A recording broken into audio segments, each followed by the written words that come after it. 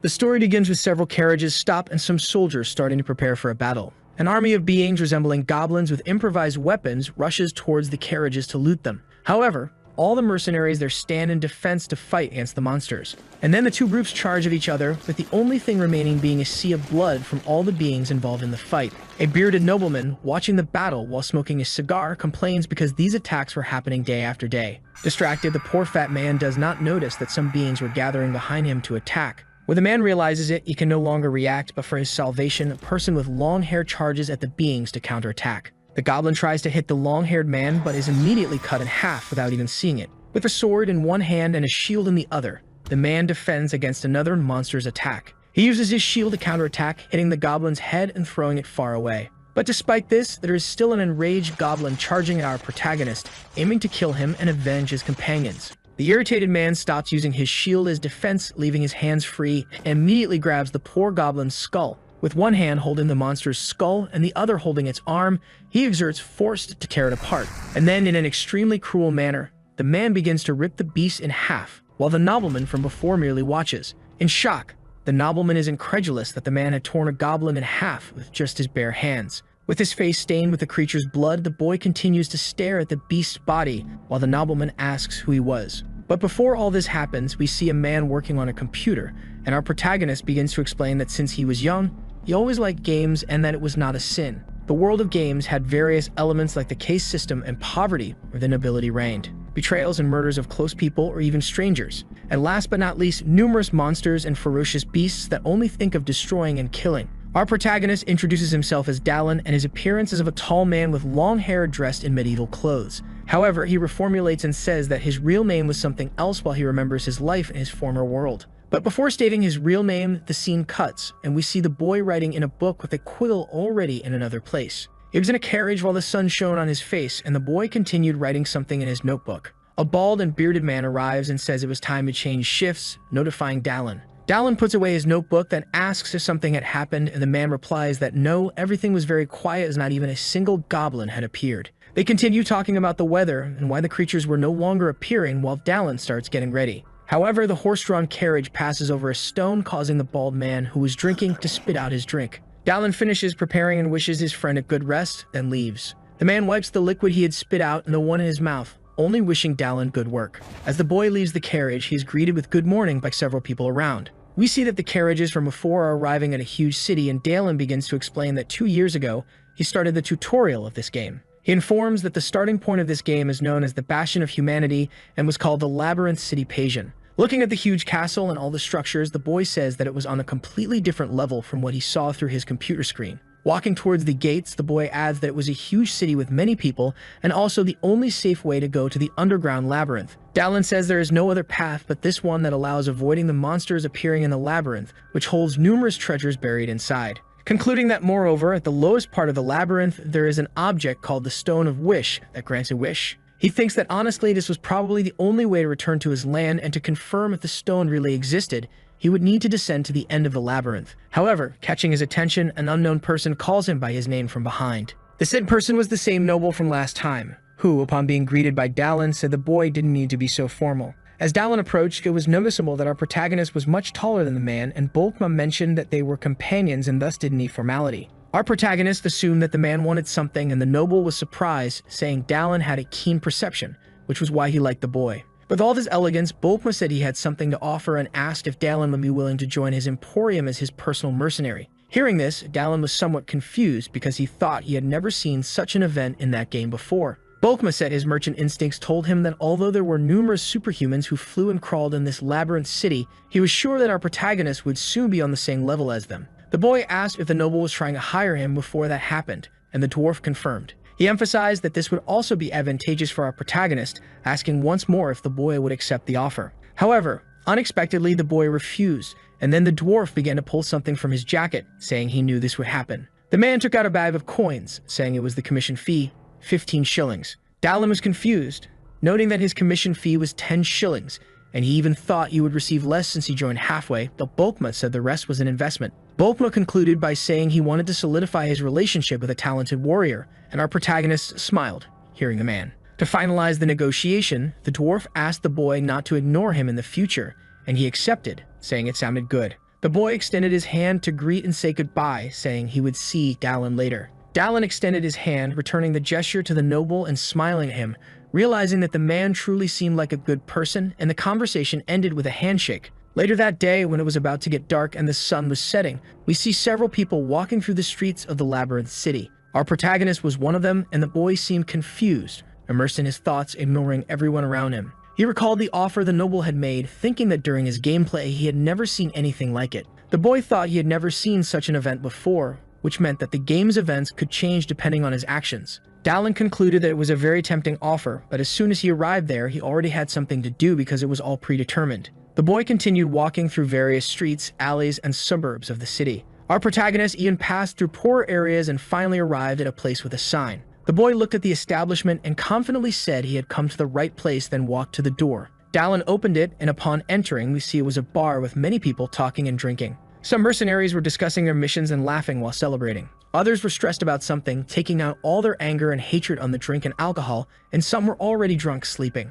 Looking at the whole situation, surprisingly, Dallin was happy, saying this was definitely the place he desired. Walking and looking around, he began to explain that a little after the start of the game, but something caught his attention, and looking to the side, the boy saw something shiny that surprised him. Our protagonist opened a malicious smile, showing some sharp teeth upon seeing what he had seen. Looking at the bright light, he saw it was a kind of ghostly corpse that was translucent. The system screen appeared, saying the boy had discovered the pathetic soldier's corpse, and we see that the person had been killed there by dagger attacks. The system informed that if the boy collected the body, he could inherit the abilities as well as the skills and items of the dead person. Smiling and staring at it, our protagonist began to think, wondering what the best weapon to deal with that ridiculously difficult game would be. He extended his hand, and all the green energy began to flow into his arm, and the boy collected the corpse, saying he would reach the end of this game no matter what. We see our protagonist using the computer, saying he liked challenging games. While adjusting his peripherals, the boy mentions he enjoyed the controllability commonly referred to as physics,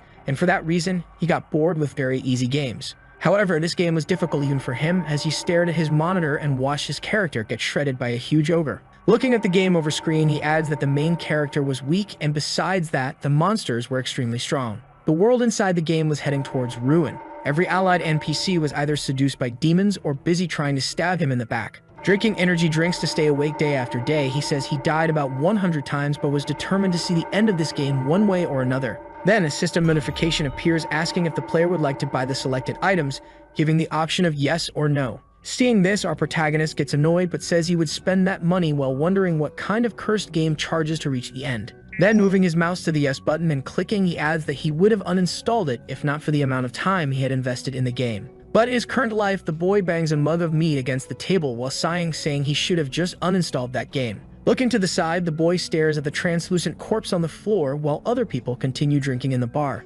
Still staring at the figure, the boy says that luckily he was sure other people couldn't see it. That was called downloaded content or hair, a feature where a new character could inherit the abilities of the main character who died in the last round. And for players who died hundreds of times, this opened up the possibility of infinite growth. Leaving some coins on the counter to pay for the drink he had consumed, the boy gets up saying there was just one flaw in that system. It was that he had to personally go to the place where a body died and collect the corpse yourself. As he stands up and faces the corpse, still hesitant and somewhat incredulous about everything that was suddenly happening in his life, the boy extends his hand. He uses the ability to collect the corpse, and then all the green aura that was around begins to move towards Dallin. Dallin starts being surrounded by all the green aura while observing all that happening to him. Absorbing the aura that surrounded him, his strength, proficiency, and everything he was entitled to begin to increase. However, something he didn't expect appears, and the boy gets a little confused looking in one direction. The system notifies him that he had discovered a skill called Dehaemon's Armed Combat and then informs what that skill did. Looking at his hand that had a purple energy ball, the boy closes it using this skill and wonders how that character had this ability. But ignoring this fact, the boy smiles, saying it was all great while thinking about the possibilities that would give him. The man says his business there was over and so he would leave, but person sitting at one of the tables turns their attention to Dallin. Next to his henchman and the crime boss, says he had never seen Dallin's face and that the boy seemed like a mercenary, so he asks what brought the boy there. The man asks Dallin if he knew the business ethics of that place, and the boy asks what he was talking about. Still a little drunk, the bandit says that the business ethics were a money fee that Dallin should transfer to him and Maroon, the manager of that inn. Maroon continues saying that as long as the man was there, he could eat and drink safely, and hearing that, Dallin interprets it as a threat. Our protagonist, hearing what the mercenary was saying, looks at a dagger in the same pocket and recognizes it. Remembering the corpse he had just absorbed,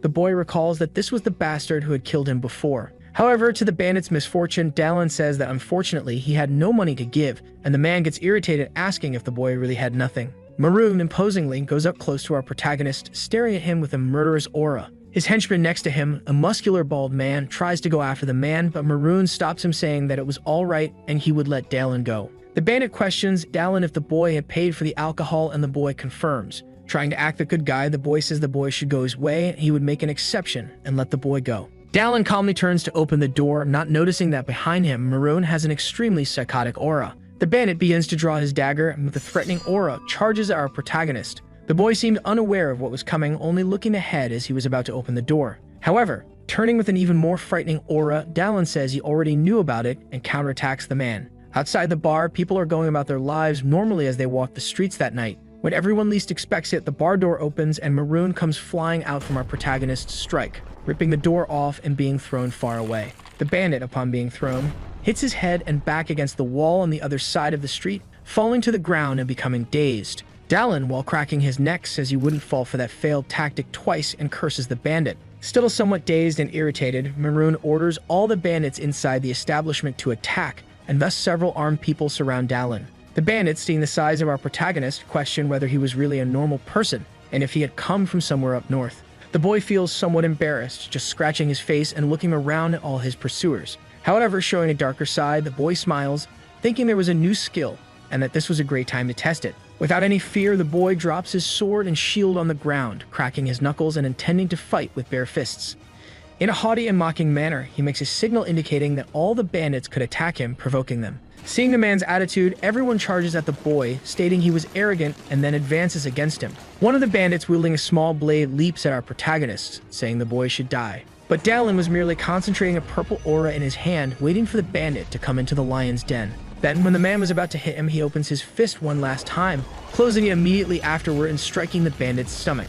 With the strong impact, the man is instantly repelled, being thrown meters away, already unconscious and probably dead. Seeing that, the other bandits, even finding it frightening, immediately charge at Dallin, and two of them have two blades ready to kill the boy. A bald man tries to attack with a sword, but the boy quickly dodges and then counterattacks, throwing the man away. The other bandit manages to land his attack with a wooden club, but realizes the club broke without leaving a scratch on his opponent. The bandana-wearing man, seeing it had no effect, wonders how a human's body could be as hard as iron while becoming worried. Dallin takes advantage of this distraction and also strikes the man with the back of his fist in the belly, knocking him out immediately. Seeing the bandits charging at him, our protagonist does only one thing.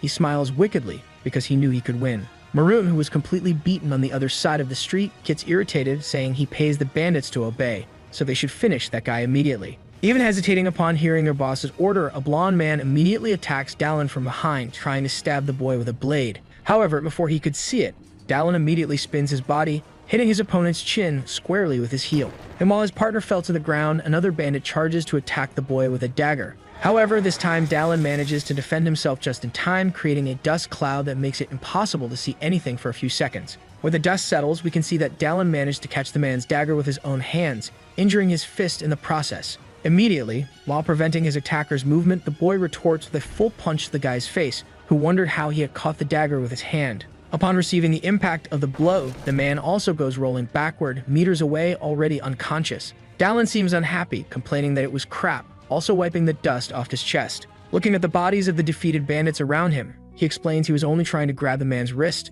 That must have happened because the skill proficiency was low. Seeing his stats, Dallin realizes his skill Dehaemon's armed combat had only increased by 1% proficiency, saying the game was damn hard. Looking back, a bald person appears, asking the boy what he had done, catching his attention. The bartender accuses Dallin, stating that the boy was beating people up in broad daylight, and that even if he was a mercenary, it was not allowed. However, our protagonist had no patience for conversation, and thinking that the man was threatening him at this point, the boy draws an axe. The bartender continues complaining, saying that if the guards found out about this, he wouldn't get away unscathed, and before he could realize it, an axe flies in his direction. The bald man only manages to see the object hitting near his head, becoming completely terrified. Our protagonist then apologizes, saying that it had slipped from his hand by accident. He walks up to the bald man, removing the axe that had gotten stuck in the wood, and the boy remains nervous. With a murderous aura and the axe in his hands, he asks the bartender what the man was saying.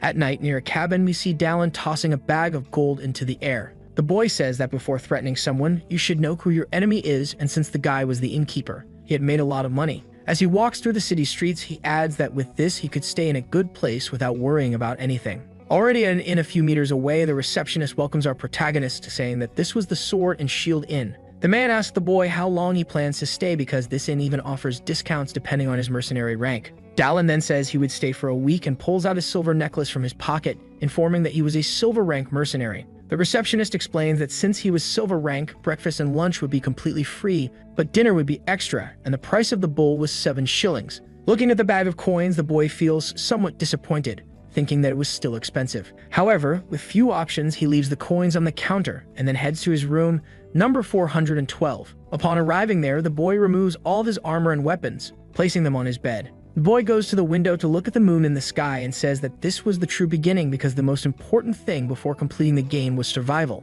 Dallin continues immersed in his thoughts, thinking that to prevent this world from collapsing, he would have to become stronger, and for that, he would need money and experience. But unfortunately, with his current equipment and skills, that would be practically impossible. He needed money to buy good equipment and had to level up to use the hair skill. Thanks to his countless rounds, the corpses of his characters are scattered throughout the entire continent, and this would allow him to evolve exponentially. Clenching his fist, determined with his desire, the boy concludes that if he collected all the corpses, he could become extremely stronger than before. While imagining the creatures in that world, he notes that time was short, and he would have to prepare as quickly as possible. Thinking more deeply, the boy tries to find a special mission where he can earn money and collect corpses, simultaneously exploring the country. The boy finishes by saying that for this, he would have to meet the owner of the nest the next day. In another place, you can see the establishment with a logo of a raven. Inside this place, everything is illuminated by a purple light, while on a table there are various equipment, books, and magical potions. A beautiful girl rests part of her face on her hand while she says the name Dallin. Reading some papers, we see that the girl was sitting in a chair near a table, reading a specific paper with information about our protagonist. The next day, the sun finally rises, shining on the whole hotel and other apartments in the Labyrinth City. The man in charge of the hotel reception wishes our protagonist a safe journey, and the boy quickly leaves the place. Looking around and still a bit confused, the boy asks himself if he should go now or wait for a more appropriate moment. He starts walking through the streets and suburbs of the city, heading to the location he wanted to visit. After some walking, he finally sees the Raven logo and says it looks like he has arrived. Looking at the establishment, everything was completely run down, even overtaken by vines that were growing, and Dallin remarks that it was very neglected. Entering without asking anyone, the boy asks if there was anyone there, and it's possible to see that it looked like a bar illuminated by a purple magic crystal. Searching the establishment, Dallin notes that the door was open, but the owner of the nest didn't seem to be there. Something catches his attention, and he diverts his gaze to a door, saying it might be an uninvited guest. Behind the door, the same girl from the previous day was hiding the crossbow, and when the boy notices this, he says he has to clear up the misunderstanding. The boy goes to the door he entered and knocks for the secret code that only he and a few specific people knew. Hearing this, the girl remains silent for a while, then sighs and realizes what it is. Before opening the door, she asks how many times she has to say it, and as she opens the door, she says that outside business hours, one should only come if it's urgent. Upon seeing our protagonist, she notices that the boy is much taller than her and comments that she has never seen him before. Sighing, the boy says that the girl needs to expand her customer base to do well in business, as this place should be thriving, and the girl remains silent. Smiling the hint of mockery, she explains that she is quite capable and that the boy talks a lot for a customer from the north. She rephrases and asks how a savage dares to hint at someone like her, then asks if the boy understands, and Dallin confirms. The boy says it wouldn't be good if he were just a savage who migrated at the age of 2, and the girl is a bit confused by the phrase. He explains that he was civilized from an early age, and unlike an informant, she wasn't very good at foreign languages. Hearing this, the girl laughs despite trying to hold it back, saying the boy is a disappointment. The girl apologizes, commenting that she didn't expect to be fooled in such a gentlemanly manner. She turns around, smiling, and walks back to where she was, saying that since our protagonist is a customer, he will be served tea. As she turns, our protagonist notices the girl holding a crossbow and feels a bit nervous, sweating. He thinks that his chest was almost pierced, and with a knowing smile, the girl simply ignores him. Inside, the girl serves tea to Dallin, saying that even if he has heard about her, they should introduce themselves. She introduces herself as Sienna, stating that she works as a simple informant for the Raven's Nest, but is actually the owner of the place. The boy introduces himself as Dallin, saying he heard that he could accept various types of missions there. As she sits across from him, the girl confirms that he can take missions if he wants, but asks how the boy discovered that place. The boy replies that it was Bolkma who told him, and he also said that if she offers alcohol, he could drink, but if she offers tea, not to drink it. Irritated, the girl says that the man's tongue is too loose and asks if our protagonist saved his life, to which the boy says it was something like that. She explains that the code the boy used to knock on the door is something only truly close people know, so she tried to take precautions. The boy says that collateral damage is too great for a simple concern, but changing the subject, the girl asks if he wants a mission.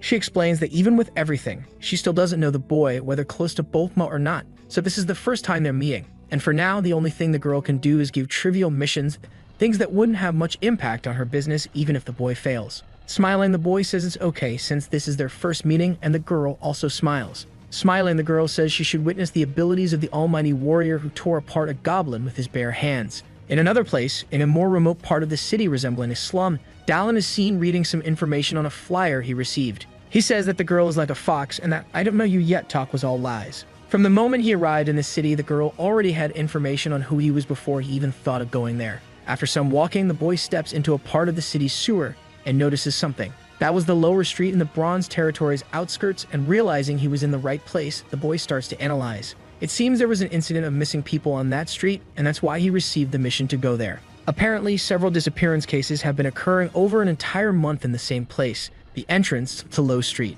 The boy begins to enter and search the area, while it is also explained that these incidents happen every 3 to 5 days. Recently, however, a young man disappeared, so the criminal seems to be getting bolder. Our protagonist then enters the sewer. Looking around, Dallin comments that it was written that the last disappearance happened there, and so the boy begins to investigate. Something catches his attention, and looking ahead, he sees the shadow of a monster talking about its stomach.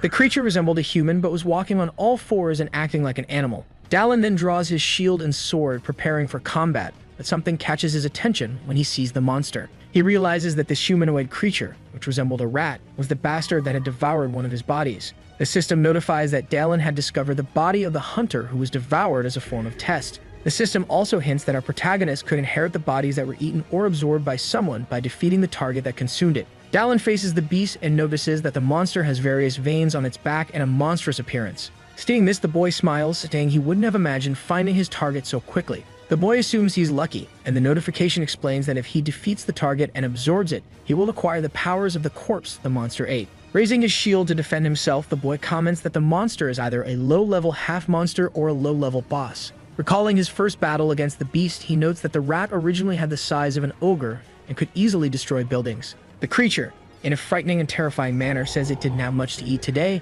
and was hungry since the small meals no longer affected its stomach. Taking a battle stance, Dallin comments that since it's the beginning of the game, it seems this creature is still developing and unfinished. Realizing this, our protagonist says it's better this way since he wouldn't face the monster at its full strength, making things easier. With a wicked smile, Dallin says he can cut the monster down before it reaches its strongest level. Irritated and already without human consciousness, the beast, with furious eyes and teeth, charges our protagonist and his life. It runs towards Dallin with its sharp and gigantic claws, ready to tear him apart, trying to attack the boy. However, Dallin is already prepared and easily dodges the attack by stepping back. He takes advantage of the stop to quickly strike his opponent with a kick to the stomach. The beast is thrown meters away by the attack, causing extreme damage to its belly. The monster hits its head against a sewer wall, becoming extremely injured and dazed. The creature turns to look at Dallin, and we see that the wound had crushed part of the beast's skull. However, a disgusting pink slime begins to form on the wound, regenerating it immediately. Seeing that his enemy had regenerated, the boy becomes extremely irritated,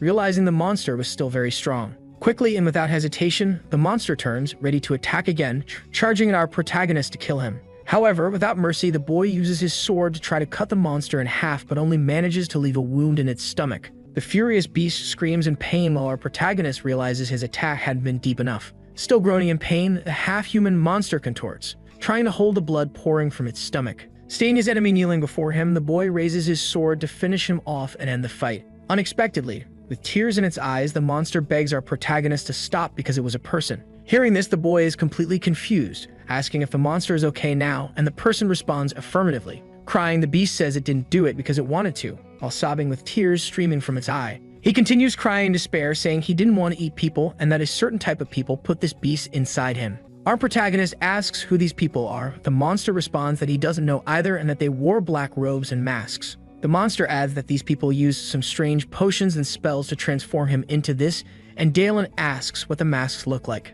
Still crying over everything that happened, the beast explains that they were made of gold with a smooth surface and a large painted mouth. Hearing this, Dallin remembers something and says that as time passes, these people will give him more headaches, That's why he better be prepared to face them, and suddenly the monster starts to despair, asking how he could do this to people. The boy responds that it wasn't his fault, leaving the monster surprised and somewhat distressed. He adds that the people who turned the boy into that are the main culprits, so he doesn't need to worry. Dallin further states that he will make them all disappear, and for some reason, the monster starts to writhe. As he stands up, our protagonist thanks and sheaths his sword, thanking the monster once more. Still in tears and crying, the man says that those people fed him the flesh of his own daughter. And as the boy walks away, the monster continues talking about how they forced him to eat open-mouthed, consuming flesh, muscles, and intestines. But something changes in him, and his aura reverts to what it was, making him extremely aggressive and frightening, saying he is hungry. The beast lapses back into madness, and then tries to attack Dallin again, charging at the boy while his back is turned. Realizing what had happened, the boy bites his lips, becoming extremely irritated, and draws his sword. Before the monster could reach him, as an act of saving it from this suffering, the boy turns and uses his sword to finish it off. The beast's head instantly flies meters away while the half-human body falls into the sewer water. The system notifies that the boy had eliminated the monster that had swallowed his corpse, and thus he had discovered a new body. Dallin observes his former corpse and the monster's body lying in the water, cursing the world while the system asks if he wants to absorb it. We return to the raven's nest when it was already late afternoon and the sun was starting to set. Inside, we see the beautiful girl asking our protagonist if he had returned to the inn. The boy enters the place with an irritated and downcast expression, so the girl asks if he wants a drink. Without much conversation, Dallin throws a bag that was in his hands on the table, stating that he had captured the man they were looking for. The woman opens the bag and, seeing what was inside, has a disgusted look but says nothing. Seeing this, she realizes that tearing a goblin apart wasn't a lie and says she now has no doubt that Bulkma's words were serious after all. Santa takes a bag of coins from behind the counter and says that anyway, he did a good job and thus pays the 15 shillings. With a somewhat embarrassed face, the girl says the boy completed the job faster than she expected, but that doesn't mean he'll get more. Still saddened by the situation he saw, the boy says that amount was more than enough for a single trip. He also pulls out another bag from his pockets and places it on the counter, leaving Sienna intrigued and questioning what it was. With a cold expression, he explains that what's in the bag are the belongings of the murdered victims, leaving the girl confused and somewhat scared. Looking at it, the girl questions what she should do since he was handing it to her, and Dallin explains that he wanted her to give it to their families. Dallin offers to pay, but the girl says she is not an informant who extorts money using some excuse, and the boy could keep the money she would make. Smiling more relieved as if a weight had been lifted off his shoulders for the girl's kind act, Dallin thanks Sienna. He turns and begins to leave, saying he will see her tomorrow, and the girl, irritated, responds that for the 10th time, he should come during business hours. Dallin retorts that he would think about it if she offered him a drink instead of tea to try to kill him. Proud and somewhat happy, she sighs while watching the boy leave, realizing he had a good heart. Watching all this, she asks if it was really serious since this wasn't the action of a typical mercenary who only cares about himself.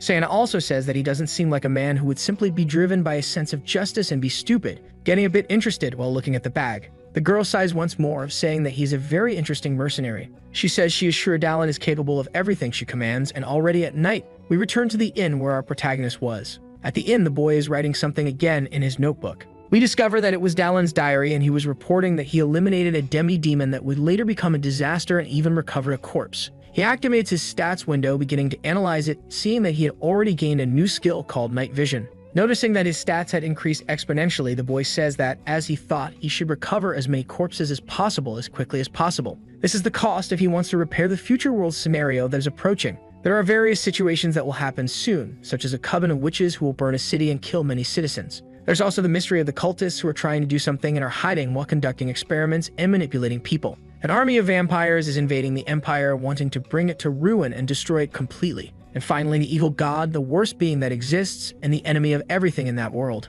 He remembers the monster talking about the masks of the people who did that to him. Dallin closes his diary with a bang, extremely irritated with the situation, standing up and saying he will do what he can for now. The secret cult society of Palacin, if left alone, will eventually become a presence that cannot be ignored. But before that happens, he opens a wicked smile and adds that he will dismantle them member by member and defeat them. The next morning, we see the Raven's Tavern, where our protagonist picks up his missions. Inside, a bartender is cleaning some glass cups when something behind him catches his attention. Dallin arrives and sits on a small chair in front of the counter, asking the bartender for a glass of whiskey. The man quickly nods and rings a bell near him, then hands our protagonist the drink, which he quickly consumes. However, surprising the boy, Sienna appears, asking how long he will ignore the instructions to come only during business hours. Dallin responds that if there's a customer and a bartender, it's business hours, and the girl says the boy is talking too much. Our protagonist asks the woman who he has to kill that day, but she replies that the boy isn't going to kill anyone. Sienna points to her office and says he needs to go in now because they need to talk about something.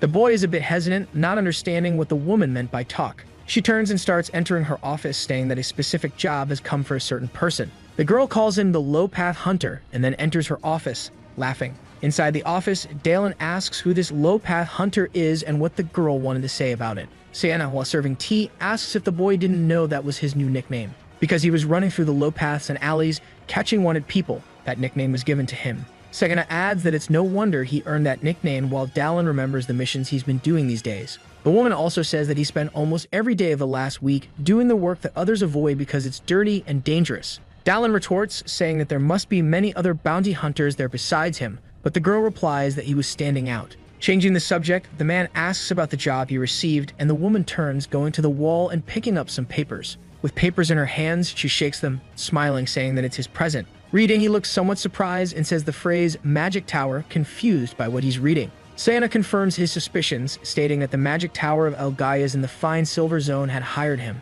The woman clarifies that she's not speaking for all of Elgaia's but for a specific, highly important mage. Dalen becomes even more confused, saying he's only been active for a week. So how did the magic tower know his name? The girl replies that one of her clients with high connections must have recommended him. Sienna says that to get the attention of the magic tower's scouts, Dalen must have had an encounter with someone of high rank, asking if the boy met someone of high rank. However, Sienna snaps her fingers, saying that someone comes to mind when she thinks of that. A silent commander of the Bronze Guards Company, and hearing that, Dalen agrees, saying that's a good guess. Sienna adds that this man has connections with the magic tower, and he is someone she would also want as an ally if she could. Dalen takes the tea to drink as well, asking for the details of the job. Already in the evening, Dalen is looking at something while being illuminated by the moonlight. The request was related to the missing disciple of the elderly mage, the only disciple of that ancient mage from the magic tower of Elgaia's, who disappeared in the city's sewers. As he walks through the city's streets, he says the reward would be a florin if he found any trace of him, and double that if he brought the boy back.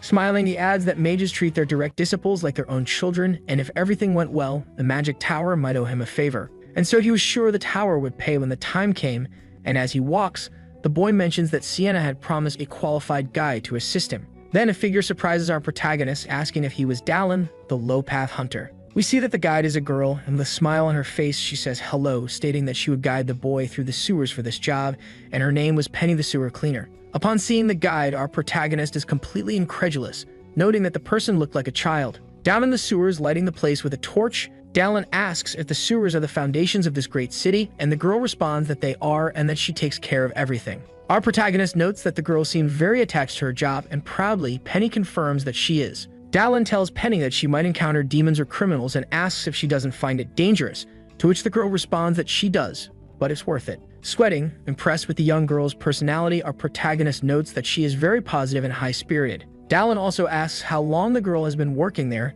and Penny replies that it has been about 3 years. As they walk, Dalen is impressed, noting that most people don't last more than a year in that job, so the girl is a veteran. For a moment, the girl stops and says they are close to the spot marked on the map. Hearing this, Dalen diverts his attention and, looking to his side, asks if the young mage disappeared there, and the girl confirms. Then it's possible to see a vast area in the sewers filled with sculptures and unknown corners. As our protagonist explores, he notes that the missing disciple is from the magic tower of Elgaia's, who are earth mages, so the underground sewers are advantageous for them in a fight. If he was a direct disciple of the ancient mage, the boy must be highly skilled, and for someone of his caliber to be kidnapped. Then the person responsible must be that guy, as the boy looks idly in a direction, thinking and imagining someone we don't know. This person was one of the biggest nuisances among the cultists, and when he fully develops, he will be called a one-man army. However, this person is still far from the completion of his powers, and for the sake of the future, Dalen should kill him now. As he walks through the sewers, looking at the water under his feet, the boy sees a shining object and notices something. Picking it up, he realizes it's a necklace, and Penny, seeing it, responds that it's a single-use defense spell necklace given to tower disciples, and Dalen already knew that. Observing more closely, he notes that the crystal is no longer lit, meaning the spells stored inside are exhausted. In other words, this was the mage's final destination as they observe the nearby structure. Looking at a certain object, the boy becomes somewhat reflective and hesitant, thinking about what to do next. Stating an entrance, he calls Penny, and when the girl responds, he asks if she is good at fighting. Dalen stares at a specific place, stands up, and draws his sword. Penny replies that she is good enough to defend herself, and Dalen responds that's sufficient. Our protagonist prepares for a bloody battle about to begin. Wielding his shield and sword, In the same hand holding his shield, the boy also holds a torch and positions himself in front of Penny. He asks the girl to stay behind him for a moment, then some beings begin to emerge from the entrance our protagonist was watching. Several monsters resembling humanoid frogs walking on two legs appear with their grotesque appearance. With their tongues out, the monsters drool as if eyeing two prey, ready to devour them. Seeing this, Dalen calls the creatures frogmen, noting that even though they are lower-level monsters, they had high intelligence, making them difficult to combat. Looking back, Dalen sees Penny wielding a knife in a combat stance and nodding, realizes he has nothing to worry about. However, immediately some frogs charge at our protagonist, aiming to kill him once and for all and accomplish their goal. In reaction, right after seeing this, Dalen positions his sword for an attack. As soon as one of the monsters gets close to him and is about to attack, the boy swiftly cuts it in two before the monster can react. The other two creatures, which were behind the fallen beast, also move to attack, intending to use the moment when Dalen is distracted. However, with extreme ease and coldness in his eyes, the boy also cuts the two creatures in half, killing them instantly. Penny, however, is startled, making a face and staring at something in front of her, asking Dalen to look immediately. As Dalen pays attention ahead, he notices that one of the creatures is starting to come with a certain tool to attack. Not only that, but an army of frogmen is coming from the entrance, ready to kill Dalen and end his life. While wiping his face from the blood of one of the beasts, the boy starts to laugh, saying that maybe it's not an army, but a company there. Smiling wickedly, ready for battle, our protagonist adds that none of that matters. Preparing for battle again, this time he charges at the monsters, saying that nothing will matter after he kills all the beasts. After a while of a bloody battle, we see Penny holding her blood-stained knife, surprised by something. The girl can't even speak what she saw, and when we look around, a pile of frogmen corpses is scattered throughout the sewer. Dalen, his body completely stained with blood, asks if Penny is okay, and the girl replies that she is, thanks to our protagonist. As she approaches Dalen, the girl says she has been part of the cleaning crew for 3 years, so she can handle 2 frogmen. Suddenly, the boy asks the girl not to come closer, leaving her confused while he positions himself in front of her. Suddenly, a sword comes toward our protagonist, who barely manages to defend himself. He then throws his tool aside to draw his axe, intending to throw it. In a dark passage where nothing can be seen, the boy throws his axe, which spins towards something. It seems to hit one of the frogmen, making a monstrous noise suddenly. Penny, scared, asks how our protagonist knew there was a beast there, and he explains that monsters become more ferocious when hunting humans. Actually, the man was using his night vision ability, allowing him to see in the dark, and he notices that only 2 remain, with the last one fleeing. Penny asks what they should do, and Dalen explains that they will chase the monster since its lair is probably not far away. The woman, staring at our protagonist, feels somewhat embarrassed, saying he is extremely incredible. Dalen, noticing the girl had stopped walking, nudges her, asking what she's doing since they should go immediately, and the girl agrees. After a long walk, they reach a hidden room with a throne. Penny, still a bit scared by the situation, leans a little on Dalen and nudges the boy, pointing out that someone is sitting on the throne they are seeing. On the throne sits a mage holding a staff imposingly, and Dalen notes that it's the first time he's seen the boy in person. The pagan mage expelled from the magic tower, Derek, sitting on his throne, asks who our protagonist is and if he is the one who touched his experimental sample. Dalen thinks that the pagan mage was one of the bosses who gave him an unforgettable death, and the boy confirms to Derek that he was the one who killed the rat man because he was taking a stroll. The mage responds that the boy is lying because it's strange since normal people don't take deep strolls in the sewers as he was doing. The mage strikes his staff on the ground, making a loud noise while saying that our protagonist should not have pursued the frogs that fled to his lair. Then, from the surrounding waters, several frogmen begin to emerge. Penny, seeing this, starts trembling all over, holding her knife and looking ahead with a terrified expression. Looking around, she sees an army of various frogmen ready to tear apart and attack anyone. As she steps back, the girl says that if this is released into the city, it will cause a catastrophe, continuing with a terrified expression. However, Dalen touches her back, preventing her from moving further back, catching her attention and making her blush. Looking at Dalen, the man maintains a firm and confident expression as if wanting to reassure the girl. Seeing the protagonist, she understands that the boy can defeat as many frogmen as there are, so she doesn't need to despair. With a look of extreme psychopathy, Derek orders his frogmen to tear them both to pieces. Then, revealing they even had enormous teeth, the frogs charge ferociously to defeat Dalen and Penny. Dalen remains motionless before an army of frogs rushing towards him, ready to kill him.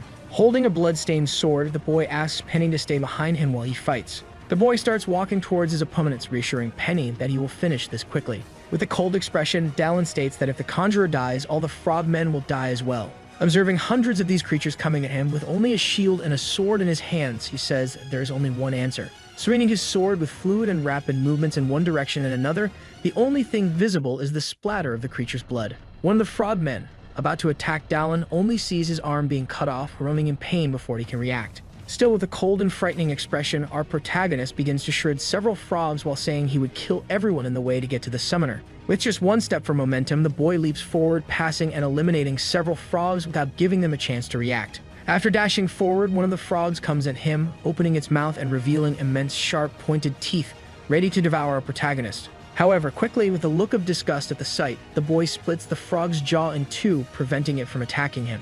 As he lands on the ground, several frogs surround the boy from all directions, not allowing him to escape. With just one hand, he prepares himself, clenching his fists, and quickly punches two of the frogs, eliminating them. He notices one of the frogs trying to attack him from behind and swiftly reacts, cutting it in two before the frog can see. The battle continues with several creatures attempting to attack our protagonist from all directions to compensate for their lack of strength and skill. But with all of Dalen's swordsmanship skills, he can easily kill most of them, but his sword breaks in the process. Due to the number of frogs attacking, even his shield falls apart, leaving the boy with bare hands. And then all the frogmen seize this opportunity to attack our protagonist, who intends to fight with his bare hands and kill all those beasts. He uses his Dahaman ability to fight with his hands, furiously stating that he would finish off all those damn frogs. Several beasts continue trying to hit our protagonist, who with only his fists crushes their skulls and stomachs. Throughout the fight, the boy maintains a cold expression, only clenching his fists and staining them with the blood of his victims, showing no mercy. With a single blow to the stomach of one of the frogmen, he can throw it against the other creatures, sending them flying. Derek the wizard, upon seeing this, is terrified, seeing that the boy was very powerful and seems psychopathic. Seeing his summons being torn apart by a man with bare hands, he wonders where such a monster had come from. Looking ahead, the pagan wizard does not notice Dalen advancing towards him with an axe in his hands, ready to finish him off. When he realizes it is too late and even trying to defend himself with his staff, he fails. A purple trail of energy can be seen moving from top to bottom, following Dalen's motion with the axe. After the dust settles, we see that our protagonist has landed a full blow to the pagan wizard's skull, who still utters his last words. Seeing that he had accomplished his goal, Dalen sighs in relief, realizing that everything was over. A notification appears with the wizard's death, indicating that he had discovered the body of a mercenary who had become a pagan wizard. Our protagonist remembers the moment he fought and was absorbed by Derek, who had dragon blood in his body and was used for experiments. Dalen adds, saying that thinking about it now, that scene was extremely horrific, cursing the corpse lying before him. Then the system asks if he wanted to absorb the body to acquire its skills and stats. Our protagonist then stretches out his hand, opening his fist, and uses corpse gathering to increase his stats. With green energy flowing through his body, all of his stats begin to increase, especially sense energy and mana. He also gains an ability called Dragon Blood Regeneration, which he can obtain in his former body, and he is already at 6% proficiency. Bulge on our protagonist, and the boy starts to feel something flowing through him, causing extreme pain. A golden aura starts to spread across Dalen's body, making him appear covered in a gold-like energy. Everyone in the room, including Penny and the frogmen, are incredulous, not understanding what is happening. For a moment, the boy remains still, feeling all this energy flowing through his body, making him extremely powerful. With confidence, the boy turns, drawing the attention of the frogmen and asking if they are ready for what is about to happen. After showing his new strength, all the frogs stare at our protagonist, trembling with fear. Fearing what would happen, they immediately flee before they can be killed. Seeing this, Dalen sighs a bit, closing his eyes and thinking about something. However, his thought is interrupted by Penny calling his name, and the boy opens his eyes to see the girl. The boy walks up to Penny, saying he told her to stay away, and she runs, asking if Dalen is okay. A bit frightened by everything that happened before her eyes, Penny asks if the boy is really human, and the boy asks what she means. Penny starts to say that even though the boy is human, not everyone is like Dalen, as he killed dozens of frogs with just his hands. Dalen asks what she thinks about something, and the girl doesn't understand the question, asking back why he suddenly asked that. Our protagonist responds that he only asked because he had nothing else to say, and the girl agrees but says she wanted to say something. Embarrassed, touching the tips of her fingers, she says that even though it's the first time they've met, he is different from all the other people she has known. Extremely shy, the girl says that being near him makes her feel he could do anything. She says she doesn't care if Dalen is human or not, as what matters is that the boy is himself, but Dalen interrupts, asking her to wait. With a slightly embarrassed expression, the boy says he wasn't talking about her thoughts. He wanted to know what she thought about where the pagan mage hid the hostages, leaving the girl completely red like a tomato. The girl gets irritated, saying that if he doesn't explain what he's asking, she won't understand. Elsewhere, in a church with an upside-down cross sculpture, we see some people talking. Four hooded figures are conversing, and one of them says the reason for urgently calling this apostles' meeting is because Derek has died. All the others are shocked, and one of them asks how a powerful pagan mage like him could have been killed. The mage conducting the meeting says that even though he was the last to be admitted, he wasn't the type of person who could be easily killed. One of the masked figures asks what happened to him and the army of 500 frogmen, unexpectedly leaving everyone in the room incredulous.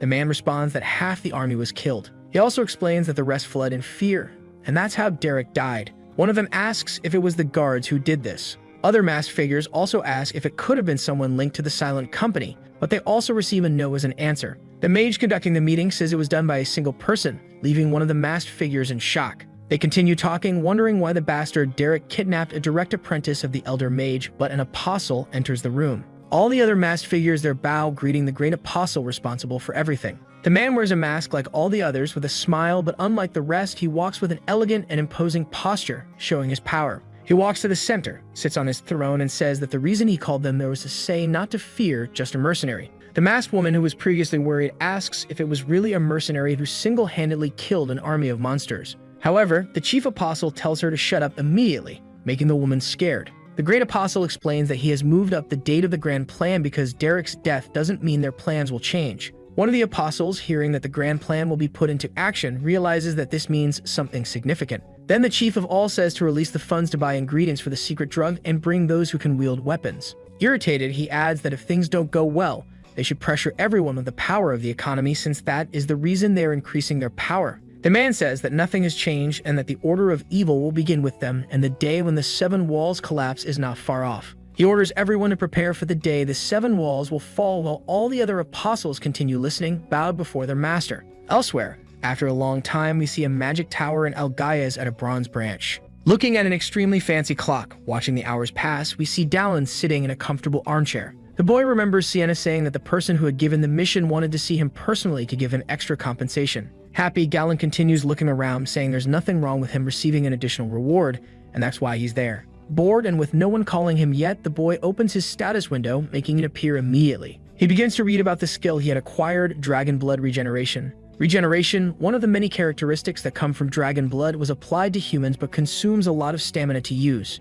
In the sewer, he slept for a day as soon as he returned from the mission, and it seems he doesn't have full Dragon Blood in his body, only partially. The boy calculates that it would be impossible to use that skill continuously in a fight without exhausting himself completely. Suddenly, a man with red hair and a large beard enters the room, saying he had kept the guest waiting unintentionally. This person was Felver Valentino, the ancient mage of the magic tower of Algaias. He apologizes as it has been a while since he was last at the magic tower, so he had to catch up. Felver says he will ask for a cup of tea and asks if Dallin would like some, to which the boy replies yes. The ancient mage says something, but our protagonist immediately ignores it, starting to smell something he hadn't smelled in years. He smells coffee, and upon looking at the cup, he realizes it's really what he was hoping for, becoming completely happy to see it. The boy starts drinking it immediately, loving it, and then the noble elder says that based on the boy's appearance, he didn't expect him to like tea. While drinking, Felver, the elder, comments that if it's okay with the mercenary, he will send a bag of beans to the raven's nest, and the boy agrees, thanking him. The man apologizes for the inconvenience and introduces himself as an elder mage of the magic tower of Algaias, as well as a grandmaster of the arts.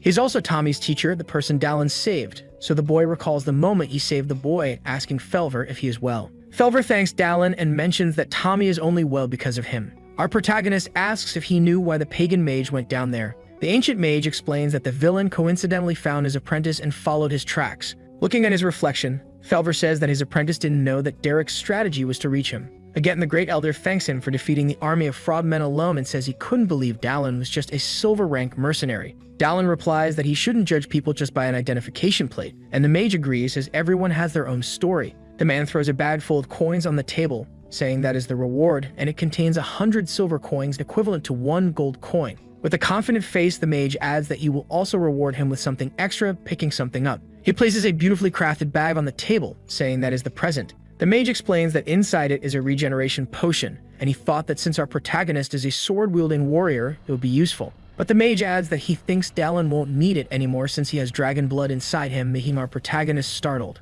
Seeing Dallin's reaction, the mage quickly asks the boy to calm down as he's not there to threaten him, but to make an offer. Irritated and almost ready to attack, the boy tries to calm down, asking what the mage's offer is. Felver, with a completely different face and posture, offers our protagonist the chance to choose a different reward. At sunset, after a long conversation, we see Dallin leaving the place. He remembers Felver saying that the boy chose the right thing, so Dallin says that it's probably better than the potion. As he leaves, our protagonist remarks that he never imagined that the mage was so skilled that he could even recognize dragon blood in his body. Our protagonist also recalls the moment he finished fighting the mage and saw his axe shattered. Dallin feels somewhat sad as it was his last tool since his sword and shield were also destroyed. Penny notes that he can't do anything more with those and says Dallin needs to buy new ones, catching the girl's attention. A bit embarrassed, the girl says her uncle is a blacksmith and asks if Dallin wants to visit him because since the boy is special, she will ask her uncle to give him a good discount. In the present moment, the boy sighs, saying that if he's going to get a good discount, he should go there since he has no other option.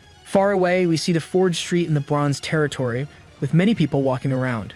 As he walks and looks around, Alan says he thinks the girl gave him that location, but he isn't sure. However, he hears someone shouting for help, and when he looks in that direction, he is confronted with an unbelievable sight. He sees someone being thrown out of the forge Penny had told him about, hands tied behind their back. Inside the forge, a blonde man had thrown the person out after kicking him, saying the old man was screwing everything up. The blacksmith begs them to leave his niece Penny alone and curses the bastards. Seeing the situation, Dallin realizes what's happening and notices that the man is the girl's uncle. The man who was assaulting the blacksmith leaves the forge, saying that the man should have repaid the interest on time. The blonde thug says that if the blacksmith doesn't have money, he could use his niece to pay the debt, causing Penny to despair. Trying to get up, a bit hurt from the fall, the blacksmith tells the thug that if he continues saying those things, he will make him pay with his mouth. Our protagonist watches the fight from afar, observing the entire situation and realizing something. The blacksmith Penny mentioned is named Leveron Araquin, a well-known mithril refiner. Our protagonist explains that by the second half of the game, this blacksmith develops exponentially and creates the greatest weapons for humanity.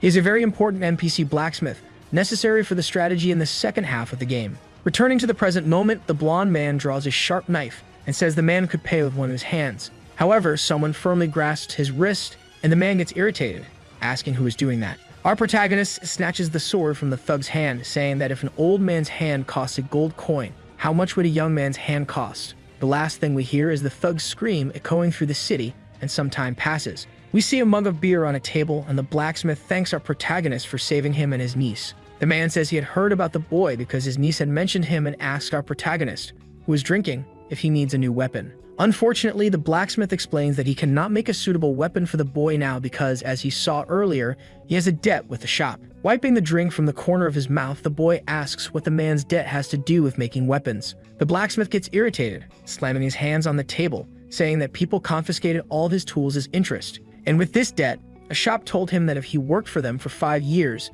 the debt would be paid off.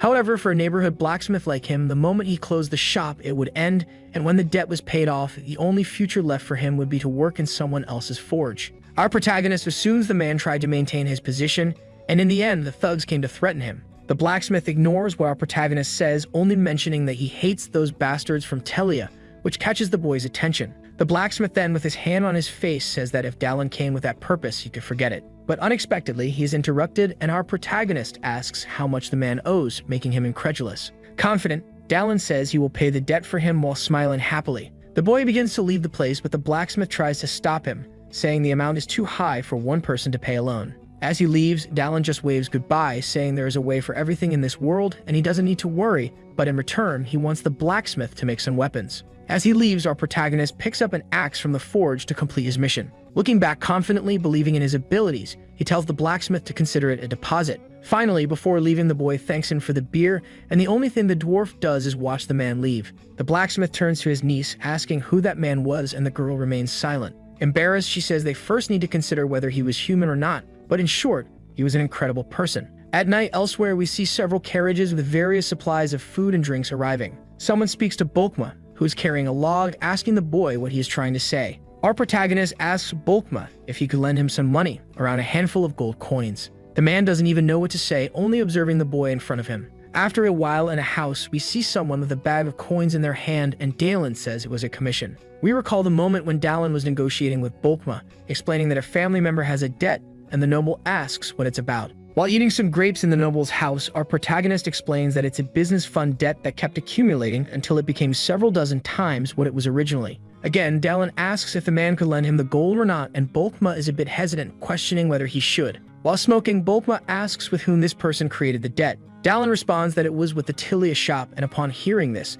the dwarf makes an irritated face, clearly displeased. The noble then says he will lend the money, and Dallin, eating an apple, says it seems the man also has connections with Telia. Our protagonist asks what he should do in return, and the noble says he thinks quickly. While extinguishing his cigar, he says that the Telia shop is an organization with dirty funds, so he arranges to meet Dallin tomorrow at the same time. Dallin starts to explain about the Telia shop, an organization illegally created by the Apostles of Retrograde, a group of cultists. They control most of the commercial power in the Bronze Territory, a place that is essentially the life of the cultists. Dallin didn't plan to meet them so soon, but since they got involved, he will have to crush them. Our protagonist says he would confront them now. They are still a legal merchant association, meaning fighting them openly is very risky. First, he needed to get Leveron out of their clutches, and something comes to mind, making the boy a bit shocked. The boy, looking ahead, notices something he doesn't want to see as he looks at Leveron and Penny's forge. Irritated, the boy realizes it's in front of the blacksmith's shop, meaning the Telia bastards have started moving. Quickly, to protect his allies, the boy begins to run towards the forge without stopping.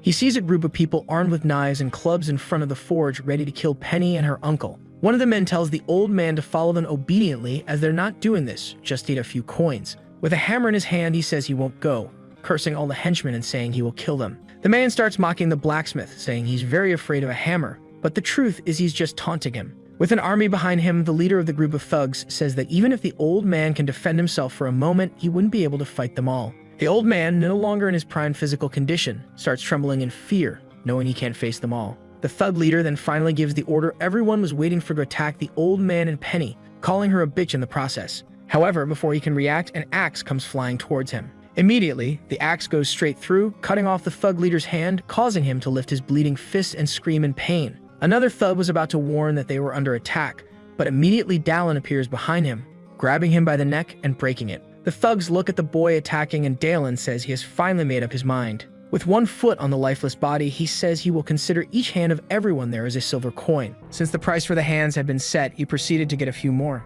His armed combat skill had been activated. The first face struck by his fist was crushed like a stomped soda can. The next in line received a punch to the stomach to reflect on his conduct. The third one, even armed with a sword, couldn't defend himself. There was nothing those fools could do. Even so, those who hadn't been beaten yet tried to react somehow, but they had no success. Since they were numerous, one of them said not to be afraid because their attacker was unarmed. He heard this with a smile on his face because he didn't need to be armed to handle them. As soon as they arrived at the place, they were shocked by the scene. The street now had a grim decoration with unconscious bodies lying on the ground. A bystander crawled away in fear, saying they had been attacked by a monster. His neck was stepped on, preventing him from crawling further. With his foot so close to the man's head, he finished the job. The two who had arrived wanted to know who had taken down the fools. Without answering the question, he tossed them a sack containing 26 coins. But the man couldn't believe this young man had done all this for him. In response, he said there was nothing to lose by being friends with a blacksmith as long as he made him some weapons as requested. Looking at the ground, he noticed something different about one of the bodies. So he took it in his hands because he knew the young man was pretending to be dead. He knew they hadn't done this just for a few coins and wanted to know what his superiors intended with all this. Even at a disadvantage, the young man said he wouldn't say anything to him. Since he gave the wrong answer, he got slapped back to reality. Without much patience, he told him this was his last chance, and he had better say what the fools said in the shop. He said to take all of them, so his inquisitor wanted to know who. Artisans, merchants, anyone related to the business. Take them or kill them. Now all that remained was to know who gave the order. Before he could answer, the boy's hand twisted in a bizarre way. He was transforming, but he said the order came from the owner of Tilia's shop. His face gave way to a lycanthropic smile. This made him more alert to what would happen next. Before the transformation was complete, he threw the boy to the ground. The longer time passed, the closer he was to fully transforming. Seeing an axe nearby on the ground, he grabbed it. Now that creature was just a body without a head. The blacksmith didn't know what it was, but he heard from the man that it was a half-monster. Apparently, they could now use semi-monster transformations in real life, a faster development than he had expected. As he was leaving, he told them to go inside, lock the doors, and stay there for a few days, but the blacksmith wanted to know where he was going. In his memories, he knew Tilia's shop hid repugnant things. He was headed to Gallius Emporium because he thought they were targeting one of his wealthy clients. Once he was done there, he would return to get his armor and weapons. In a room, a large chandelier lit the space. He thought it must be a coincidence that even Dallin had gone to speak at Telia's shop. They had always been suspicious, but he had learned that lately, they were buying a lot of goods. It seemed they were preparing for something big, more than just business. That's when he remembered the man asking what he'd like him to do in this situation. But he would leave the details for when he showed up again. Having coffee as the first activity of the morning was certainly wonderful. It didn't take long for him to be startled by someone suddenly entering through the window. It was Dallin, who had arrived in an extravagant manner. He didn't know why Dallin had arrived so suddenly,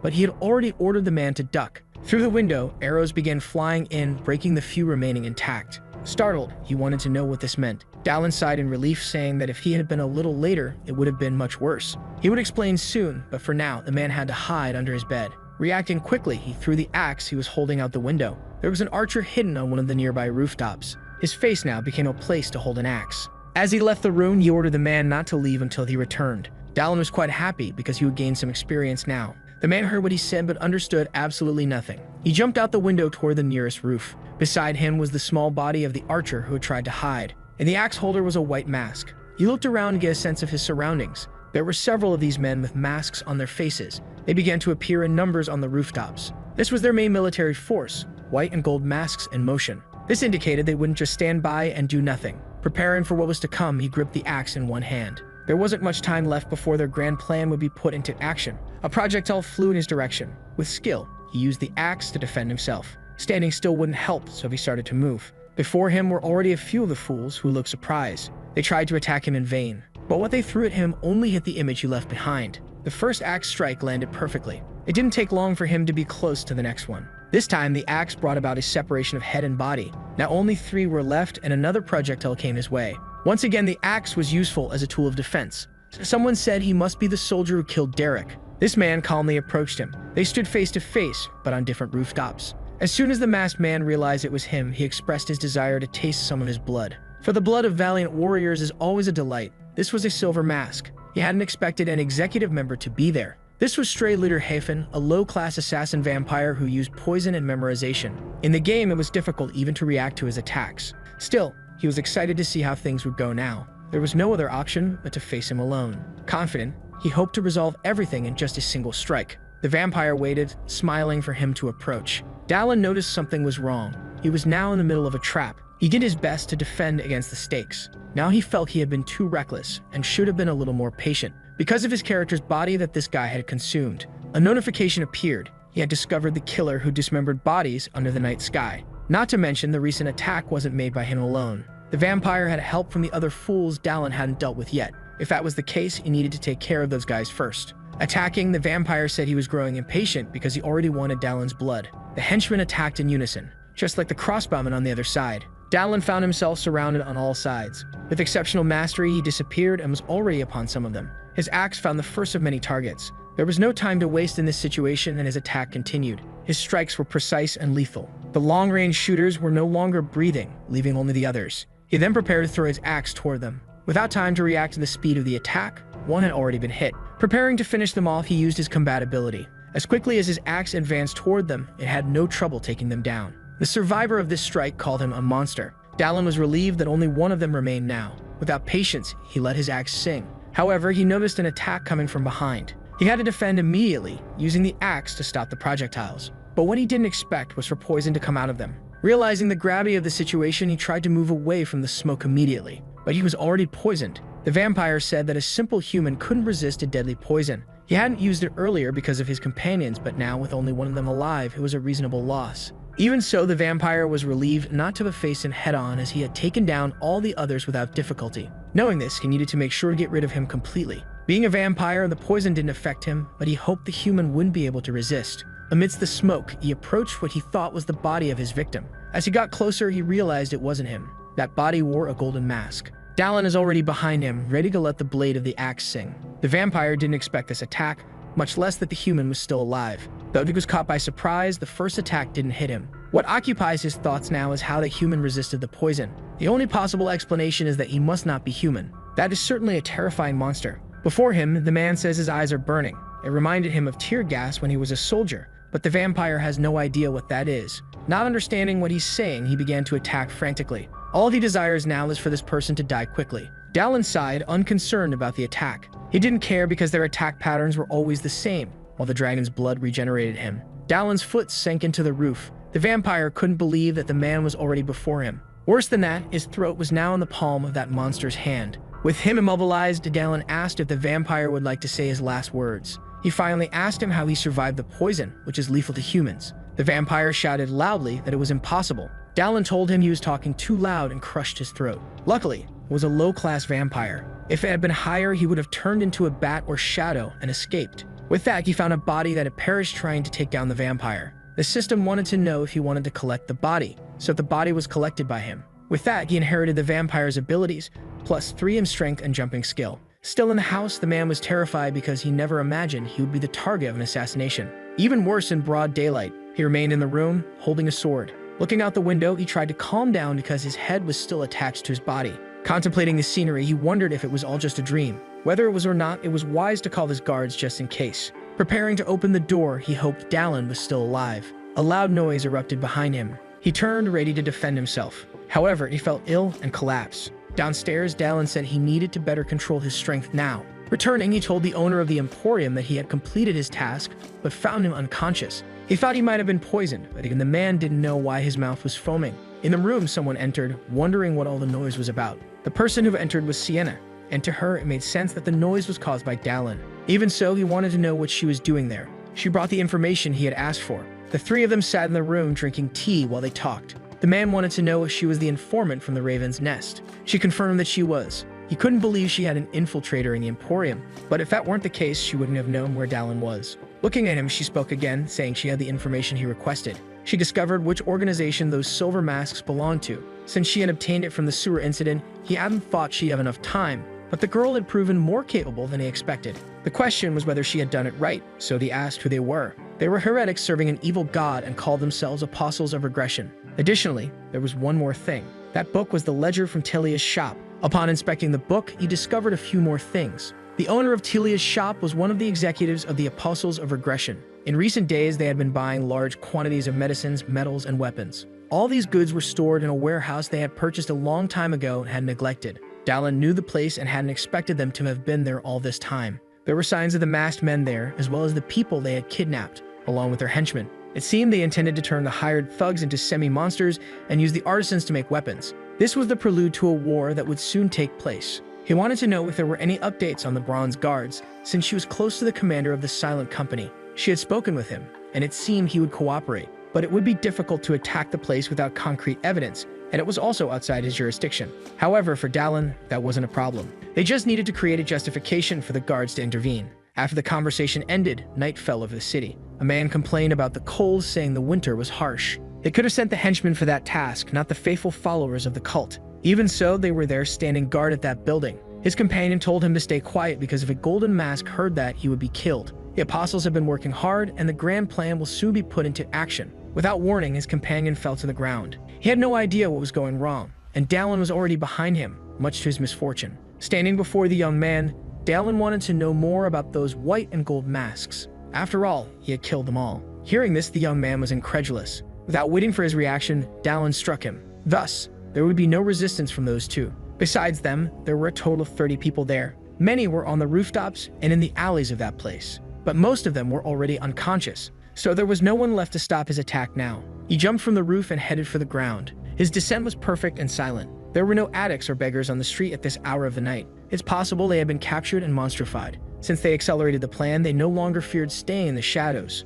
In the morning, he received confirmation that the Bronze Guards would assist them in this matter. The plan was simple: invade the building, deal with the enemies, and start a fire. Once the fire began, the guards, who would coincidentally be nearby, would help extinguish it. With that, they would gain access to heretical evidence. In theory, it was a perfect plan. Only one thing bothered him at the moment. The building had 5 floors in total, and the owner of the tile shop must be inside. If an invasion occurred, he didn't know if that person would flee or stay in the place. Regardless of what happened, Dallin was prepared for what might come. After all, whenever possible, he had to step on them. He took a moment to catch his breath. The worst outcome of the plan would be losing the shop's intel. To avoid that, he would choose another method. With that, he began to move. Dallin ran with the speed of an Olympic sprinter who never took a doping test. His steps were powerful and firm. He prepared to jump using his newly acquired ability. Without apparent difficulty, he was almost at the top floor. In midair, he chose a spot to gain access to the building. His hand prepared a punch to make an entrance. The window shattered, and he was inside the building now. It had been some time since the last time. There were cells in the place, but no one was guarding them. This prison held captive the half-monsters. They tried to break free through the bars of their cells, but without success. Seeing all of this brought back unpleasant memories. A man said Dallin was making too much noise and that he and his apostles had witnessed the presence of God. However, it was the first time he doubted what his eyes were seeing. He wanted to know if Dallin had cast a spell. This was Achilles, the owner of the shop. Dallin said he didn't know much about spells, but as a rich man, Achilles could go to the doctor to get his eyes checked. The battle between the two began. At first, they both seemed evenly matched in skill level. Though Dallin was good, Achilles countered in equal measure. Their blades clashed and sparks flew from the impact. He knew Dallin was stronger than an ordinary man. It wasn't for nothing that the other apostles had perished in his hands. If someone told him Dallin was a giant, he would believe it. Dallin didn't seem pressured now and pushed him back with a single blow. Achilles caught his breath and remembered that the Grand Apostle had a reason to hasten his plan. Faced with this, he needed to get rid of the obstacle in front of him. So he began to chant a dark incantation. Dallin seemed to recognize the spell. A red aura formed, and it looked like he was awakening the half-monsters in the place. In the cells, the monsters were growing stronger, as if they were drinking some juice. It would take some time for the spell to take full effect. It was time for Dallin to act before things got worse. He threw his axe toward the masked man to distract him, but Achilles positioned his sword ready to defend himself. With one strike, he deflected the axe, sending it back into Dallin's hands. Without wasting time, Dallin leaped to attack him. Despite the strength of the blow, he was once again stopped by the sword. However, Achilles once again felt the disproportionate strength of this man. From below, Ani was on a collision course with the mask on his face. Achilles takes the first blow. He couldn't block it. The force was enough to shatter his mask. Despite that, he wasn't disoriented and managed to use his sword to strike back. They exchanged cold, intense glances during the duel. Dallin wielded his axe with mastery.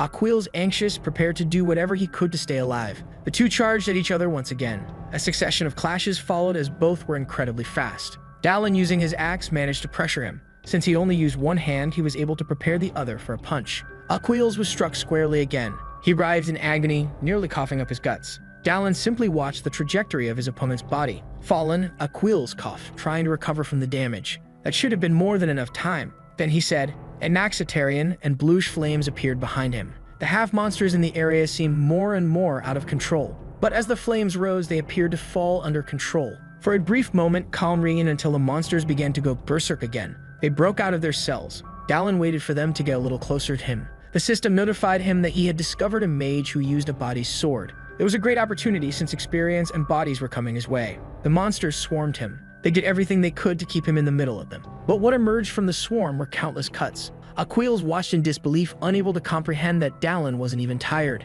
His armor, hidden beneath the tunic, had been destroyed by that man's fists. Looking at him, Achilles thought about what else could be done. Holding his sword, he knew there was only one way to take down such a monster. He needed to set an ambush while Dallin was distracted, fighting the monsters. He would use a skill he learned in the Order of Knights, where he put everything from his past into it. In his current state, there would only be one opportunity. He waited for the right moment. Finding an opening, he advanced through the monsters to strike Dallin. In a few moments, he would pierce that bastard, or so he hoped. Dallin had his back turned, apparently unaware of what was happening. The blade drew nearer, and Achilles believed he had succeeded. But just as he got close enough, the tip of his sword was sliced by the axe. That outcome wasn't something within the realm of possibility. The force of the blow also destroyed the handle of the axe. Dallin didn't know why the instant death strike had happened so suddenly, but Achilles didn't understand these words. With that, Achilles began to fall to the ground wounded. Dallin was frustrated because he could no longer use that axe. However, he began to cough as he had injured himself. Blood poured from his mouth like a spring. The dragon's regeneration kicked in, and Dallin wanted to see his status window. He was still at level 6 with good stats. His body was suffering from side effects, perhaps because he had increased his strength just enough to stay balanced. He needed to be cautious. There was still one more thing. The system said he had defeated the target. He had discovered a mage who used a body's sword. The system wanted to know if he would collect the body. While collecting the body, he imagined that he could have seen the end if he used both magic and swords, but the result had failed. Finally, the body collection was complete. He inherited the body's abilities, gaining 2 points of mana and 1 point of stamina. As a skill, he could now use the fire arrow. A notification appeared saying that the knowledge of the spell had now transferred to his mind. The sensation was different, and he wondered if this was the power of using mana. Saying Ignol Lot fire appeared in the palm of his hand. It was certainly an interesting skill. With that ability in hand, it was time to play with fire. The building was already engulfed in flames. Outside, the guards ensured no one inside escaped. The half-monsters were being taken down mercilessly. Likewise, the masked ones had their escape routes blocked. In the midst of the fierce battle, the guards continued to press forward. They did what they could and managed to gain the advantage. One of them, enraged, threatened his enemies, but he was caught off guard by a golden mask that was there. His lowered guard allowed the enemy to knock him to the ground. If things continued this way, he would meet a bad end. Discreetly, he tried to reach for a weapon near his hand, but the masked man saw this and stomped on it. With little he could do, he imagined this was the end for him. Before his eyes, he witnessed what he thought would be his last moment, and he didn't want to die like this. At the last instant, something unexpected saved him. He still didn't know what had happened and wanted to understand what it was. From the top of the building stood the person who had saved him. It was Dallin, who, seeing the situation, did what he could to prevent further casualties. He still had many arrows left. He knew he needed to do something, as it wasn't over yet. Holding them as if they were spears, he prepared to throw them. His feet braced themselves. His concentration was intense because he couldn't afford to falter. With all the strength he had, he threw the 3 arrows at the same time. They soared through the sky, heading for the ground. Upon hitting their targets, they produced a large impact zone. The guards who witnessed this were frozen in place for a brief moment. It had been unbelievable to see.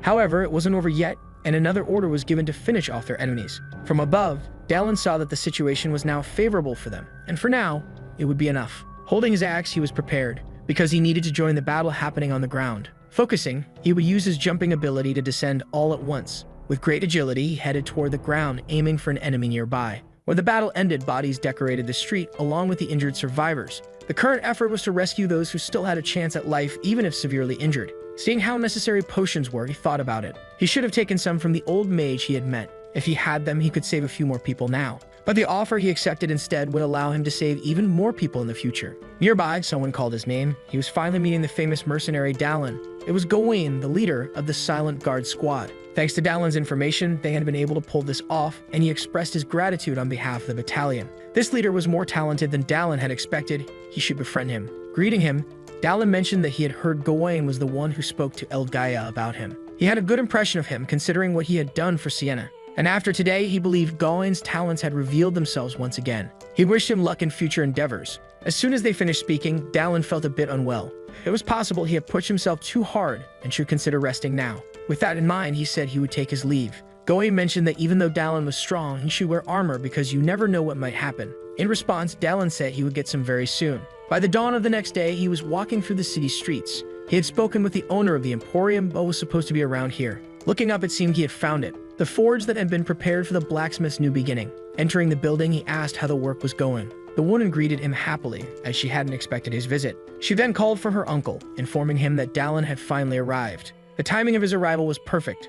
The blacksmith had just finished what Dallin had requested. Looking at the chest, Dallin thanked the blacksmith, who hoped he would like what he received. Dallin prepared to open the chest. His eyes finally met the armor. Once dressed in it, he expressed how much he liked it. It had been a great decision to ask the blacksmith to make it. This made the blacksmith happy, and he said Dallin could also choose some weapons. Since his axe had just broken, Dallin was grateful. While he was there, someone entered the forge. Dallin bid farewell, apologizing for not being able to pay the full amount, but the blacksmith said he was only in this new forge because of him. That equipment was wonderful and would be of great help. Dallin hoped the blacksmith would continue making pieces like that. Hearing this, the blacksmith expressed his gratitude. Outside, someone said Dallin had come faster than expected and that the situation must be serious because of it. He apologized for interrupting the conversation, but indeed, the situation was dire. At that moment, he truly needed Dallin's help. The remaining forces of the heretics had gathered. The 8th territory was entirely under their control at this moment. Mounted on their horses, they left the city. Dallin wanted to know how the 8th territory had fallen. There had been evidence of that the tile shop, and they had discovered where their fortress was located. When they joined forces to enter, the heretics had already fled. In the 8th region, they had a hidden refuge. No one had expected the attack, and that's how they managed it. They almost did manage to establish a defense perimeter in the region. All the forces gathered in one place. Events different from those in the game were unfolding constantly. Something like this happening just 2 days after the attack on the shop. But this wasn't entirely bad. If things were changing, it meant they were moving further away from ruin. He definitely couldn't miss this opportunity. At the Bronze Guard's fortress, they were gathered. A hand slammed on the table, furious. The chief guard of the 7th territory said that if they entered there, they would be annihilated, and he wanted to know who would take responsibility for it. But they couldn't just abandon those people. That's not what the chief was saying. What they had to do was establish a defense until reinforcements arrived. But if that was the plan, the chief of the 8th region said the people there would remain in constant danger. The situation was truly delicate. One of the guards said it was his mission to prevent something like this from happening. However, the chief smiled, appearing corrupt as if things were going according to plan. His suggestion was to block trade routes to prevent supplies from entering the city. Dallin said that's not what would happen. The chief turned his attention to the stranger. The chief of the 8th region did the same. If they did nothing, the heretics would grow in numbers and attack, which would be their negligence in the situation. Hearing this, the chief of the 7th region became furious. He didn't want to listen to a mere mercenary who didn't belong to the Order of the Bronze Knights, but the one accompanying him told the man to watch his words, because that mercenary had been instrumental in the capture of Tilia's shop. Knowing this, the old man was significantly surprised. The one before them was the one who defeated the owner of Tilia's shop. Realizing that rumors spread quickly, the situation now favored him. Continuing, Dallin said there was only one thing to do now, a surprise and preemptive attack, because that's what he had learned that day. The moment you step away from your fears, all you lose are material things. It's a hard lesson to learn. Gawain said that what the mercenary said was correct. Anyone who had participated in the attack knew they had half-monsters who were beggars and addicts that wandered the streets. In this way, it was only a matter of time before all the inhabitants of the 8th district met the same fate. With this information, they became pensive. There was nothing the corrupt old man could do now. They said they were there to help. But because the initial blow was so hard, they almost didn't manage to establish a defense perimeter. It would be good to have reinforcements, but even though they had requested them, nothing had arrived yet. If they were waiting for reinforcements from the Silver Territory, they would arrive soon. The man wanted to know how Dallin knew that. Suddenly, the ground began to tremble. They didn't know if it was an earthquake or an attack. Outside, several people gathered. One of the guards wanted to know who they were. Apparently, they had arrived without any warning. The man at the front said it seemed there had been a misunderstanding, and that they were from the Silver Territory. They were from the magical tower of the Silver Territory. The timing was perfect, and it had been a long time since they had seen each other, calling Dallin an old man. Smiling, the mage said it was good to have lived so long because he had been called old by a mercenary. That's why he liked him. He was Felver Valentino, an ancient mage from the magical tower of El Gaia. In conversation, Felver said he wanted to offer Dallin another reward. If the city was ever in danger and Dallin called for help, he would do his best to assist. Now was time to fulfill that promise. The help of mages was always welcome, and Dallin thanked him for keeping his promise. In the dead of night, horses galloped swiftly. Their rider was in quite a hurry. He needed to ensure that everyone knew his message as soon as possible. A torch lit their path. They continued through the darkness. Looking at his companions, Dallin remembered what they had discussed earlier. After sharing the plan with them, he asked them to raise their hands. Not all of them agreed with this approach. Attacking first was risky, and he hoped to do it alongside people he could trust. The chief of the 8th Territory was to oversee the area. Only the elite would enter the mines. With that, all preparations had been completed. The Bronze Guards were being led by the leader of the Silent Division. The mages were also with them. It would be just them attacking the cult of regression. Their steps continued advancing through the darkness. Not far from them was the entrance to the mine. At the entrance, the mage said he could feel a sinister magic coming from within. Inside, a dreadful scream echoed down the corridor. It might be a half-monster. As they waited, a human figure came running towards them. His face was disfigured and terrified. He begged them to save him.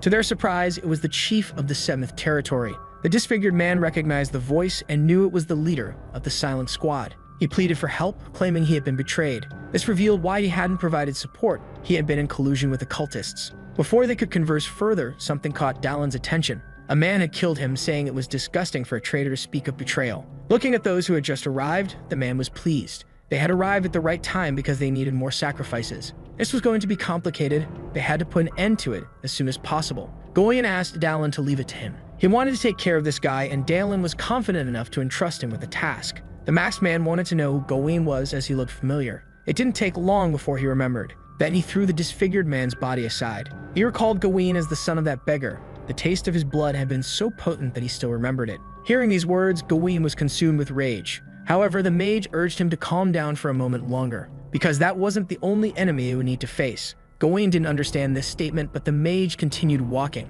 Chanting an incantation, a small flame appeared in his hand. As he finished conjuring it, the ground beneath them gave way as if an earthquake had struck. He made another gesture, and the stones gathered to bury the masked man. One of the soldiers watched, impressed by it all. There were many more cultists in that place. Dallin realized they had been hiding in the mist, and it was possible that a mage had created it. One of the legs of the platform they were on broke. To avoid falling with it, some began jumping from the height. One of them recognized the mage and wasn't pleased to have encountered him there. The lizard man's foot hit the ground, steadying himself to avoid falling. They had all been spotted, and none of them expected the mage to cause an earthquake so soon. Since the fight was about to begin, they would respond accordingly. Some of the Bronze Guards were anxious about the situation. Gawain prepared himself for what might come. Dallin observed the cultists' next movements attentively. Someone behind them placed their hand on the ground. The half-monsters were approaching. Their misshapen bodies reflected the suffering of those who had formed them. One of the soldiers thought these were creatures from hell. Even the mages struggled to maintain their composure. On the other hand, Dallin was quite pleased with what he saw. The cultists must have been having a great time if they had brought even the monsters. They would do anything for the grand plan, and he couldn't wait to turn them into sacrifices. The mage would handle the enemy mages, Gawain would take care of the lizard man and the monsters, and Dallin would have the pleasure of dealing with them. The battle had finally begun. Each engaged with their respective enemies. Dallin moved across the field, approaching the monster. As he got closer, the monstrous creature tried to strike him. The powerful blow hit the ground, but Dallin had already moved away. Leaping from above, he decided to attack from above. His axe descended toward the creature. A precise strike hit the disfigured body of the beast. Seeing the creature in pain brought him great joy. It was time to find out how much experience this creature would give him. The axe struck the monster's head, but nothing happened. Even though it had sunk halfway into its face, the creature remained alive. Dallin tried to pull his weapon out while the creature raged in agony. Its screams were so loud that he worried about the integrity of his eardrums. This was a monster created with mana from hell. If that was the case, it must have a mana core in its body, and indeed that was true. The axe finally dislodged from the creature's skull. With the axe free, the wound began to bleed profusely. This was an incredibly resilient creature, and Dallin knew he had to approach it cautiously. With that in mind, he attacked the monster again, this time with care to avoid his weapon getting stuck once more. This time, the creature reacted in time to block the attack, but its effort was futile and Dallin dodged it. He found leverage on one of its arms. His position now gave him the advantage as he was once again on top of the creature. Due to its misshapen body, the creature couldn't look up. Dallin's strike was devastating. There was no longer a head on that body, and its excessive size made it lack agility. He had to take advantage of this lack of mobility and aim his next attack at the chest. However, something made him stay alert. A mass of arms and hands advanced toward him. That would be a hindrance, and he did his best to defend against the attacks. Even so, the hands were too many, and they kept closing in on him. The attack pattern was as ugly as the creature's face. Despite being at a disadvantage, Dallin didn't want to remain in this situation. Using the strength of one of his arms, he managed to attack the monster at close range. Now he was using his combat ability for this. It was time to strike that hideous face once again with an elbow. His forearm connected with all the force he could muster. The monster's face sank further into its body. Dallin was now back on the ground, and the creature's body had sustained a lot of damage. But it wasn't time to stop yet, and once again he charged for an attack. What followed was a barrage of blows to the monster's flabby belly. After all those impacts, its mana core was exposed. Dallin had found what he was looking for. Using his fire-producing ability, he prepared to incinerate everything in his path. A fire arrow formed in his hands. He prepared to launch it toward the mana core. The arrow flew, leaving a circular trail as it passed and shattered the core, piercing it completely. With that strike, the remaining heads of the monster began to scream even louder. The noise was deafening, and Dallin's ears started to ache. Inside the mine, numerous half-monsters began to emerge. They poured out in a frenzy. The situation was growing more frustrating, and even at the end,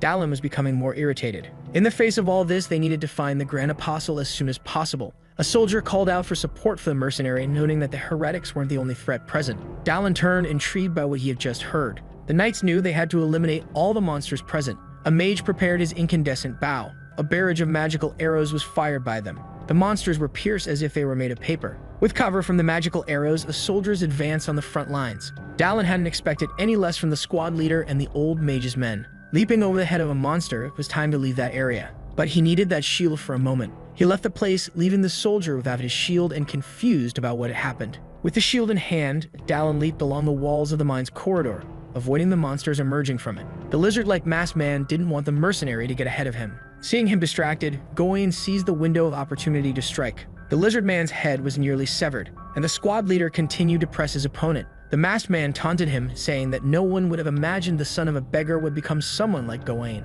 To provoke him further, he said he would show Gawain how much he enjoyed the day he devoured his mother. He pulled out 2 large axes from his back. His mask had fallen to the ground. The crocodile man wanted to discover the taste of the beggar's son. He'd hoped that at least Gawain's taste would be similar to his mother's. Gawain didn't respond to the provocations and declared that before that happened, he would cut out the lizard man's mouth. Without hesitation, he leaped toward the crocodile man. Their battle was becoming increasingly fierce. The mage commented that he wouldn't assist the squad leader because Gawain wanted to handle it on his own and would merely observe for now. Besides, it seemed they were winning on all fronts. He then asked if the masked enemy before him didn't agree. The masked man replied that even if they lost, it would be impossible to stop the Grand Apostle. The grand plan would inevitably be fulfilled in a way no one expected. This left the mage intrigued about their methods, but the masked man said nothing more, only smiling cynically, a way no one would imagine. That could mean many things. Dallin told the Grand Apostle to lift the state he was in, because he had surrendered his body to demons. But thanks to Dallin, they didn't have enough sacrifices. Even so, the Apostle didn't regret his pact as it had made his body complete. He began to thank the mercenary for being there, the warrior observed by the gods, the hero who wanted to prevent the end. Before the Apostle could finish his monologue, an axe was already buried in his face. The Apostle briefly smiled at what had happened. He knew he could no longer be killed by an attack like that. As the Grand Apostle, it would take much more than a single strike to defeat him. Dallin stopped speaking because he had noticed something. On the ground were several marks. He hadn't expected this. He had just found the body of the 6th Apostle and that of the Great Warrior. After playing this game many times, Dallin had committed himself to completing it, saying it was just for fun. At times, he even led the downfall, and once he had been an apostle, his first deviation. The end of that story had been a long succession of deaths. Not even his subordinates had been spared. He He had shown no mercy to any of them. In a single opportunity, Dallin had found 2 bodies. The apostle remained focused, intent on attacking him. His goal was to make Dallin another sacrifice. The tentacles made it difficult for Dallin to find an opening to strike. The apostle had formed a contract with a low-class demon, Araction. Even though it was a low-ranked demon, it had incredible regenerative abilities. The apostle commented on how skilled Dallin was at dodging his attacks. However, he knew Dallin wouldn't be an easy opponent to defeat. Suddenly, the apostle's image began to blur. Dallin realized he was disappearing. Before he could fully process his thoughts, a small cut appeared on his cheek. Now the apostle was moving incredibly fast, and there were no openings in his movements. Dallin tried to defend himself, but his enemy was already at his side. Facing imminent danger, Dallin did his best to react in time. But, unfortunately, he was already trapped by one of the tentacles. This situation was not looking good for him. Struggling to free himself, Dallin attempted an attack, but the apostle had disappeared once more. Feeling more exhausted than usual, Dallin suspected he might have been poisoned. However, the dragon's blood within him began to regenerate his body. Even so, it was taking longer than usual. Keeping up with the apostle's speed in this state would be no easy task. Still, Dallin had no other choice but to take the risk. The apostle leaped along the walls of the place with immense speed. His movements were meant to distract Dallin once again, as he positioned himself behind the mercenary. But this time, Dallin had anticipated it and was already prepared for the attack. The apostle's tentacles reacted just as quickly. Face to face with the apostle once more, Dallin was about to land another powerful blow. With his shield, he struck the ground, and though the apostle had managed to dodge, some of his tentacles were now trapped. The apostle was the one surprised this time. Unable to move, the mercenary attacked again. This time, the top of the apostle's head was sliced off. The body collapsed from the force of the blow, and Dallin planned to keep attacking. But it didn't take long for him to be surprised again. More tentacles emerged from the apostle's head, and the apostle remarked that the warrior had many tricks. Muttering an incantation, the apostle's face transformed, revealing large fangs. His appearance had completely changed. With the transformation, a spell was cast, and Dallin was engulfed in its power. The force of the magic hurled him through the air. The attack was strong enough for Dallin's dragon blood ability to kick in once again. It was much like the last time he had tried. The second body to fall to the Grand Apostle, the great warrior who had been captured. It wasn't that Dallin lacked strength in this situation. What he lacked was the endurance to keep up with the Apostle's regenerative abilities. It had been a short but extremely dangerous encounter. The power of a demon was truly incredible. The Apostle's tentacles now took the form of spider legs. No matter how many tricks the mercenaries still had, they were all useless now. The Apostle awaited Dallin's next move, knowing the mercenary was thinking of how to overcome his regeneration. The answer was clear. A single decisive blow was needed to end it. All Dallin required to defeat him was one attack, nothing more. With heightened senses, the Apostle could hear the beating of a heart. The mercenary's presence in the room had changed dramatically. It was as if he had become a boulder deeply rooted in the earth. Faced with this shift, the Apostle knew he had to eliminate this growing threat immediately. His tentacles rushed toward Dallin with the intent to kill. They were just inches away from striking his face fatally. But with a single punch, Dallin stopped them in their tracks and called out to the Apostle, telling him to listen. With his compatibility activated, Dallin wanted to know if the Apostle had ever been punched before. Planting his feet firmly on the ground, he used his jumping ability. With incredible speed and force, he closed in on the creature. The Apostle covered himself with his tentacles, hoping to protect himself from the attack. But seeing this attempt, the mercenary smiled. His punch was powerful enough to pierce through the Apostle's body. The Apostle recognized Dallin's skill, acknowledging that it had forced him to retreat. But this, according to the Apostle, was the end of Dallin's journey. However, Dallin responded with a laugh, saying it wasn't his time yet. Hearing this, the Apostle paused, contemplating his next move. The mercenary had begun to invoke a spell while still gripping the creature's body. A great incandescent light filled the room. The Apostle never had a name before. The best way to describe it was that his name had vanished, until the day he offered himself to the Dark God in exchange for revenge. On that day, his existence was completely forgotten. Now he was nothing more than a servant of the evil deity. He had become the Grand Apostle of the dwarf who manipulated fate. He sought to destroy the last bastion of humanity, a center of power in the Diamond Palace. But none of that mattered anymore as he burned endlessly. Even in his deplorable state, he managed to impale the mercenary with one of his tentacles. But that wasn't enough to stop Dallin, as he, too, had the ability to regenerate. If the Apostle couldn't gain distance, he wouldn't be able to heal from the flames. What he hadn't expected was being unable to retract his tentacles from the mercenary's body. Dallin wasn't about to stand idle. He was already preparing to punch the Apostle once more, even with his body pierced. He definitely wasn't going to let him escape like that. Now the Apostle's monstrous face was crushed. With things slipping out of control, the Apostle hadn't expected to die in this place. Seizing the moment, Dallin told him they were far from the end. The Apostle's tentacles lay severed on the ground. The Apostle asked the mercenary if he knew that graphite and diamonds were made from the same material. The highest point can one day become the lowest and vice versa. The Apostle had wanted to create a new order under divine will, but it seemed he couldn't defy reason. Perhaps this victory was nothing more than the destiny that had already been written. Listening to all of this, Dallin simply responded that the apostle was spouting nonsense. People had free will and decided the course of their own lives. Even Dallin, who had been pursued from the Diamond Palace. Hearing this, the apostle acknowledged it as a possibility. He tried to say more, but his life slipped away. It was the first time Dallin had heard the dying words of a boss monster. There were two bodies now, the great warrior and the apostle, and he needed both for the rewards. His proficiency increased by 1 point, as did his mana. As a new skill, he gained the ability to manipulate ice. Upon collecting the other body, he gained 4 additional strength points. That was a lot to absorb at once, and his body wasn't adapting well. Immediately, he began to writhe in pain and agony. If anything unexpected happened there, he might not survive. He needed to endure it.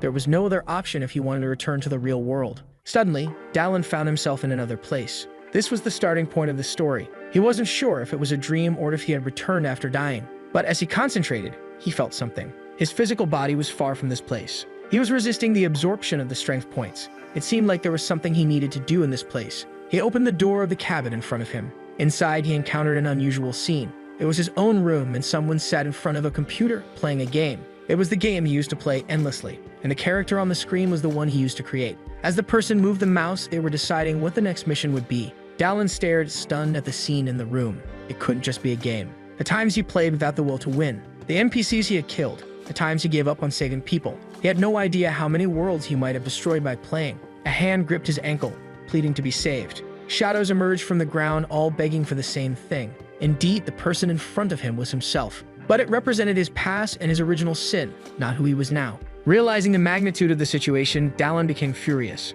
Though he had stopped the destruction, it didn't mean he was free of his sins. But this was the only way he could try to atone. Reaching this conclusion, the environment around him shifted. This time, he promised that in this world, he would not give up, no matter what. A system notification appeared. He had gained a small territory. Outside, many were injured, and the focus now was on helping them. The mage used one of his many spells. Ethereal hands appeared, glowing with a warm yellow light. They began treating the wounded, speeding up the healing process. Once the treatment for that soldier was complete, the mage told him to rest for a while. Looking to the side, the mage noticed someone approaching.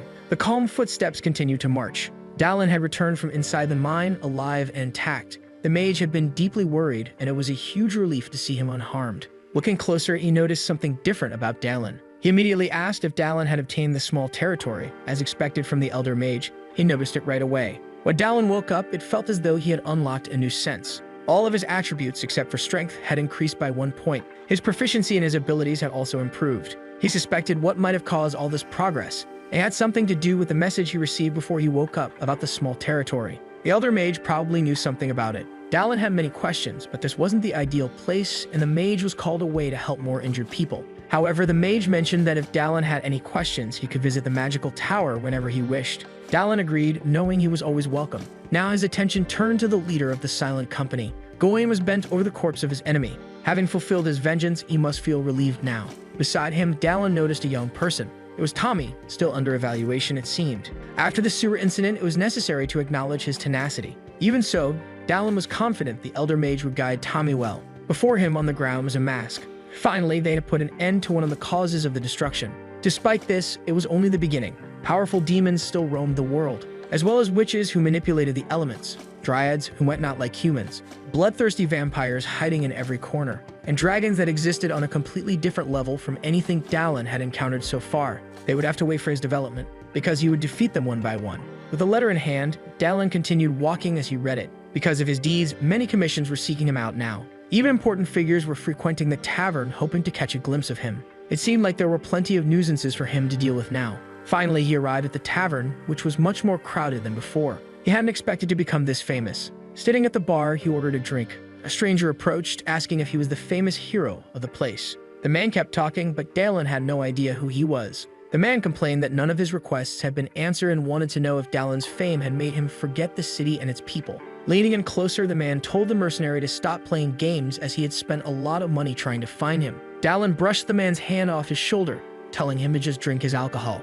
It wasn't a casual shove. The man's hand felt strange. As Dallin drank, the stranger continued to complain that something was wrong with his arm. Enraged, the man wanted revenge for what had happened and declared he would make Dallin unable to even crawl. The man lunged forward with his saber, aiming to stab the hero. A few arrows struck his arm, and more arrows hit his legs. A woman's voice warned him that he shouldn't be swinging his weapon around in the shop. Bad customers weren't welcome and could leave immediately. She clearly wasn't joking about that. As the man stumbled out, she said Dallin was late and they needed to leave soon. That woman was definitely frightening when she wanted to be. Dallin mentioned that she was busy scaring off troublesome customers, but she said that was nothing. It was thanks to Dallin that the tavern's profits had increased significantly. It was time to talk about mission requests, as a whole stack had arrived in the last week. Looking at the pile, Dallin asked if she could narrow them down to the most likely ones. The woman asked if he had any specific preferences. Dallin requested missions that offered stamina-boosting potions or spells for enhanced vision or rituals that could grant those abilities. Given his immense strength, it posed a problem. His stamina was the only thing holding him back, and he didn't want to experience that pain again. The woman mentioned a mission that could be suitable, but she didn't recommend it. The mission was requested by an apprentice knight of the Order of the Sacred Knights. The request was to slay a demon hiding in a labyrinth and retrieve the sacred sword it had stolen. Intrigued by the description, Dallin said he would take the mission. The woman couldn't believe he actually wanted to do it. Thanks to this opportunity, he'd be able to explore the labyrinth, so he asked her to contact them. Outside, the scene wasn't what he had expected. But a woman in armor was dealing with some men, challenging one of them to a duel. To ensure everything followed the rules, she asked if there was a notary among them. The situation was so bizarre that Dallin couldn't tell if it was real or not. Several carriages were entering the city. Dallin introduced himself as a gold-ranked mercenary. The medallion had been given to him by Gawain as a reward for helping them. As a gold-ranked mercenary, he only needed to pay 8 coins. He paid the fee, happy that his status had improved. With the gates open, he entered. Finally, he had arrived at his destination, the land of adventures, the Silver Territory. Looking at the city, he sensed there was something more to it. This was where the entrance to the labyrinth was, where he could obtain a Stone of Desire. An elderly man approached him and called out. He asked if Dallin had come to the city because of the labyrinth. Dallin confirmed, and the old man reminisced about his own adventures. It was a good city to live in, the old man said, mentioning that his whole family had stayed there. But Dallin wasn't in the mood for conversation. The old man's last words were to wish good luck to the warrior who had caught the attention of the gods, and Dallin turned around. But there was no one there anymore. That was an NPC Dallin had never encountered before. Perhaps it was the one with many faces. Dallin was certain it was, and he was sure he'd see him again. His contractor was Lucia Castichild, a woman with strong convictions and beliefs. Even though she was violent toward demons, she was merciful and kind to people. It was this woman who was now in a heated argument before him. She ordered the man to take back what he said, or she'd crush his skull. All the man had said was that Barrett lost the sword in the labyrinth, which prevented them from completing the mission. In defense of Barrett, Lucia said he was a knight known for his swordsmanship and, unlike them, fought until the end. But the man retorted that the sword does not recognize bastards. Lucia could no longer contain her rage. She drove her sword into the ground and challenged the man to a duel, only needing a notary to officiate it. The mercenary she was facing was enraged and said she must have a death wish. Those watching the scene said it would be entertaining, and some even started placing bets. People were divided between supporting the mercenary and the sacred knight. Dallin brought his hands to his head, thinking the crowd had gone mad. Lucia didn't want spectators, she wanted a notary. Approaching from behind, the mercenary said there was no need for a notary because all that would happen was that she would cease to live. The surprise attack was about to hit her directly. Before the blow could land, someone intervened, saying they should end the fight then and there. Dallin said that Lucia was his ally. They had both said everything they needed to each other, so there was no reason to continue fighting. But the mercenary wasn't satisfied, saying he would start with Dallin if he didn't move. Smashing his club, Dallin pointed out that the mercenary no longer had a weapon to use. With this show of strength, the situation finally calmed down a bit. Lucia asked who Dallin was, and he explained that he was the mercenary she had hired. Later, in a quieter setting, she thanked him for his help. She formally introduced herself as Lucia, an apprentice knight in the Order of the Sacred Knights. The mission request had been lacking in details, and Dallin wanted to know more. Lucia explained that the Sacred Knights were guarding another part of the labyrinth, a fissure located in the southwestern region of the continent. The terrain was incredibly rough, with no barriers, meaning monsters could emerge from it at any time. Before heading there, they needed to stop at Safer Propulsion to prepare. Her companion Barrett had just become an officer and had gone to Propulsion, but he never returned and was declared dead, and the news soon reached the Sacred Knights. One of the 12 sacred swords had been stolen, and there was a culprit. That person was Barrett, her friend. If he had been chosen by the sacred sword, he could have communicated this, but she didn't know why he hadn't. Now that Dallin understood why he was hired, he wanted to know which of the sacred knights would accompany him. Lucia explained that there were no available forces in this area. With the monsters active, there weren't enough knights, so it would just be the 2 of them in the labyrinth. Seeing this opportunity up close, Dallin realized he had a chance to help someone who would become a heroine in the future. He told her he would wait for her at the entrance of the labyrinth the next day at 12 o'clock. Hearing this, Lucia could hardly believe it. Dallin slammed his empty glass on the table, because now they were going to recover the lost sword. At the magical tower, Dallin leaned over the parapet near the garden. Approaching, the elder mage apologized for keeping him waiting so long. The lecture had taken more time than expected. Another person accompanied him, introducing himself belatedly. It was Tommy, one of the Elder Mage's best students. Tommy had clearly learned something as he now appeared much more mature. He was likely there to discuss the matter they hadn't had time to address earlier, and indeed, that was the case. A great light emanated from Dalin's body. What Dalin wanted to know was about these territories. A large aura formed around him. The Elder Mage was impressed because Dalin always exceeded his expectations. It proved that Dalin had the potential for even greater power.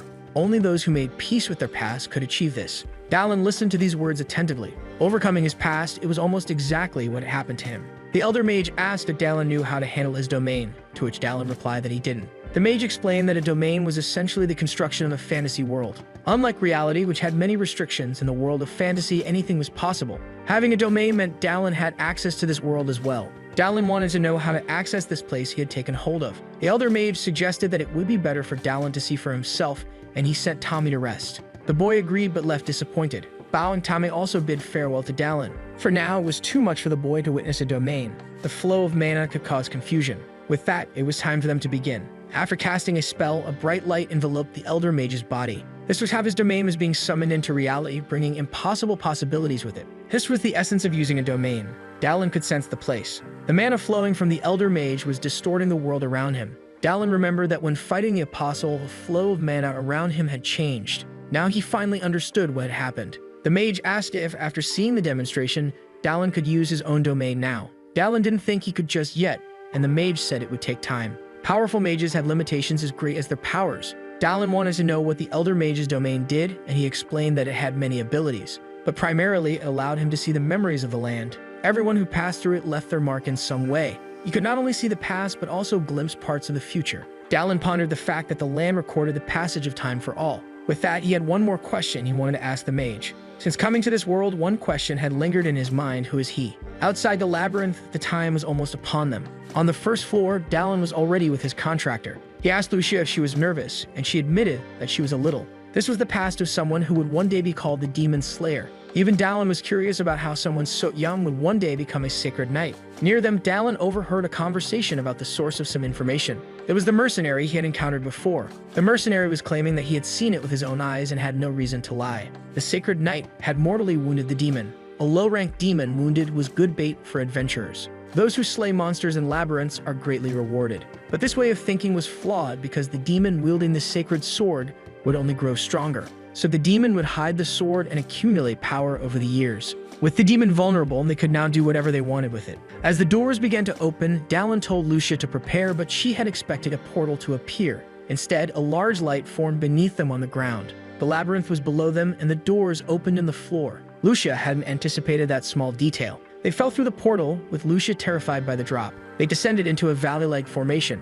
Dalin managed to land without injury, but Lucia hit the ground face first. Now they were finally inside the labyrinth. Lucia asked where the others were, but Dalin explained that the mana waves were unstable here. Because of this, pinpointing precise locations was complicated, and they had fallen randomly into the first floor. Lucia was curious how Dalin knew so much about the labyrinth, given it was his first time there. Dalin responded by calling himself a veteran novice. Looking at the constellations, he determined they were northeast of the return location, the opposite direction from where the sword had been lost, meaning they would need to cross the forest in the middle. The cave where the demon was hiding was being protected by magical barriers, and over time, it would become a magic-infused cave. Knowing this, Dalin said they needed to move faster. A noise in the night alerted Dalin, making him more vigilant. To him, this was a good sign. Being with a sacred knight had brought them luck, though Lucia didn't understand what he meant. Still, she felt lost in the chaos unfolding around them.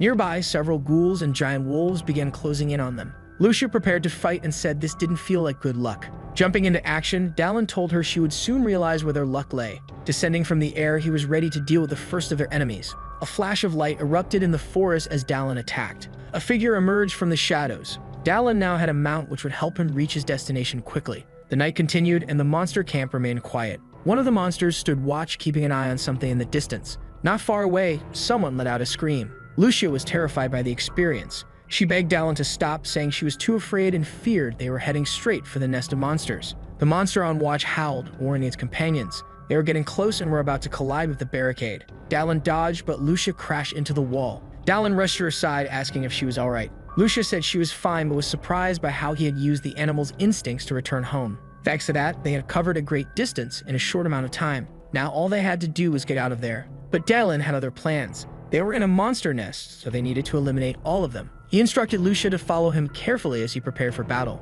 Using his jumping ability, he was already in the thick of the fight. Calling the monsters to attack him, Dallin fought with skill. Lucia watched, knowing she couldn't stop this behavior. Gripping her sword, she prayed to the god of battle. Her eyes gleamed and her focus intensified. In the blink of an eye, she darted through the monsters, slicing them with her blade.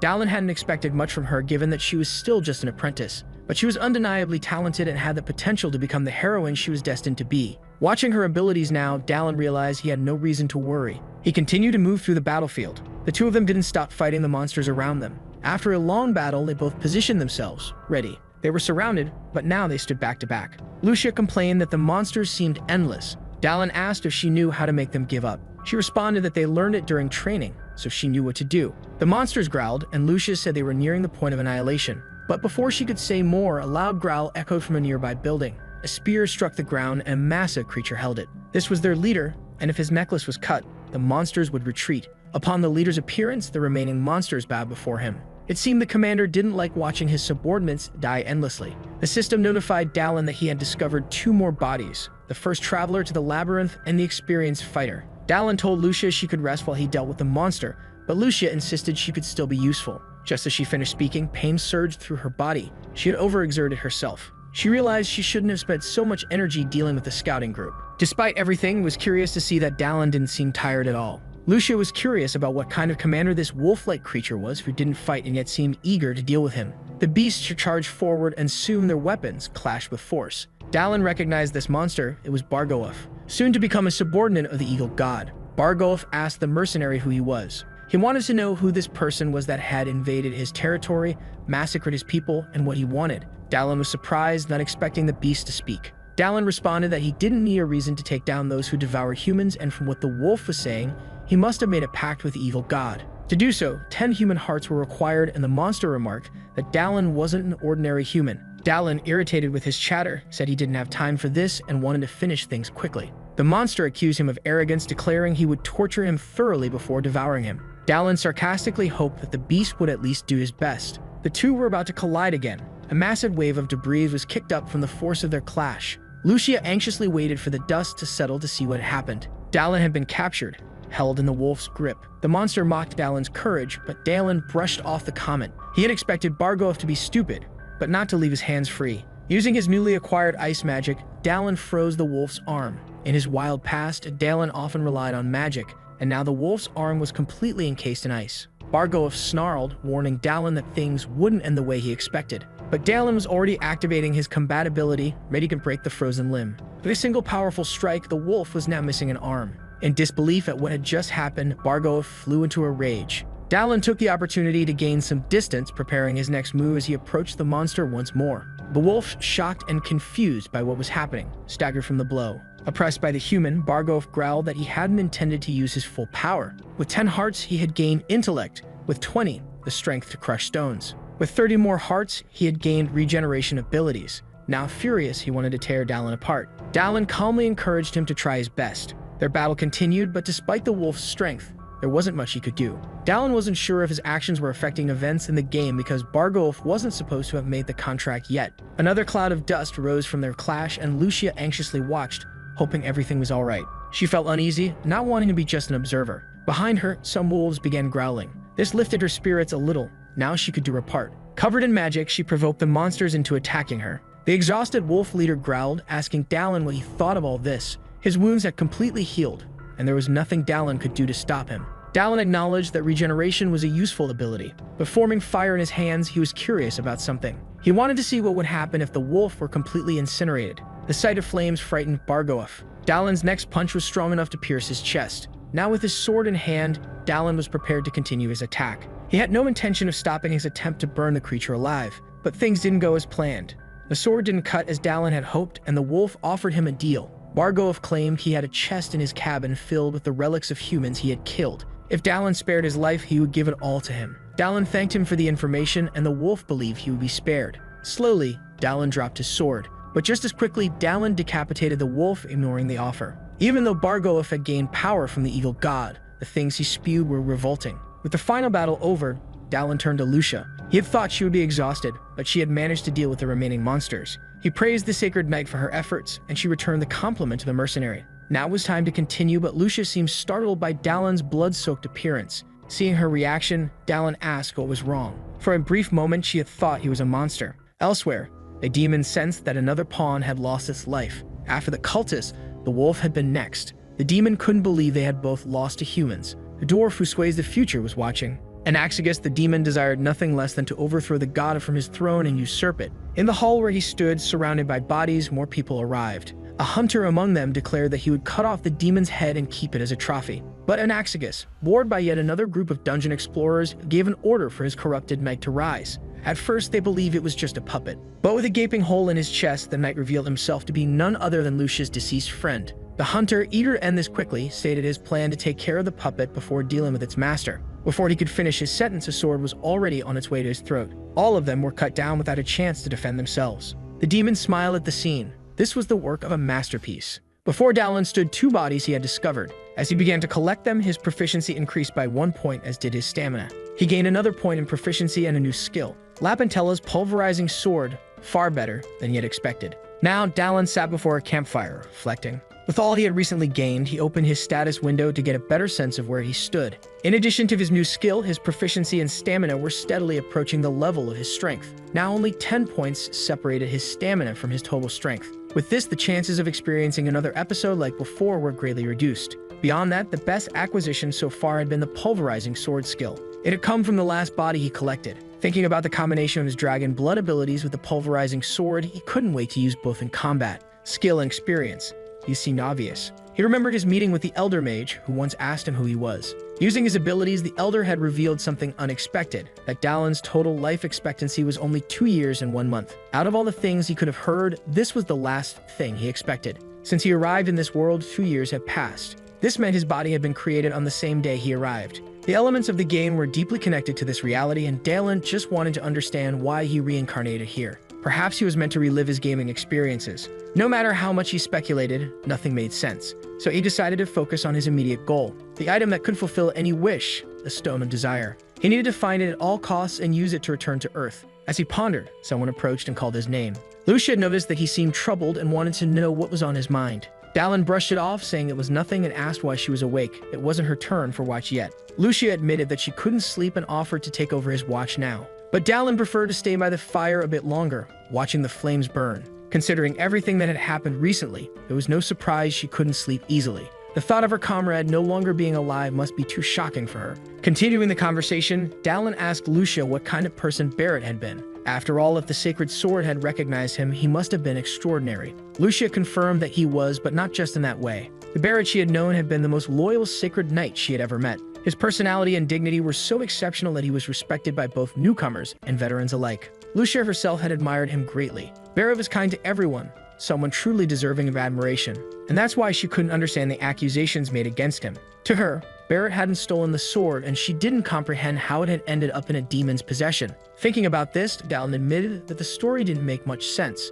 If Barrett had been recognized by the sword, he wasn't a mediocre knight. And if he had companions with him, a low-level demon shouldn't have been a problem. According to the other mercenaries' account, Barrett had even wounded the demon in the belly. If all this were true, the demon should have been an easy opponent. But before Dallin could dwell further, Lucia interrupted, saying that if Barrett had fallen fighting evil, she was proud to have been a knight alongside him. Dallin responded that if Barrett had friends who thought so highly of him, he was surely grateful to her, wherever he was. Though Dallin's words were kind, it made Lucia emotional. As Lucia was thanking Dallin for his kind words, a swift arrow came dangerously close to striking her head. Dallin reacted in time, preventing it from being a fatal hit. Not yet fully aware of what was happening, Dallin was already on high alert, prepared to respond to any threat. He shouted that only a fool would fire an arrow like that and swiftly returned the projectile in the direction it had come from. His aim was flawless, and it hit a shadow lurking among the trees. The mysterious figure couldn't dodge it and, in their final moments, couldn't comprehend how Dallin had made such a precise shot. As the body fell lifeless to the ground, Dallin was already inspecting the surroundings. More enemies approached, grumbling that they should have ambushed him while he was sleeping. Dallin found this odd. His heightened senses should have picked up their approach. Then, a familiar face stepped forward. A mercenary Dallin had encountered before claimed that he had lost a companion. Mocking, the bald mercenary joked that it had been a while since he had seen that foolish girl too. Lucia, angered, called him ugly. Dallin quickly recognized him as the bald-headed man from earlier and demanded to know how long they had been followed. But the bald mercenary scoffed, saying it wasn't Dallin's business. He was there to settle the score from their tavern encounter. He then ordered his men to attack. Calm as ever, Dallin called over to Lucia, asking if she didn't deserve to hear testimony from someone who witnessed her comrade's last moments. Lucia hesitated as the image of Barrett flashed through her mind. She then gripped the hilt of her sword. With renewed resolve, she agreed, saying she indeed deserved to hear it. Now it was time for the two of them to show what happened to minor characters in a story filled with dismemberment. Dallin charged toward the first group of attackers. The fools shouted loudly for him to die, believing in the power of their positivity. Their swords clashed violently. Dallin and one of the fools exchanged a series of blows. After toying with him for a while, Dallin taunted that the fool was slower than the senile old man. The fool, on the other hand, couldn't understand how his opponent was so fast. While he pondered this, his head was slammed into the ground, cracking it beneath the impact. Dallin pressed the fool's head even harder into the dirt to make sure he wouldn't be getting back up. Nearby, another one of the fools stood paralyzed with fear, having witnessed the scene. Dallin slowly approached him like a villain from a horror movie, and the man stammered, begging him not to come any closer. But a sharp scream pierced the night air. He was now learning firsthand whether God existed. Meanwhile, Lucia took a deep breath to focus. A bright light enveloped her sword, and she invited the rest of the minor characters to attack her. One took the bait, arrogantly declaring that it didn't matter if she was a sacred knight. Bones were still bones, and his sword was brutal. But Lucia easily dodged, now airborne, mocking the chunk of metal the man called a sword. She remarked that he was slower than drunk infant. She unleashed a flurry of strikes while still in the air. Below, the mercenaries did their best to survive the onslaught. With a piercing, unrelenting blow, one of them lost a piece of his body. Lucia found it so easy that she scoffed, saying all they could do was talk, but when it came to fighting, they were useless. Dallin was pleased with her performance. She never ceased to surprise him. Frustrated, the bald mercenary called his lackeys useless bastards. Seeing the tide turning against him, he decided to slip away casually, hoping no one would notice. Dallin called out to Lucia, telling her to handle the second-rate minions while he went after the bald mercenary. What the man had done couldn't go unpunished. As Dallin pursued, one of the fools, in a desperate attempt to hasten his own death, attacked Dallin from behind. Dallin glanced back, incredulous at the audacity. He activated his jump ability, leaping so high he was out of reach, leaving the fool alive so Lucia could continue learning. Not far ahead, the bald mercenary fled, doing his best to escape the two monsters pursuing him. His panic was evident, with thick veins bulging from his shiny bald head. He believed he would one day get his revenge, but Dallin was already closing in. Suddenly, a loud crash echoed as Dallin landed right on top of him. Dallin called him pathetic for abandoning his companions. As Dallin pinned him down, a voice unexpectedly called out, surprising Dallin. There was another hidden figure among them. This mysterious figure asked Dallin to spare the rest of the fools from further slaughter. Dallin remained steadfast, uninterested in stopping the fight just because the mysterious figure had asked. He was motivated to teach anyone who pulled such stunts a harsh lesson. However, the bearded man remarked that Dallin seemed to be carrying a large chest, hinting that he couldn't let such an opportunity pass by without doing something. It was a tricky situation because Dallin had wanted to leave the chest with Sienna, fearing he might break it if he forced it open. But the bearded man, clearly clever, tried to buy his way out, offering a totem that canceled noise within a certain radius. Now things made sense. This was why Dallin hadn't detected their approach.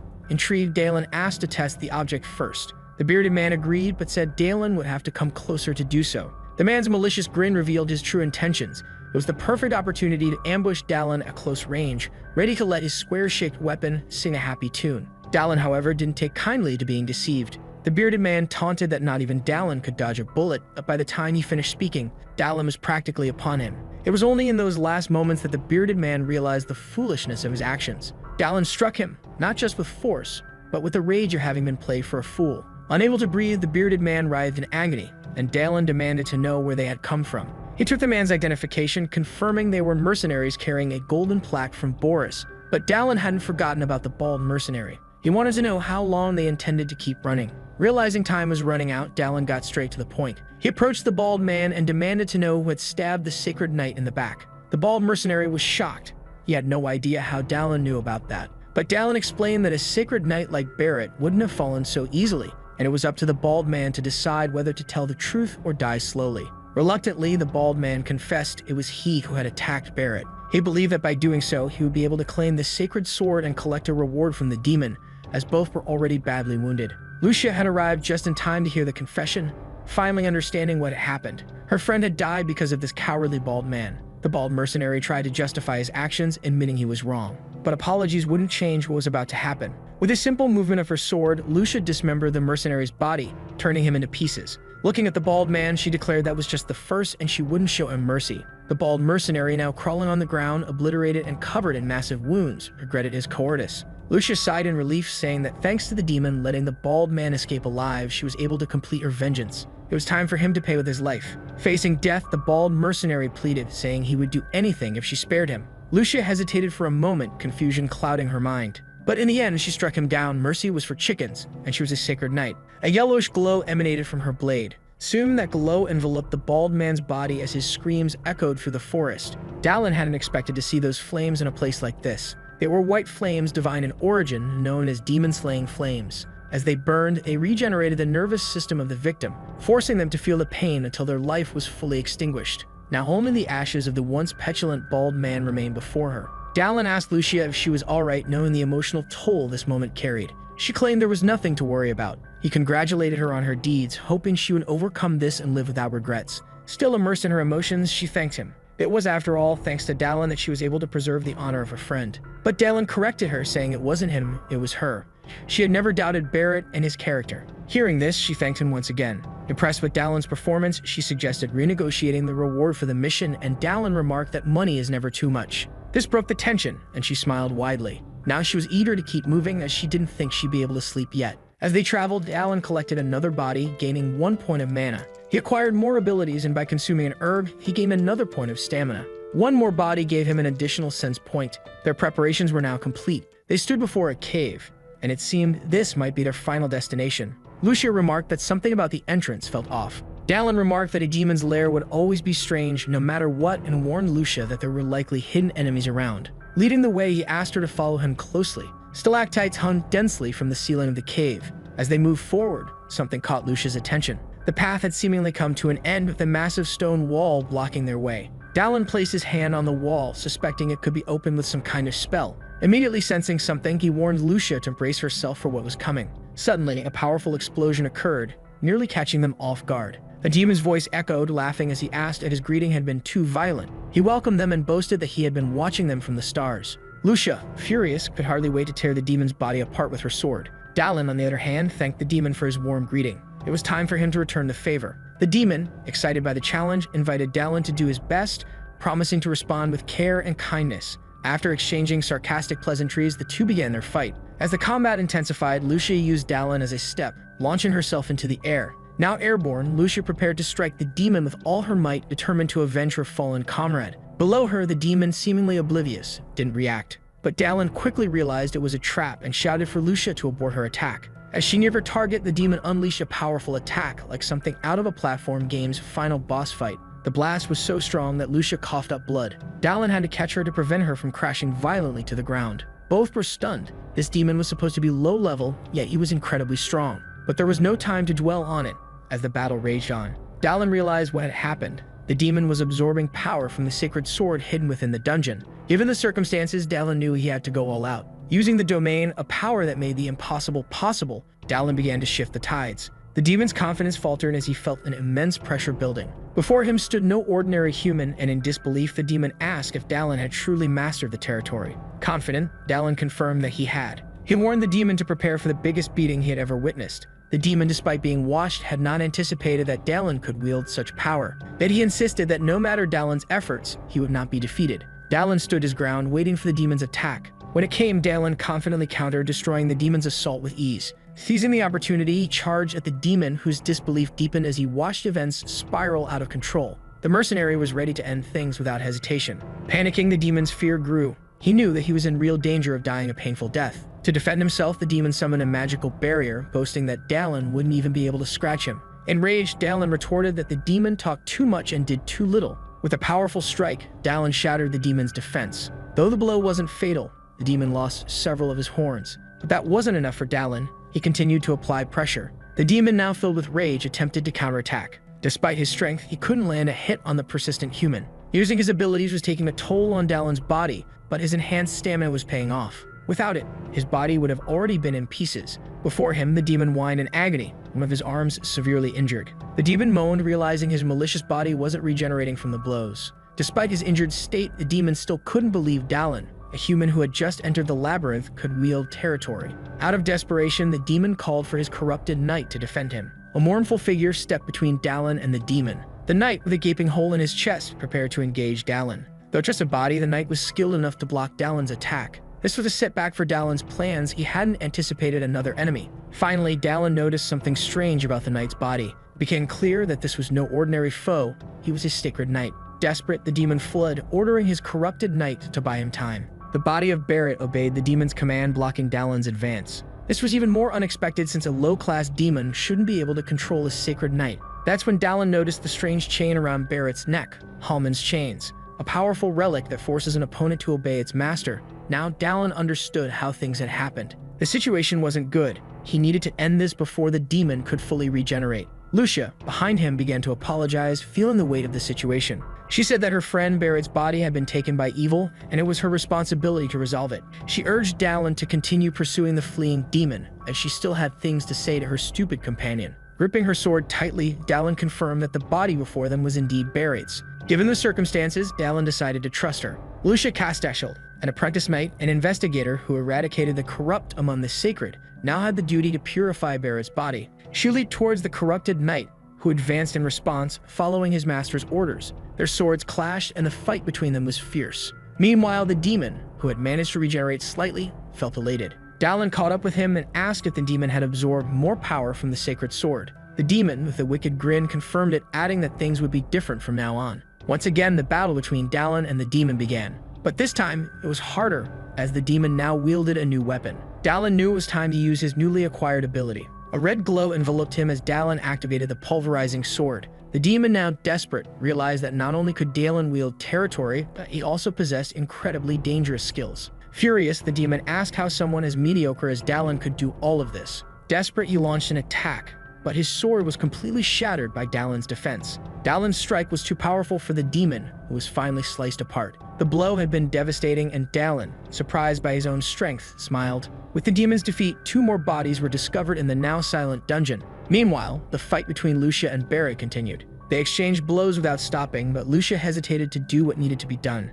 Memories of the past flooded her mind. She remembered a wooden sword falling to the ground. Lucia had once told Barrett that he was too strong, which irritated her. Indeed, the future commander had extraordinary physical abilities, but Barrett, not seeing himself as a prodigy, asked her not to put so much pressure on him. Nevertheless, the compliments made him happy, though his change in posture frustrated her. Barrett remarked that Lucia had improved a lot since the last time they trained together. Lucia, proud, stood up, saying she had practiced a lot and would one day defeat him. With a calm smile, Barrett promised to face her whenever she wished. Now, however, they fought, but not in the way Lucia had wanted. She didn't want things to come to this. She didn't want to see the man she admired so much in this state. The confusion and the gravity of the situation were hard for her to bear. With skill, she managed to close the distance between them, pressuring Barrett with precise strikes. Lucia shouted at Barrett's body, saying she didn't want him to appear before her like this, especially not the last time they would meet. But Barrett's unresponsive body didn't react to her words. The clash of their swords lessened, and they distanced themselves once again. Now Barrett was just a body, devoid of reactions. Lucia was resolute that the right thing to do was to end his life there. Barrett prepared to attack again with no emotion whatsoever. He raised his sword to block her next strike. When their swords clashed once more, Lucia was precise, but she suffered a minor wound on her face. Barrett, too, was injured, and his wounds were more severe. Lucia, catching her breath, acknowledged that he was still talented, but this time he had lost. Barrett's body began to be engulfed in holy white flames. Soon, his entire body was consumed by the fire. Lucia, standing before him, was determined to end it all. But then something made her hesitate. As she looked at Barrett, she noticed something that stopped her from delivering the final blow. A look of emotion appeared on Barrett's face, and a brief word of gratitude escaped his lips. Lucia struggled to hold back her tears as she witnessed what was happening. She tightened her grip on her sword, determined to finish what they had begun. This was her final farewell to Barrett Strumman, the Sacred Knight, a great and talented prodigy with impeccable conduct and exemplary ethics.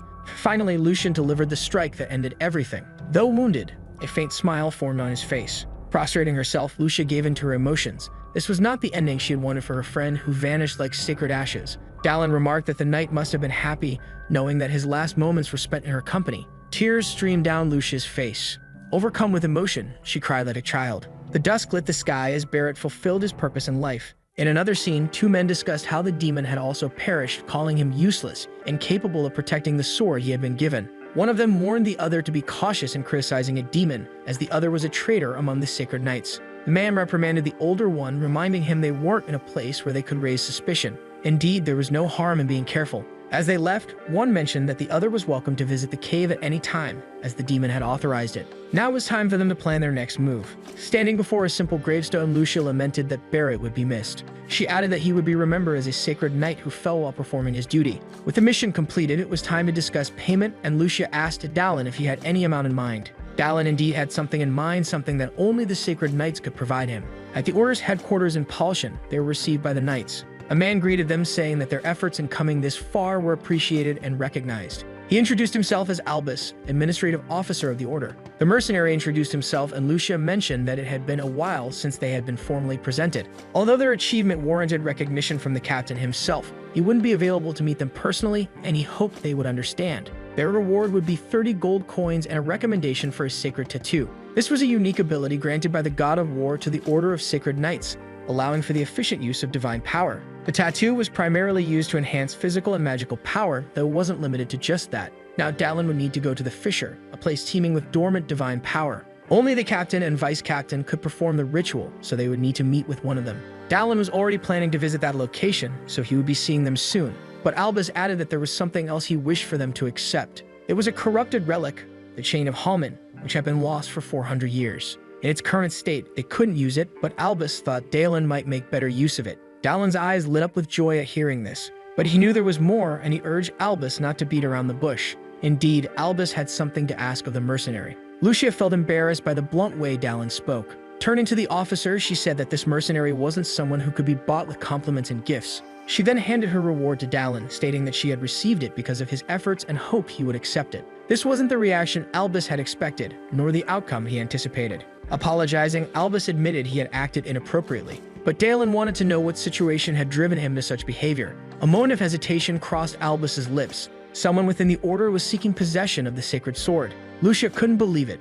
Barrett had already died because of it, and she refused to accept that someone else wanted the sword. Even Albus found it hard to believe. He had received a letter a few days ago instructing that if the sword was recovered, it should be sent to the Order's headquarters. But upon inspecting the letter, he found the hidden message within it. Lucia didn't understand, but Dallin quickly realized that there was a traitor inside the Order. Without hesitation, he agreed to help them, and Albus thanked him for his support. Albus offered to make another recommendation for a sacred tattoo and to provide more coins, but Dallin refused. He didn't need riches now. He had already received his reward, he said, holding the relic in his hand. Elsewhere, they spoke of ensuring that the message would soon be delivered. A look of surprise crossed the woman's face as she said she had heard rumors that Dallin had left the labyrinth and would only return in a few days. Before she could finish, she heard the sound of footsteps. She turned around to see who had arrived. There was Dallin, and he remarked that if she kept shouting like that, her ears might just fall off her head. Apologizing, she admitted that she hadn't expected him back so soon. Even the man present was happy, barely believing it was him.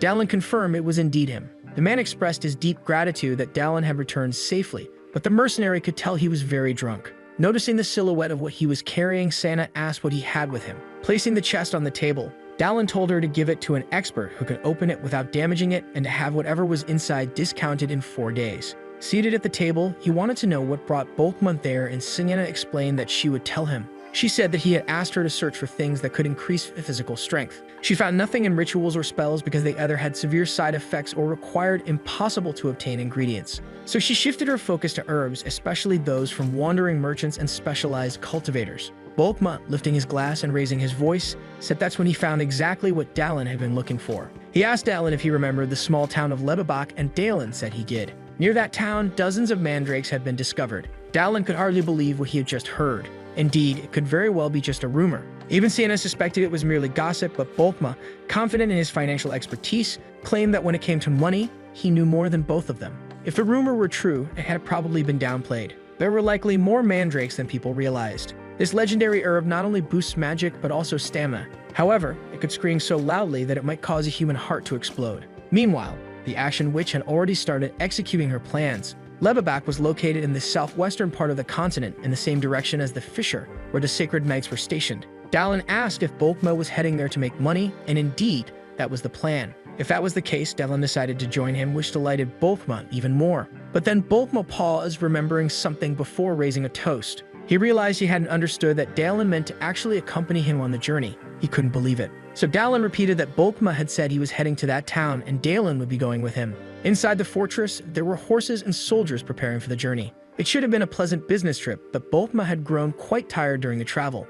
As Bulkma tried to recover, someone greeted him with a good morning. It was Dallin who, noticing his friend's weary expression, asked if something was wrong. Perhaps it was just a hangover, and not knowing who the woman beside him was, Dallin asked about her. Lucia introduced herself as a sacred knight. Since they were heading in the same direction, Dallin had decided to bring her along on the journey. Bulkma felt honored to meet a sacred knight. He started to flatter both of them, which left them feeling a bit embarrassed, and Dallin asked when they would be departing. Bulkma said they would leave early in the afternoon, so Dallin said he would return before then. As they left, Bulkma asked where they were headed, and Dallin replied that he had killed a demon and was going to collect his reward. The essence of demons could guarantee a significant reward for those who could obtain it, and that was the place where they would retrieve it. The management office of the labyrinth held the key to their reward. But there was a far more important reason for their visit. They wanted to speak with one of the transcendentals of the Diamond Palace. Evan invited Dallin to sit in his office, offering something to drink. Before long, a warm beverage was served. Defeating a demon on his first visit to the labyrinth was impressive, but Dallin downplayed it, saying it was just luck, and that luck still seemed to be on his side. Evan observed him with curiosity after that remark. Not only once but twice, Dallin had encountered the Transcendentals. Earlier, he hadn't recognized Evan, as he appeared quite different from what was expected in the game. The Man of 1,000 Faces, Levern Hakim, was essentially a one-man army. Dallin knew he needed to gain his favor and turn him into an ally. Evan mentioned that Dallin was being watched by the gods, and there was only one way to achieve that. Dallin began to mention how apostles and demons, all of them, spoke about their gods. Perhaps the gods had some kind of disorder that made them enjoy spying on humanity. Before he could finish the sentence, the energy in the room shifted completely. Even the tea in his cup almost spilled over. The man before him said sternly, "That tone I just heard borders on blasphemy." Trying to explain himself, Dallin replied, "I'm not exactly a man of faith." The man continued, "I don't know. Perhaps you have no faith at all. And sure, you aren't from this region." It was as if the man knew everything about Dallin, leaving him unsure of how to respond. Looking at him, the man asked, "What's so funny?" Dallin answered, "I've never been past the frozen mountains. Maybe your watcher of 100 eyes and storyteller of 1,000 years forgot to mention that." For some reason, this made the man smile. He hadn't expected Dallin to know about the prophet, and he admitted, "Contrary to what I thought, you're a fascinating man." He added, "Talking to you feels like speaking with my friends, the ones people call Transcendentals." It seemed Dallin had survived the worst and now had the man's full attention. Cutting to the point, he asked Dallin, "Do you have the essence of the demon you defeated? If so, I'd like to take a look." The carriages moved through the forest. Inside one of them sat Dallin and Lucia. On Dallin's lap was a bag full of gold coins. He hadn't expected such a significant reward, especially with what Sienna had managed to obtain as well. With this, he could now afford high-quality equipment and even more relics. At the window, a young boy brought a message from Bulkma, asking how Dallin's trip was going. Dallin replied that everything was fine in his carriage. Noticing the boy, he asked, "Are you new here?" The question stirred memories of his earlier days. Curious, Dallin asked the boy's name and found out he was called Perrin. It was his third mission, and he still hadn't received his mercenary registration. Encouraging him, Dallin said the registration would come soon if he kept working hard. The boy's face lit up with excitement, and Lucia, surprised by Dallin's kindness, commented, "I didn't expect that from you." Confused, Dallin asked, "What do you mean?" "I didn't think you'd be kind to a child so easily," she said. "I thought you were just a mission-obsessed mercenary, always chasing money." Dallin chuckled, admitting that the boy reminded him of his younger self. As they continued their conversation, a voice suddenly shouted, "We're under attack." A massive horde of orcs charged toward them. Quickly disembarking, Lucia sighed, wishing for a peaceful journey, while Dallin asked, "Where's Bulkma?" Scanning the area, Dallin's system alerted him to the presence of a young mercenary's body and another who wielded lightning. In the middle of the orcs, one of them seemed to be the leader. Excited, Dallin declared he would lead the charge and called for those willing to follow. As he advanced, the orcs were dismembered mercilessly in his path. However, the snow caused Dallin to slip slightly. Reflecting on how hard he had been pushing himself lately, he wondered if fatigue was finally catching up with him. As he tried to regain his footing, an orc prepared to strike him with its club. Against all odds, the young boy Perrin intervened, saving him just in time. "Are you alright?" Perrin asked as Dallin thought to himself, "This kid's really good." Passing by him, Dallin thanked the boy and assured him, "I'm fine." Now he needed to remain vigilant. Feeling weary, Dallin decided to finish the fight quickly. With one swift throw of his axe, he split the orc leader's head in two. In a hurry, he moved to claim the green-skinned corpse of that disgusting beast. As the battle ended, orc bodies littered the snowy ground. Perrin, full of admiration, said, "Lucia, you're amazing. Do you think I could become a holy knight one day?" Lucia, smiling warmly, replied, "If you keep training, you'll be even stronger than me one day. You're already pretty talented." Curious, the boy asked, "Why are orcs here? They're not from this region." Lucia explained that they might be refugees from territorial conflicts. Listening intently, Dallin wanted to know more about the situation. With monsters becoming more active recently, there wasn't enough space for them in the mountains anymore. This was the first stage of an invasion, where the monsters of the continent grew more aggressive. However, Lucia noted that the invasion wasn't intense enough to have caused the orcs to lose their territory just yet. That would happen during the second stage of the invasion. Maybe it means they have skipped the practice phase and are now truly starting the game. Before the bodies, he begins collecting them. A notification from the system says he inherited the skills of that body. His senses, intelligence, and mana increased by 1 point each. As a newly inherited ability, he can now manipulate electricity. That ability will be very useful in Levabok. While he is distracted, someone from the caravan calls him back saying they are ready to depart. Dallin says he's coming. It won't take long until he meets the Ash Witch. There are many people in the city, probably because the rumor of the mandrakes has spread. He asks where the mercenary is going, and the latter responds that he will stay there for a few more days. Since he will be leaving soon, he bids them farewell, as he can't waste time selling his things. Lucia asks why they joined the caravan of merchants. He asks if Lucia knows anything about witches, but she only read about them in her previous lessons. They have the power of an archmage by birth and were persecuted due to their immense power. As a result, there are very few left, and they are generally hostile towards ordinary humans. Indeed, that is true, and one of them is in this city, one who hates humanity more than the other witches, and he is here to eliminate this witch. Lucia wants to know if this witch is related to the growth of mandrakes.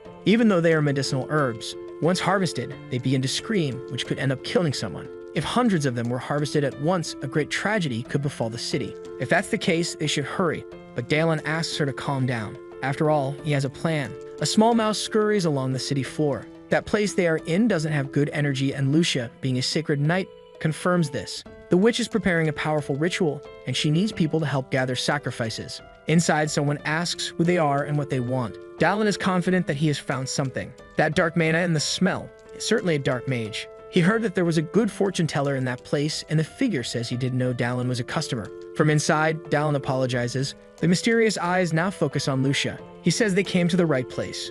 Opening the door discreetly, he invites them in to continue the conversation inside. So both of them enter the house. They follow the short man through the dimly lit place. Dallin senses that there are 6 people upstairs, and counting the man in front of them, there are 7 in total. He wants the man to hurry up and get his fortune read by the woman. But the man says she's not there right now, and she's preparing for something bigger. Before he finishes speaking, several mages jump at them in a hostile manner. They expect them to become sacrifices for the greater cause they've been speaking of. Dallin is unimpressed by it. Lucia also gets ready to attack them. A great flash of abilities lights up the interior of the house. The mages try to attack, but their attempts are completely futile. One of them, now badly injured, realizes that Lucia is a sacred knight. She doesn't bother to confirm it, only calling him disgusting. The others, noticing that she is a sacred knight, panic and focus their attacks on her. A huge mistake, as Dallin smiles at the situation. After all, he is the real danger in that place, not anyone else. It doesn't take long for the ones who aren't dead to be writhing in pain on the floor. One of them is still alive, and the mercenary stares at him.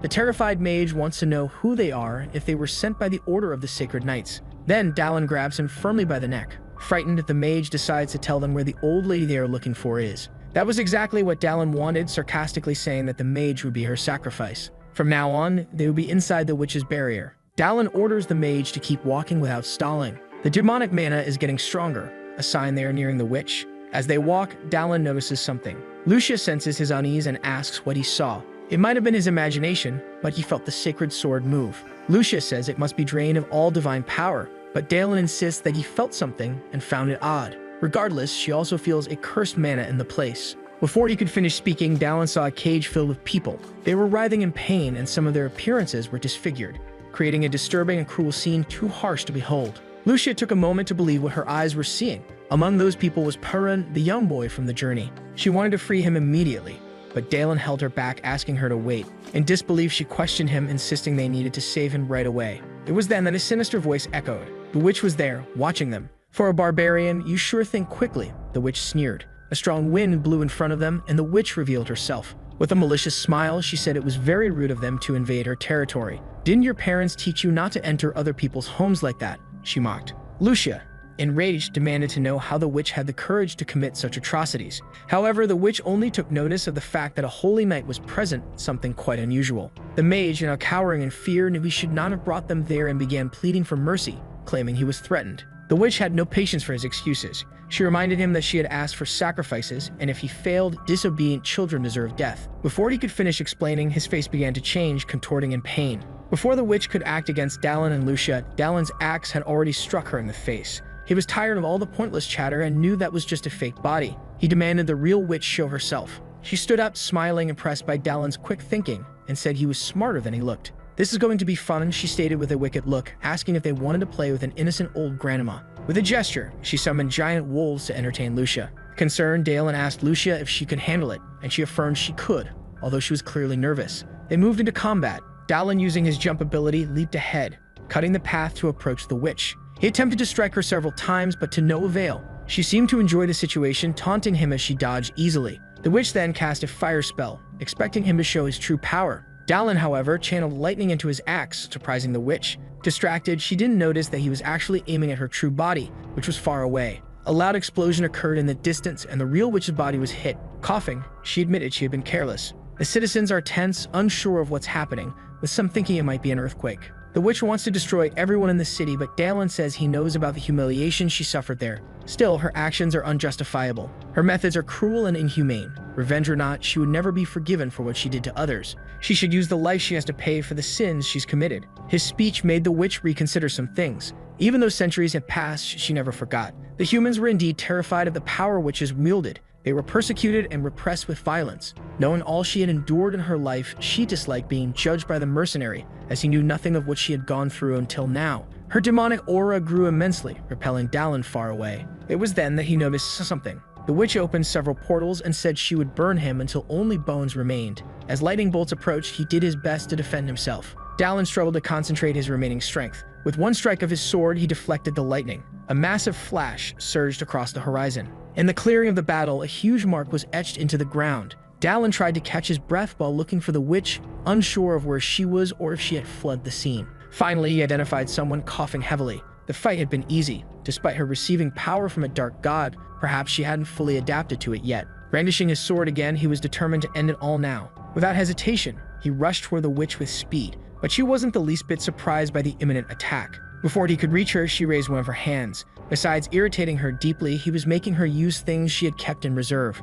Dallin didn't understand what she meant by things. Looking around, he noticed the mandrakes, and it seemed they were starting to awaken. Slowly, it began to rise from the ground.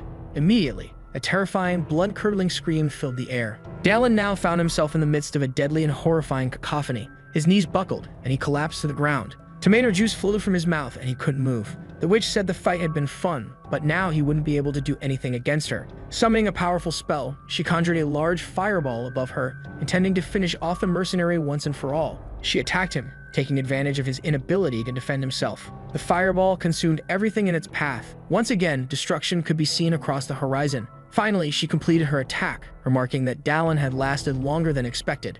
She couldn't even remember the last time she had to exert so much effort to defeat a human. As she admired the devastation caused by her spell, she was pleased with how much she had enjoyed herself. Now all that was left was for her to return to the city, but someone asked her where she thought she was going. A different blade appeared. The witch couldn't believe what she saw and demanded to know how it was possible. The mercenary was wielding the sacred sword. Earlier, he hadn't been wrong about the sword. When the witch used her mana, he felt it resonate again. The sacred sword had trembled gently. Even so, the witch was in disbelief that this had happened. The sword could only be wielded by those chosen by the god of war, and it seemed Dallin had been unexpectedly chosen. Dallin taunted her, saying that even the god of war wanted her gone. Referring to the sword, he quipped that it should have vibrated more as he would have used it from the start. Now with the sword in hand, he challenged the witch to attack him again, promising that this time he would finish her properly. However, the witch refused to accept the taunt, declaring that losing to him was absurd. Even with the sacred sword, defeating her was impossible. Dallin glanced around and noticed green ashes accumulating. They were so hot that it seemed if they touched his skin, he would melt. This was one of the witch's innate abilities, the curse of the ashes. As she gathered her power, the witch said that even if he was chosen by the god of war, it didn't matter. He would turn to ashes all the same. The sacred sword had two primary abilities. The first was its immense durability. Dallin prepared himself, channeling his lightning ability. With the sword charged with energy, he readied himself to counter her attack. This is the second ability of the sword, enhancing the user's abilities. The witch is in disbelief that her attack was repelled so easily. While she is distracted, Dallin prepares to strike once again. With the sacred sword in hand, he is ready to deliver another attack. The witch didn't think he could still use his territory. This time, the attack flies through the air, leaving the witch powerless to stop it. With little choice, she uses her curse once again, this time to defend herself. However, Dallin's attack is too powerful now. An explosion of blue light erupts in the clearing, electricity surging through the witch's body. The Though heavily injured and panting, she mocks Dallin, asking if he thinks he has won the battle. Dallin is confused by her words, and the witch reveals her plan. She had planted over 2,000 mandrakes in the forest. If they all screamed at once, every resident in the city would die. Even with her death, her revenge, planned for years, would be fulfilled. Dallin responds by acknowledging that mandrakes are sensitive to their environment and only grow in a dense forest like the one they're in. The witch confirms this, but says there's nothing he can do about it. However, she's overlooked something. Dallin mentions that he could simply destroy the forest with his sword. Coincidentally, he possesses a skill that would be perfect for this moment, gained from defeating the demon in the labyrinth, Fire Rain. As he begins to invoke the spell, the witch is stunned. She demands to know how it's possible that Dallin is using a spell once cast by the former master of the Yahello magic tower. Elsewhere, Lucia is still engaged in battle. She runs through the forest, trying to avoid the wolves, knowing Dallin is still fighting the witch and that she must hurry. One of the wolves charges at her with great force. Lucia dodges its attack and lands on a tree branch, which she uses as leverage to jump back and strike. Her blow is devastating, and the wolf's blood sprays into the air. The remaining wolf, terrified after witnessing its comrade's beheading, trembles in fear. Lucia wastes no time and prepares to attack the last one. With incredible agility, she makes multiple swift strikes, leaving the beast severely wounded. Finally, she pauses to catch her breath, eager to reunite with Dallin as soon as possible. Looking toward the horizon, she notices something surprising, fire raining down from the sky, setting the forest ablaze. Meanwhile, all of Dallin's clothes have been burnt away, but his dragon's blood continues to heal him. The witch, engulfed in flames, doesn't understand how a human could know such powerful magic and still possess dragon's blood. Before she can say anything else, her ashes are scattered by the wind. The system notifies Dallin that his target has finally been silenced. Looking at the remains, Dallin remarks how villains always seem to say the same things. Now he must collect the body left behind. But Lucia is approaching, wanting to check if Dallin is alright. He assures her that everything is fine, but Lucia is left stunned by the unusual scene in front of her. Her face turns bright red, as though it might explode. Dallin, ever the oblivious one, doesn't understand what's happening until he finally realizes that he's standing naked in front of her. He explains that the fight was more intense than expected. Lucia, mustering all her courage, shouts at him, saying that it doesn't matter how intense the fight was, he shouldn't be naked in front of her at such a moment. She quickly tells him she will find something for him to wear and orders him to cover up until then. Despite the fierce battle, the city remains calm. Finally, Dallin is dressed in new clothes. Thanks to the gold coins he had, he was able to buy high-quality equipment. 2 days have passed since the witch's death. The mandrakes were completely burned, and the merchants who had come to the city because of them have now left. Dallin announces his arrival and is greeted by Lucia. She asks how he's doing, and he replies that he's better after resting. Dallin then inquires about the boy, and Lucia informs him that he woke up briefly but quickly fell back to sleep. Unfortunately, the other captives didn't survive. Seeing the boy in such a state fuels Dallin's hatred toward Anaxagus. Perhaps the reason he was brought to this land is to defeat this dark god. Dallin turns to Lucia, wanting to know how she's doing after her battle. Lucia is physically fine despite the battle, but she feels sad, lamenting that if they had arrived earlier, the boy wouldn't be in such a state. As for the sense of guilt, there's not much Dallin can do. He understands that losing someone you care about is an experience no one wants to go through more than once.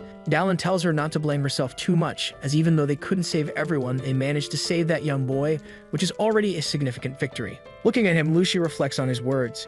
Indeed, it's essential to see the positive side of life. As Dallin prepares to leave, he asks her to take care of the boy because he has things to do in the forest. He explains that when she hurried him out of there, he didn't manage to retrieve something important. As he leaves, she teases him, saying it was his fault for not being cautious and having his clothes incinerated. Looking at the devastated forest, Dallin admits he didn't expect the power of the ability to be so great. However, there's nothing he can do now, as it was necessary to deal with the mandrakes, though he feels a little bad for the merchants. Finally, he finds what he was looking for. Indeed, he had been defeated by the witch multiple times. There are 5 bodies here. He begins the process of collecting them. His senses and strength increase by 1 point each. There's nothing special from the herbalist or the warrior, but there are still other bodies left to collect.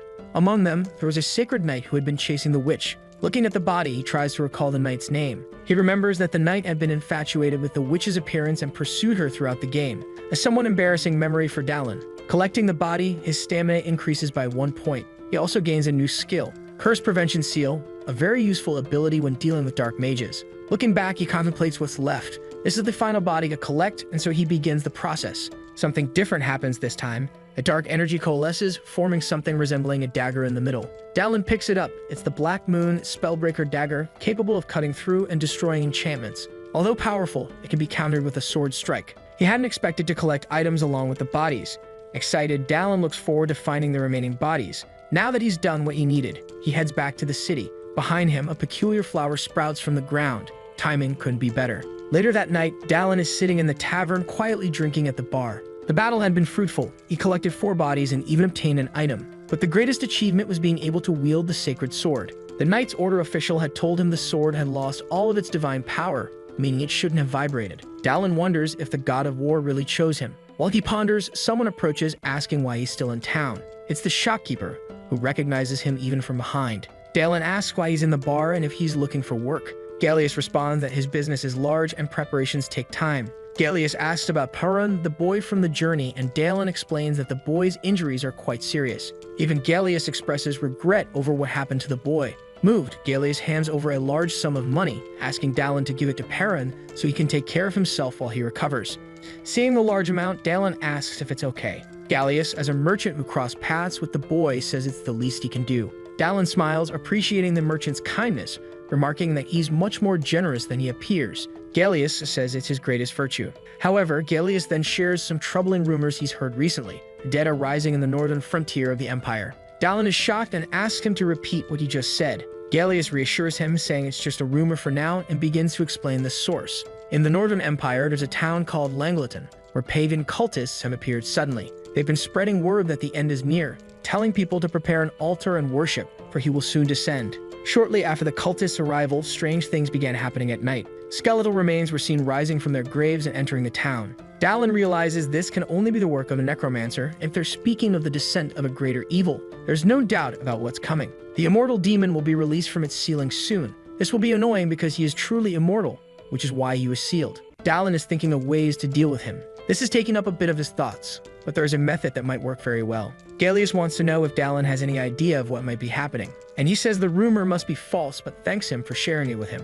Inside where he is staying, he thinks a little more. Since he is busy transporting the sacred sword, now more work has come up to be done. Then he heard a voice in the background asking to be taken along. Lucia and Perun are arguing. She says that if something goes wrong from here on, the boy could lose his life. But he says he is prepared for that and wants to accompany them on the journey. Dallin says he should stay and recover, but he wants to know why they are arguing. Lucia says that as soon as the boy learned about their departure, he wanted to join them. Perun says he really wants to help them. He promises he won't be a burden. Taking an injured person with them is a big risk. The path leading to the destination of the sacred sword is dangerous, and there might still be a traitor in the order. But there's something about the boy that captivates him. Seeing his eyes, he already has an answer. Dallin wants to know if the boy would be able to pack his own things. Perun says he certainly could. He also wants to know if he can set up camp, and Perun says yes, but it might take a little time. With that, it's already decided. The boy will be hired as a porter and mercenary. This makes him extremely grateful. Lucia watches the scene, but is apprehensive. She's not sure if things will turn out well because the boy is still injured.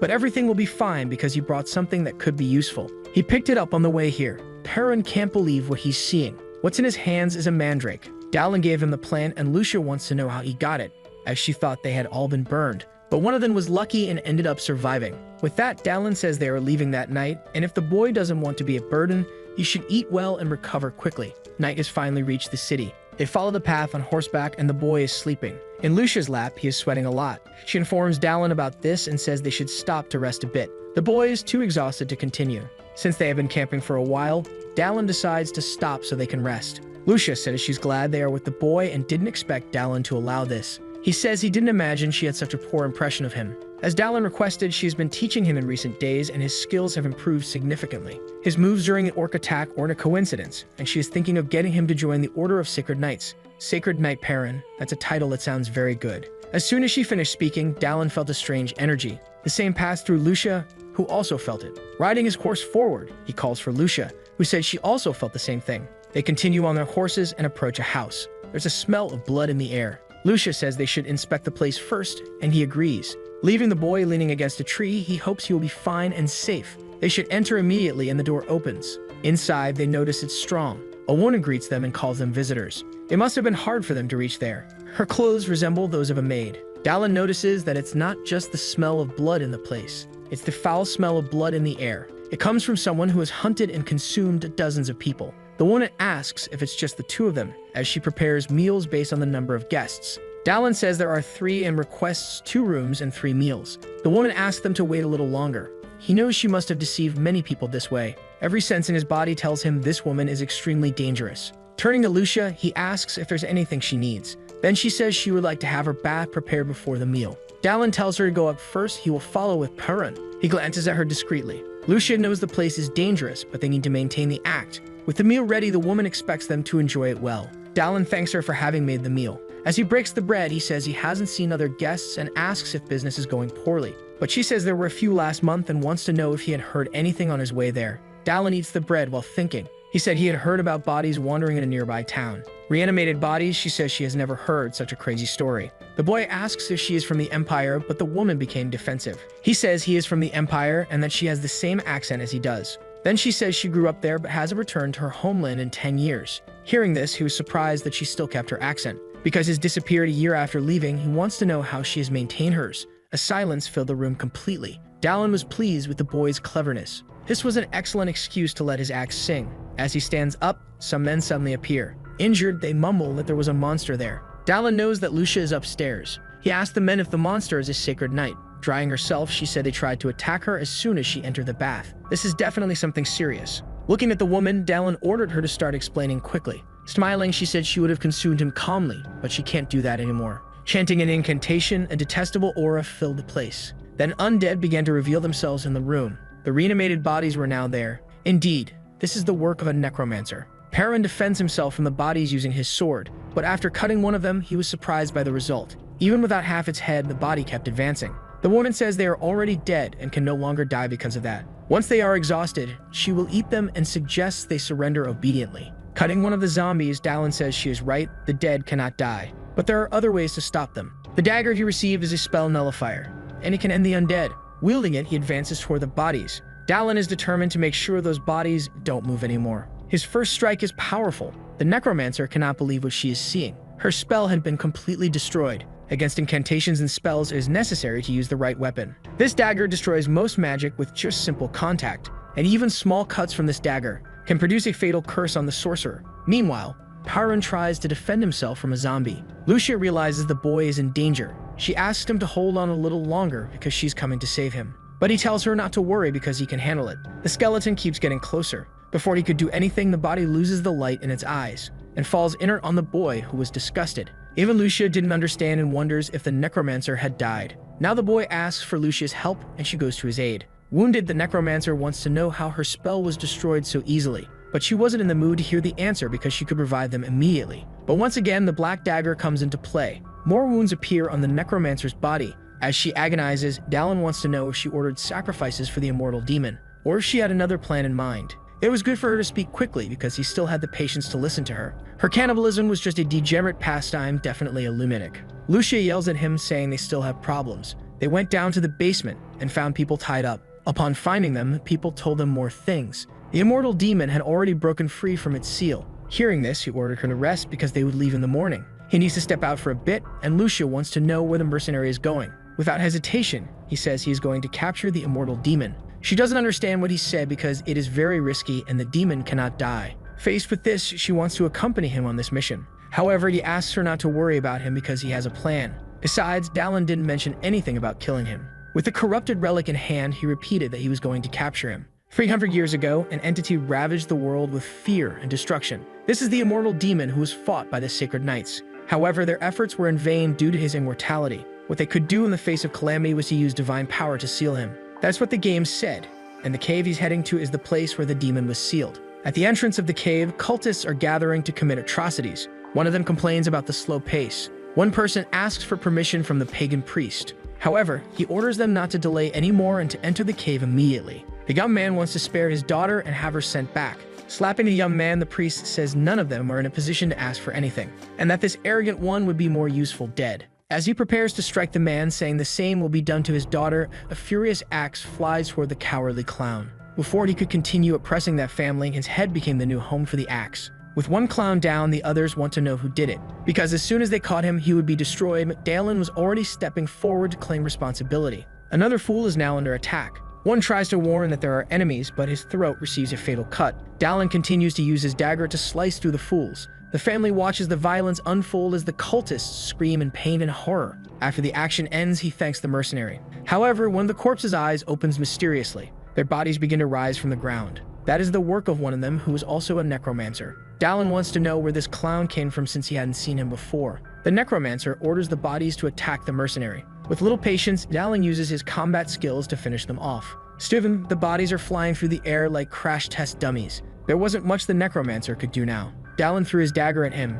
It ended up piercing the clown's leg. This made him flee deeper into the cave, and Dallin preferred to follow him to his base rather than finish him off immediately. As he walked, a system sound echoed in his ears. His combat skill was just 1% away from reaching the maximum level. Opening the status window, he saw that his skill proficiency was at 99%. Now he can't wait to see what will change when it reaches 100. One of the demon's hands is still chained. He says those with desires are truly a delicacy. The priest tells the demon to enjoy calmly because more sacrifices will soon arrive. Soon, he will have his full power restored. The necromancer had arrived and says it's an emergency because there's an intruder in the cave. The cultists say he shouldn't have interrupted the ritual. He finally says that a man appeared, killed his companions, and freed the people who were to be sacrificed. The demon scolds them for being unable to deal with a single human. He can't believe he's relying on insects like them. Then he started devouring them instead of the sacrifices they had lost. Blood sprays all over the place. That strong demonic energy was a delicacy for him, and Dallin thanks him for doing his job. This way, he didn't need to finish off the cultists.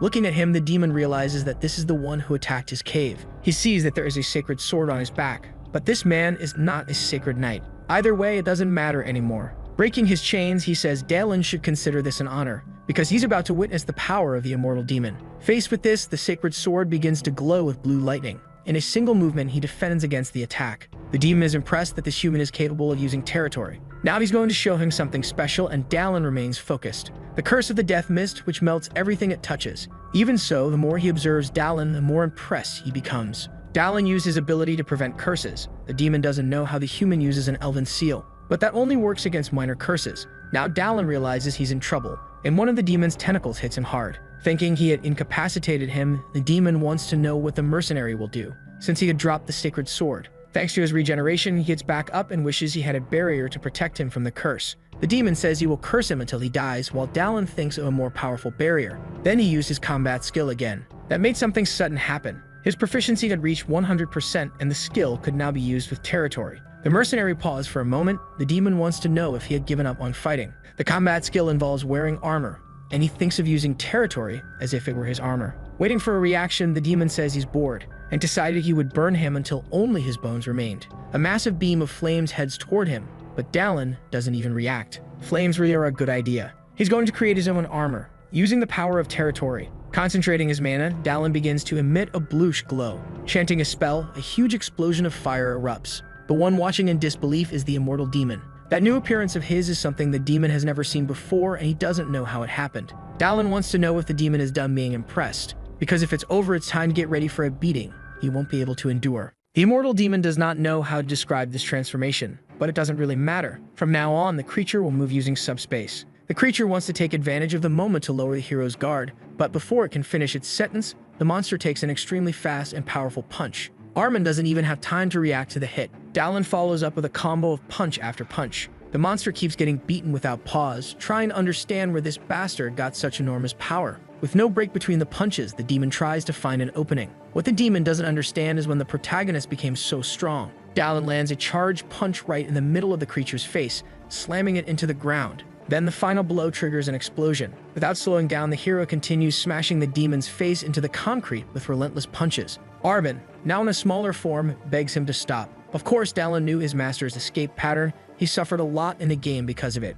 The creature keeps getting beaten, pleading for him to take a break. In a smaller and less threatening form, the immortal demon, with its head lowered, says it surrenders. While the little monster remains submissive, the protagonist pulls a chain from a bag, thinking that now at last the creature is useful. The prerequisite to using this chain is that the opponent must not resist. That's when the creature's core gets chained. The demon begs for mercy and salvation from the violence at the hands of its new master. Dallin's imposing shadow looms over the little creature. From now on, our protagonist wants to be called Master, and the demon realizes that its new fate won't be pleasant. The first rays of sunlight appear behind the mountain. Lucia and Param wait for their friend's return at the inn's entrance. The knight is starting to get worried because the protagonist was supposed to arrive at dawn. In the distance, a silhouette approaches and young Param identifies it as Dallin. Lucia isn't sure. She can't see that far. Our hero approaches, dragging the demon like a toy. The woman notices that her partner is carrying something. Lucia asks if it is what she thinks it is. Proudly, Dallin confirms that yes, it is the immortal demon Arbin, and more than that, the creature is now his slave. Young Param plays with Arbin as if he were some kind of little pet.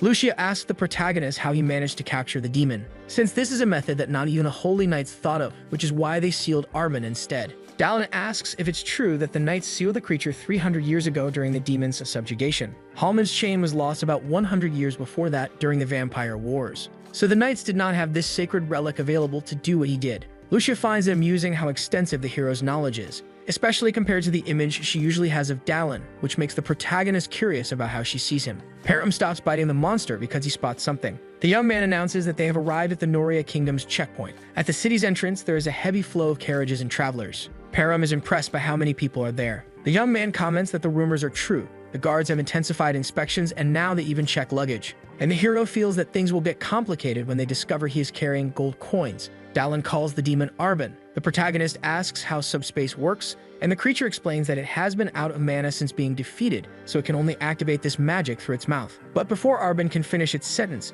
Dallin shoves the bag of coins down its throat, and the hero orders the demon to store the bag in subspace. Then the travelers approach the city's entrance. One of the guards, looking sleepy, asks the group to stop for an inspection. The first thing they ask for is an identification document, and Dallin quickly presents his. The guard asks where the group is heading, and the protagonist responds that they are going to the headquarters of the Holy Knights. Our hero pulls Param closer. Dallin explains that the knight with them said that her young half-brother has the potential to join the order, and that is the reason for their visit to the city. The guard immediately apologizes to Lucia and explains that the inspections are due to rumors of necromancers. Additionally, the soldier praises the boy, saying he already has the eyes of a true knight, and then he asks for a blessing for the young one. Param is delighted by the way he is treated. Dallin glances at the boy. At this moment, the boy cannot hide his happiness, and seeing the boy so happy makes our hero satisfied with himself. Someone in a great hurry shouts for the crowd to clear the way. A knight tries to enter the city running, but the guard stops him, yet the man on horseback announces that he is a messenger. Lucia seems to recognize the man and calls him Auckland, and the messenger also recognizes the woman. Auckland is relieved to see Lucia because he has something very important to tell her. Dallin identifies that the messenger is a holy warrior. Auckland announces that the commander has ordered Lucia and her group to run. Everyone is left confused by this information. The holy warrior reveals that the Holy Knights have split into two groups. The message is that an internal war is happening. In the past, the Holy Knights roamed the entire continent, building their reputation. The fact that they are now confined to a tiny kingdom is due to the commander's greed in wanting to seize power. Now they are going to reclaim the honor they had 300 years ago. And all the knights present shout and salute to the words spoken to them. Along with the Ash Witch, one of the most evil enemies in the central region. The vice commander of the Holy Knights, Everlock Glaston. Dallin was already planning to see this guy, but he didn't expect him to already be causing some kind of conflict. Our hero knows that the end is approaching rapidly. It would be impossible to cause a division among the knights who have been stable for thousands of years, so the vice commander conspired with the witch. Since ally the Ash Witch has died, he must be cornered in making his final stand. Lucia tells Dallin that they can finish the commission right here. Our hero asks if his friend will need his help, but she responds that she doesn't want to involve an outsider in something dangerous. The knight says she will send compensation for the hero's help in transporting the sacred sword once the situation is resolved. But Dallin says he will take the weapon as an extra payment. The sword chose him, the blade was powerless, but its powers returned after our hero touched it, and to the protagonist, that means God chose him. But it doesn't matter if the payment is the sword or the sacred tattoos, sacred power is needed for these things to work. To obtain that, the best body can be found in the rift guarded by the Holy Knights, and our hero can only enter that place once this whole situation is stabilized. Dallin says he has enough reason to enter this war as well. Lucia thanks her friend for helping. Our hero tells her it's late and she should go to sleep now. Since arriving in Palshan, the protagonist has been getting more and more involved with the evil god Anaxagu. The apostles, the Null War Chief, and the Ash Witch, they are all connected to this evil god. Arbin suddenly emerges from one of his portals, startling the protagonist, claiming that he was born from a cauldron of Anaxagu and saying similar things. Then Dallin smacks the demon for appearing without his permission. And that's when our hero notices something in the forest. The leader of a group of assassins signals for the others to stop moving. Then a command is given for them to attack, and several men armed with swords emerge from the forest, ready for a stealth attack. The target is without shields, unlike what intelligence had reported, and unlike the order of the Holy Knights. If they obtain the sword, that will be enough for their group to win the war. And in a second, Dallin disappears in front of everyone. The leader hears one of his men being attacked, and he even tries to say that a mere mercenary shouldn't wield the sword, but just like all his men, he is cut down before realizing anything. The protagonist combines one attack after another without anyone being able to react. A strange glow comes from within the forest. Dallin reacts quickly enough to parry the chain strike in time. The chain stretches, revealing the origin of the attack. Our hero follows the weapon to its attacker, ready to finish him off. But in a matter of seconds, Dallin senses multiple projectiles approaching. Aimed with the movement of the sacred sword, the protagonist destroys the chain and cuts the bullets before they hit him. The protagonist hurls a magical attack toward the direction where the shots came from. Dallin knows he needs to deal with whoever made that last attack before they escape. The vice commander of the Knights, for political reasons, forced the leader of the special forces to carry out an unofficial task. That's why the protagonist knows that if even one of them manages to escape, the next attack will be much more elaborate and dangerous. The shooter is lying on the ground, injured by magic. Dallin asks if he was sent by the vice commander. The shooter wants to know how the mercenary knows that. For our hero, a dirty trick like this is exactly his style, and that comment sets the soldier off. The shooter quickly stands up, shouting at the protagonist for insulting his commander. And a large fire shot hits our hero in the face, for the honor of the Knights. But before the man can finish his speech, he takes a punch to the face. His face sinks in, helmet and all. Dallin says the soldier shouldn't dare to play with fire. Our hero thinks the knight is too dangerous. That's when the protagonist turns, throwing daggers toward a figure in the middle of the forest. But whoever it is, they manage to defend against the attack with ease. With a sword movement, they delicately deflect the thrown dagger to the ground. The knight apologizes for trying to surprise our hero. Then the mysterious figure picks up the dagger from the ground. The knight explains that he heard the vice commander sent his task force on a mission. This became a help, but ended up arriving a little late.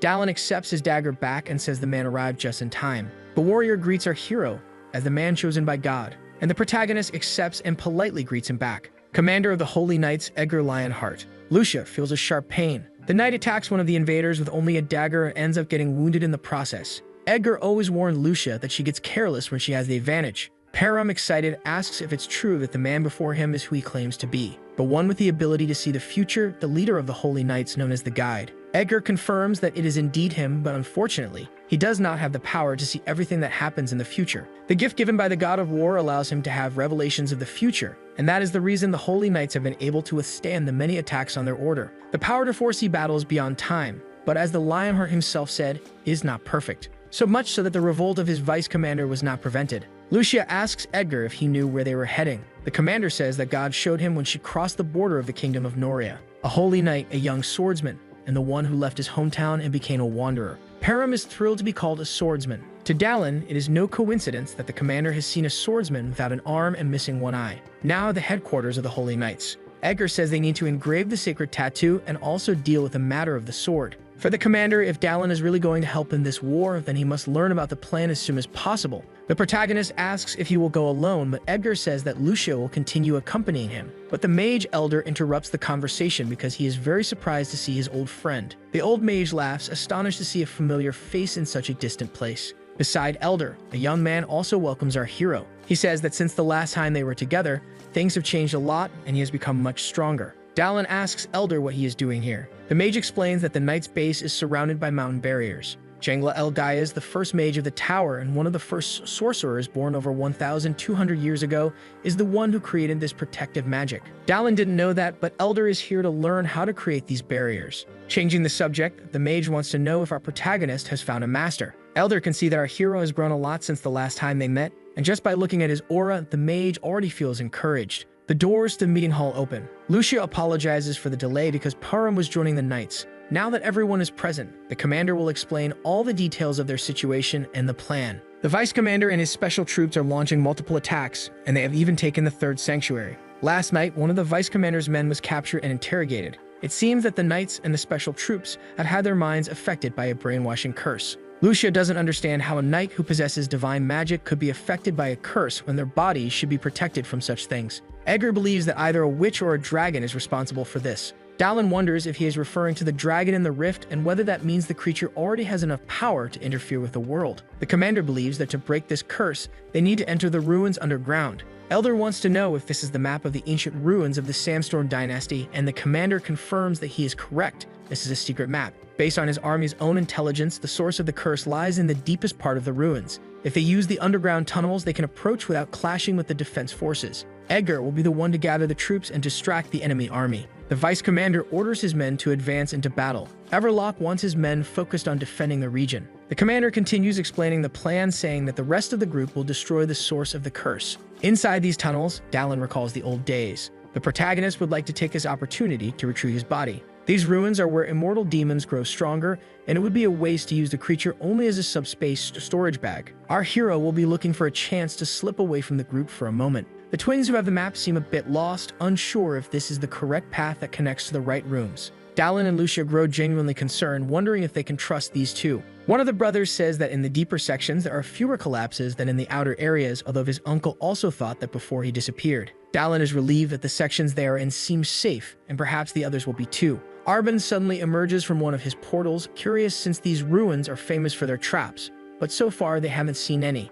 The little demon realizes the fatal mistake he just made and begs his master to let him live. At that moment, a strange noise interrupts their discussion. Suddenly, the ruins begin to tremble. Dallin activates his X-ray vision ability. The protagonist sees that behind the walls, several gears are now moving. One of the twin brothers seems to have stepped on a hidden lever on the ground, triggering the traps. The group hears another noise. One of the walls opens, and arrows fly straight toward them. The trap is about to catch the group off guard, but our hero manages to draw his sword in time to defend himself. One of the arrows flies past the protagonist and heads straight for Lucia, but Dallin manages to save her just in time. The knight is sweating nervously. Our hero knows they are in deep trouble now. Dallin orders everyone to run as fast as they can. Helder casts a spell to shield himself from further attacks. The tunnel begins to collapse right behind the group, and Lucia screams desperately as she runs. The falling rocks block their way back, leaving them with no path to return. On one of the corridor walls, Dallin notices that another trap has been activated, and quickly the protagonist destroys the device before it can harm anyone. Lucia asks how much longer they will have to keep running, and Sir Helton replies that according to the map, there shouldn't be any traps here. But the knight grows nervous, thinking he might be reading the instructions wrong, and our hero starts to believe that they were never avoiding traps. Instead, it seems more like they are running straight into a trap. Dallin gently grabs the demon and asks if he knows anything about these ruins. Arben explains that the one activating the mechanisms is the dungeon's guardian. The demon elaborates that the ruins function by using souls inserted into them, so the traps will not stop until the intruders leave. At that moment, the protagonist realizes the gravity of the situation. They are caught in a trap that actively chases intruders. Dallin shouts for everyone to keep running, saying he will follow them as soon as he can. Elder tries to argue with our hero, but when he turns to look at him, he changes his mind. The mage is shocked at how much stronger the protagonist has become in such a short time. The group agrees to move forward. Dallin launches a charged energy attack straight at one of the walls, and then the underground bricks begin rearranging into a new shape. In an instant, the corridor transforms into a large open space. The protagonist seems to recognize the place he is in. Arben takes the opportunity to point the way for his master. The demon can see the energy left behind by the guardians along the path. Following the instructions, our hero moves in the direction Arben is guiding him. Along the way, massive stone blocks fall toward the protagonist. At the same time, multiple projectiles are launched, and with no difficulty, Dallin destroys all obstacles in his path. The traps don't stop, and our hero keeps cutting down everything that comes at him. Without a single scratch, Dallin clears a path through a fissure in the wall. The mercenary admits that this last attack almost bankrupted him. Arben says that thanks to him, they both managed to reach their destination.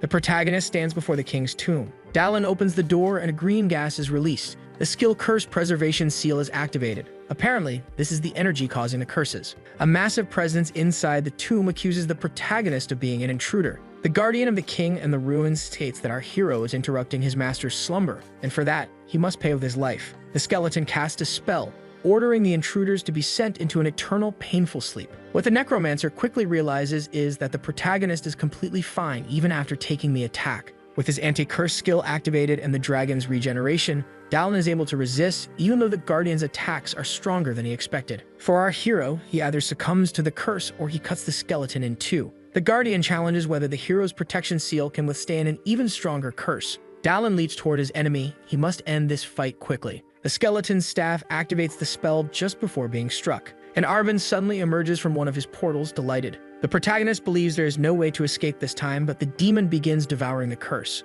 Arben acts like a vacuum, sucking up all the dark energy from the environment. The guardian is left bewildered, unable to understand how this little creature managed to do that. Dallin says his demon did a good job. Our hero tells him to keep eating just like that, and then he attacks and defeats the skeleton. Arben asks if this quest will end once they awaken him. Dallin agrees. Now only the main curse remains. Retrieving his body and the soul jar is pure coincidence that our hero found a different purpose. Earlier, when the protagonist thought he had won the fight, the monster absorbed him into the soul jar. Dallin grabs Arben and tells him that what he's about to do is for the demon, so no hard feelings. The creature looks confused, not understanding a thing. Before the little monster can say anything, the protagonist shoves his face into the jar. Arben gets dizzy from the impact and the container shatters. This time, the little demon is furious, in utter disbelief. He screams that he is Arbin, the immortal demon. Completely ignoring the tiny creature, Dallin recognizes the feeling of Corf Collectio. A new notification appears stating that our hero has collected the body of a warrior who played hide and seek with the Guardian. Dallin feels energy flowing through him and gains +1 strength, +1 perception, and +2 proficiency.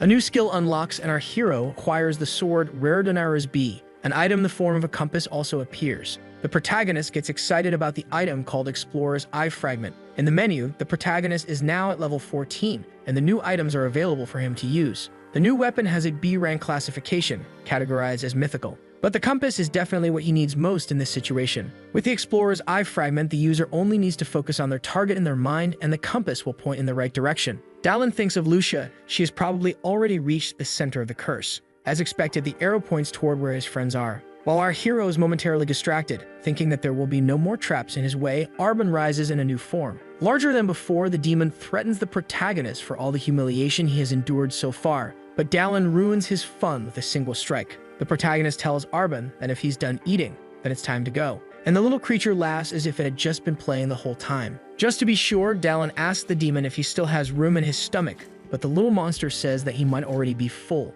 Lucia fights against one of the special troops' soldiers and yells at the twins, asking if they have managed to disarm the core of the curse. The knights respond that they are still trying, but it is much harder than they thought. Lucia kicks her attacker away and orders her companions to hurry up. The soldier falls at the feet of his fellow comrades. Lucia finds herself face to face with an entire battalion of soldiers. The knight knows that she made it this far thanks to Dallin disabling the traps. She is cornered, desperate, and in a hurry to finish this situation and go save her friend. One of the warriors curses her as the commander's dirty hound and attacks her with his massive axe. Lucia dodges, the blade passing just inches from her face. At that moment, a rock hits the soldier in the face, saving Lucia. The two mages are also providing support for her in this fight. Elder senses a dangerous presence. The mage pushes his young partner out of harm's way. Then Elder raises a rock barrier to protect himself, but an attack shatters his defenses. The mage tries to create an energy shield, but the same attack breaks through his defenses instantly, and then Elder is thrown far away. The young mage calls out to his master in desperation. The attacking sword glows with a blue aura around its blade.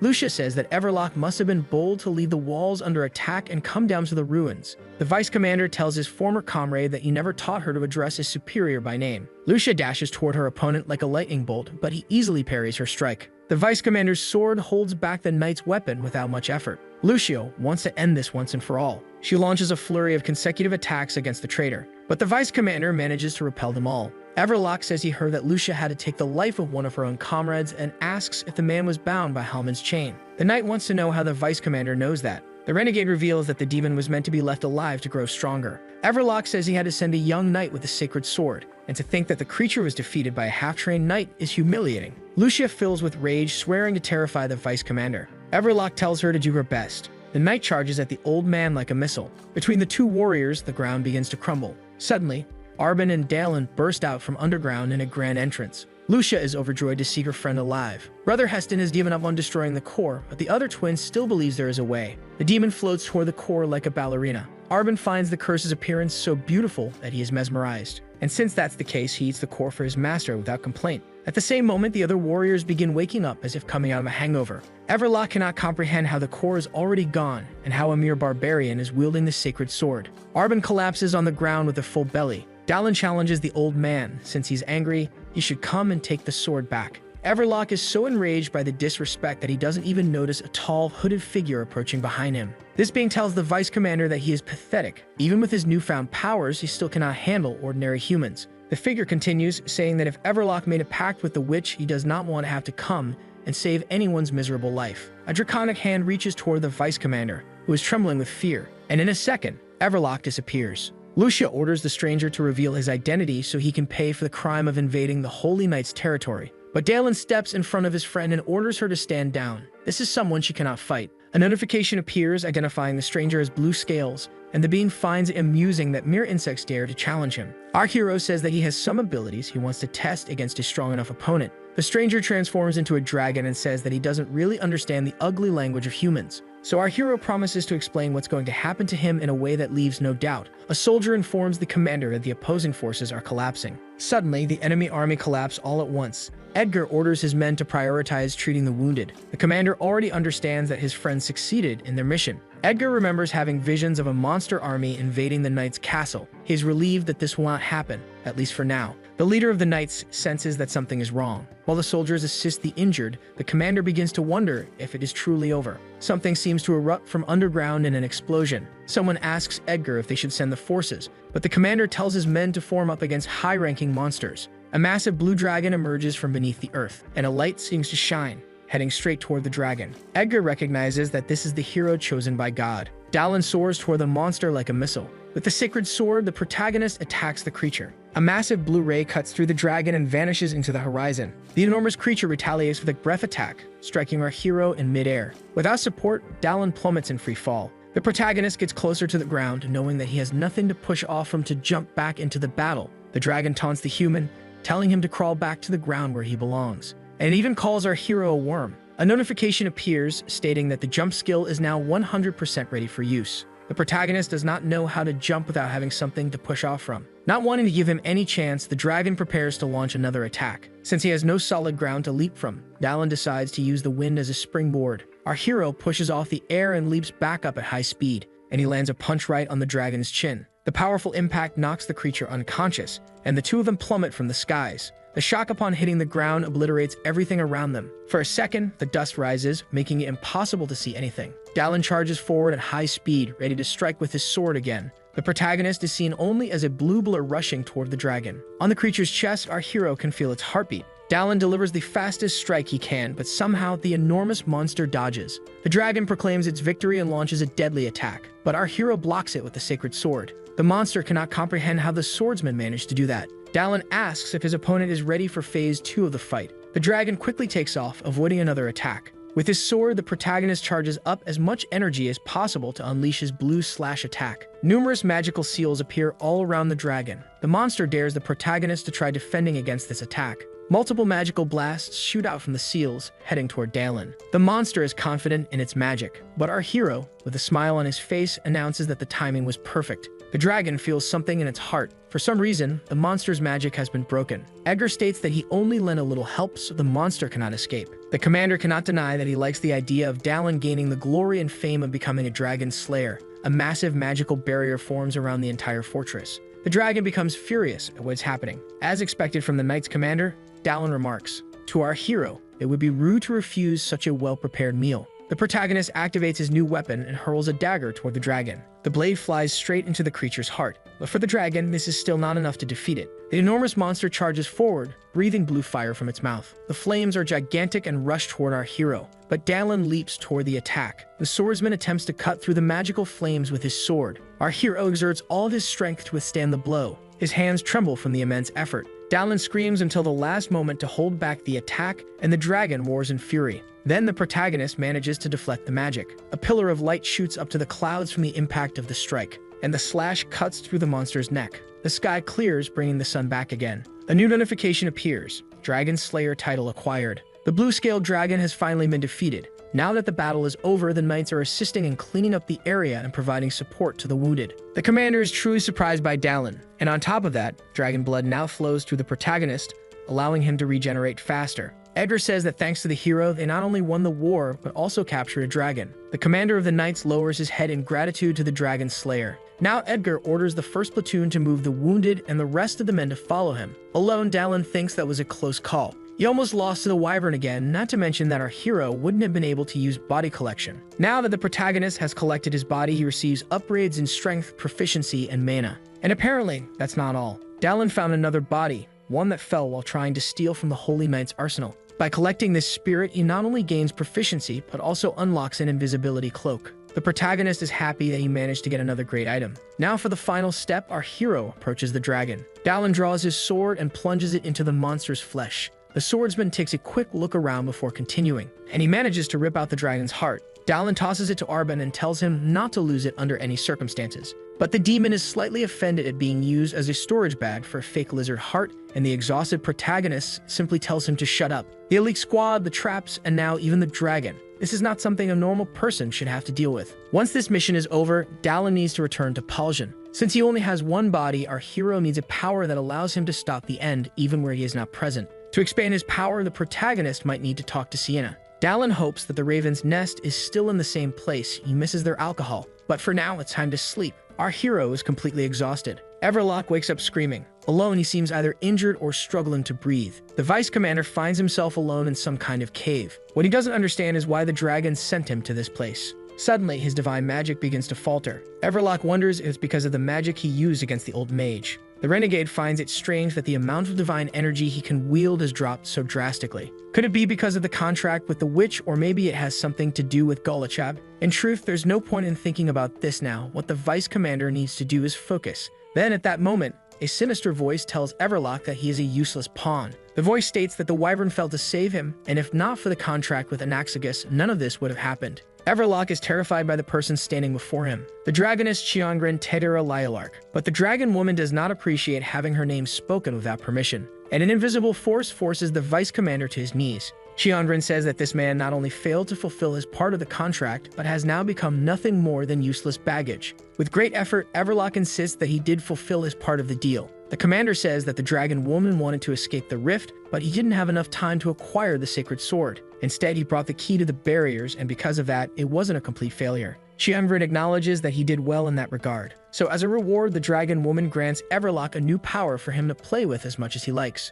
She expects him to meet her expectations. Someone informs Dallin that the vice commander stole one of the Holy Knight's treasures. Lucia scolds the protagonist for talking while eating. Our hero replies that there's an old saying, "A ghost that perishes after eating is colorful and charming," but his friend remains annoyed with him. Regardless, Lucia warns that the news about the stolen item is still a secret, and the protagonist is curious to know what this treasure was. His companion explains that Everlock tried to take all the sacred swords while fleeing, but since the rebellion was quickly crushed, he was stopped. To her, it's obvious that the vice commander fled to Cheongrin's cave deep beneath the rift. What Everlock stole was the key to the rift's barriers. Dallin admits that this sounds problematic. Surrounding the knight's base is a barrier of mountains. The walls are imbued with mana so that monsters cannot escape through the air. This is the rift's barrier wall. Edgar states that the vice commander only managed to steal one of the keys, so even if he weakens the barrier, it still won't be possible to cross it. Lucia says it will take time for the vice commander to activate the key, but just knowing that a renegade has that item in his possession is already problematic. Dallin immediately volunteers to help. Lucia is a bit caught off guard, but the protagonist says that's why they're telling him this story.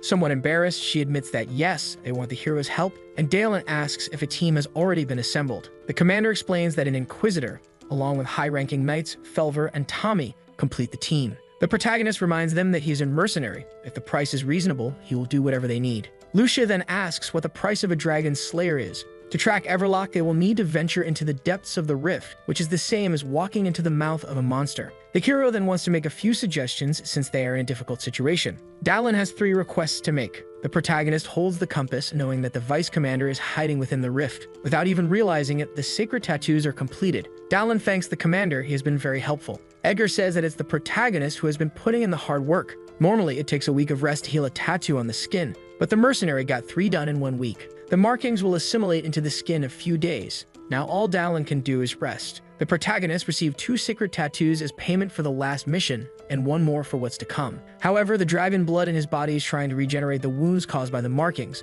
but the divine power is keeping the runes intact. Dallin takes the opportunity to open the menu and check his abilities. Dragon blood is one of many powers and one of the most basic skills a user can have, and the protagonist's proficiency is already at 90%. Our hero is surprised that the proficiency has increased so much in such a short time. It will likely be the first C-rank skill to reach 100%. The skills Jump and Combat Armor have also reached 100%. This makes the protagonist curious about how strong he will become once his C-rank skill reaches maximum proficiency. The horses are already departing for the mission. Everyone in the team is riding out of the valley. Dallin also got what he wanted as his second payment. He easily obtained a magical relic in the form of an axe. Perhaps the commander didn't care much because he thought it was a fair payment. A man approaches our hero to talk to him. The high-ranking knight introduces himself as Morg, saying it is an honor to fight alongside the Dragon Slayer. Morg says that Lucia told him Dallin was able to defeat multiple gnolls inside a labyrinth, and that is incredible. Hearing his friend's name makes him think about how she is doing. Lucia says she will remain at the knight's barracks. After a brief silence, the protagonist says that if that is his partner's decision, he won't oppose it. The reason is that now that Param has officially become a holy knight, Lucia will guide and train the boy at the barracks. Compared to the protagonist, she's not as strong as him, so she believes that in this way, she will be more useful.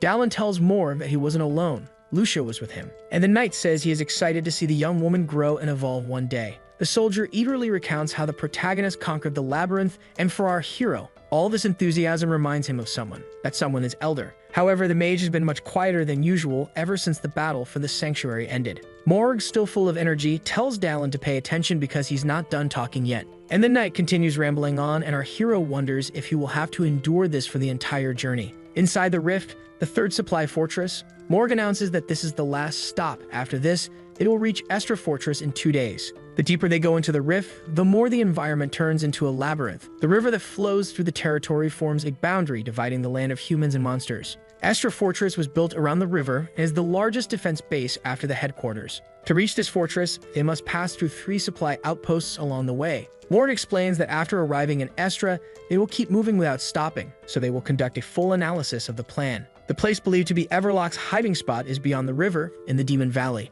a place where the terrain consists of both small and large valleys, twisting and turning, making it extremely difficult not to get lost or to track someone. Fortunately, the group has Elder, the mage with the ability to read the Earth's memory. The mage responds that, unfortunately for humans, the Earth never forgets, and by looking at the memory of the rocks, they will find Everlock. Morg confirms whether the protagonist has a relic capable of tracking people, so Dallin shows the group his magical compass. With that, they now have 2 ways to find the Vice Commander, and now they must discuss what to do once they reach Everlock. At that moment, the mercenary senses something. The protagonist closes his eyes and concentrates, and energy passes through the horses and moves toward the entrance of the gate where the group is heading. Dallin opens his eyes, now with an idea of what he is dealing with. Morg continues discussing the plan, but our hero interrupts him. The protagonist says that they should continue the conversation later. Now the horses are at full speed. Morg tries to ask the mercenary what is happening, but he himself starts feeling something as they approach the area. Atop the tower, a soldier is giving orders for his men to defend their posts,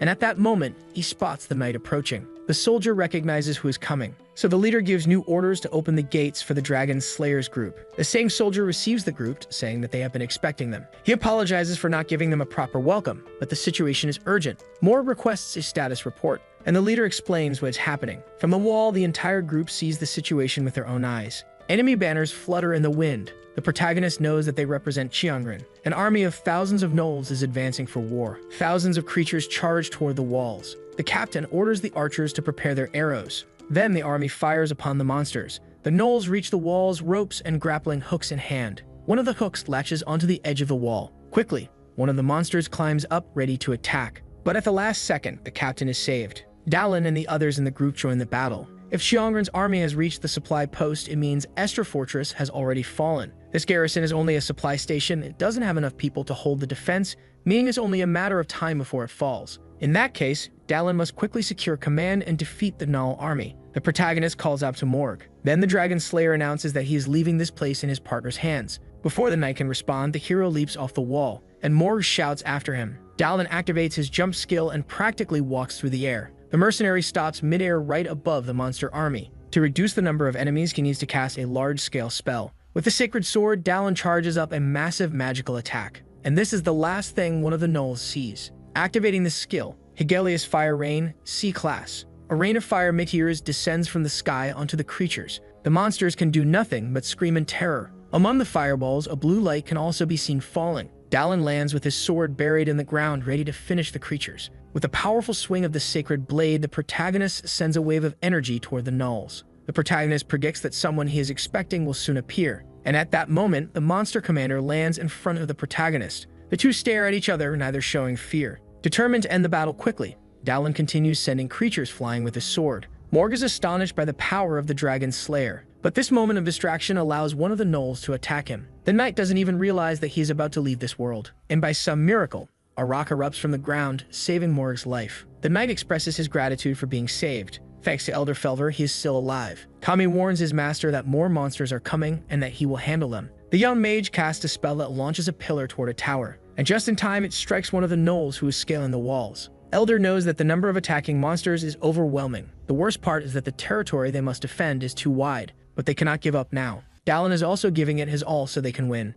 Elder also wants to push himself so that he doesn't fall behind. A powerful golden aura surrounds the old mage, and the aura keeps expanding more and more. Some soldiers are defeating the monsters. Others are being defeated. Elder senses all of this through his aura. A spell Grand Territory is activated. This is a technique required to be considered an archmage. By using the memory of this battlefield, he can see the future of those standing within this territory. With this power, the mage can oversee this enormous battlefield. Several stone pillars rise from the ground, striking the gnolls all over. The same happens where the protagonist is fighting. Before the hero lands a hit on the monster, a rock strikes the creature's chin. To Dallin, Felver has already done more than enough. And at that moment, the mage falls to his knees. His apprentice shouts in worry for his master. Mage Elder cannot believe that his body cannot sustain this magic. Tommy warns that his master has pushed himself far beyond his limits. Dallin continues launching gnolls into the air, but the mage feels something, a memory from the earth, and the apprentice is pleased with what he sees on the horizon. Dallin has stacked up a pile of monsters and stands atop them all. The mage's health worsens, because Felver has seen something terrifying. He knows that Dallin has lived many, many lives.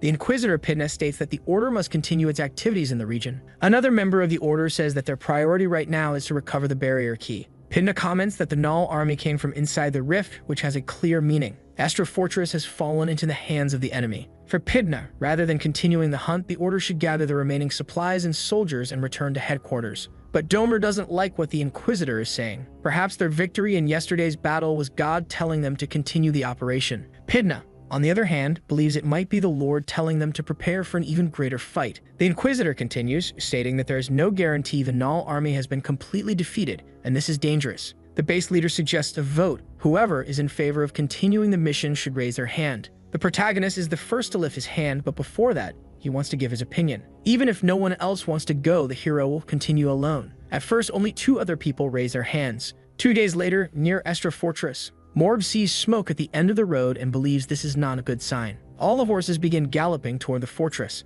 Dallin finds it strange that the Inquisitor ultimately decided to come with them. Pidna, visibly agitated, wants to know why the protagonist is willing to risk so much. She believes they should turn back. For our hero, the answer is simple. If they retreat, it will only give the creatures more time to prepare their next attack, and besides, knights should not run away from danger. To Dallin, the Inquisitor simply has a different way of thinking, but she is still a very responsible knight. The other members of the Order seem shocked by the sight before them. Even Domer is speechless. Astra Fortress is completely destroyed. Amidst the ruins, only one man remains alive. The man stands up, wondering why the group took so long to arrive. Everlock says that if the Northern Barbarian hadn't come, then he would have had to go after the protagonist personally. Dallin declares that the Vice Commander has betrayed his god, but Everlock replies that he is completely loyal to the god who gave him power. At that very moment, Domer attacks the Vice Commander but barely misses. The Inquisitor shouts with hatred, declaring that the man before him is a corrupt renegade. Domer announces that Everlock, along with the 5 others present, will punish the Vice Commander for his treason.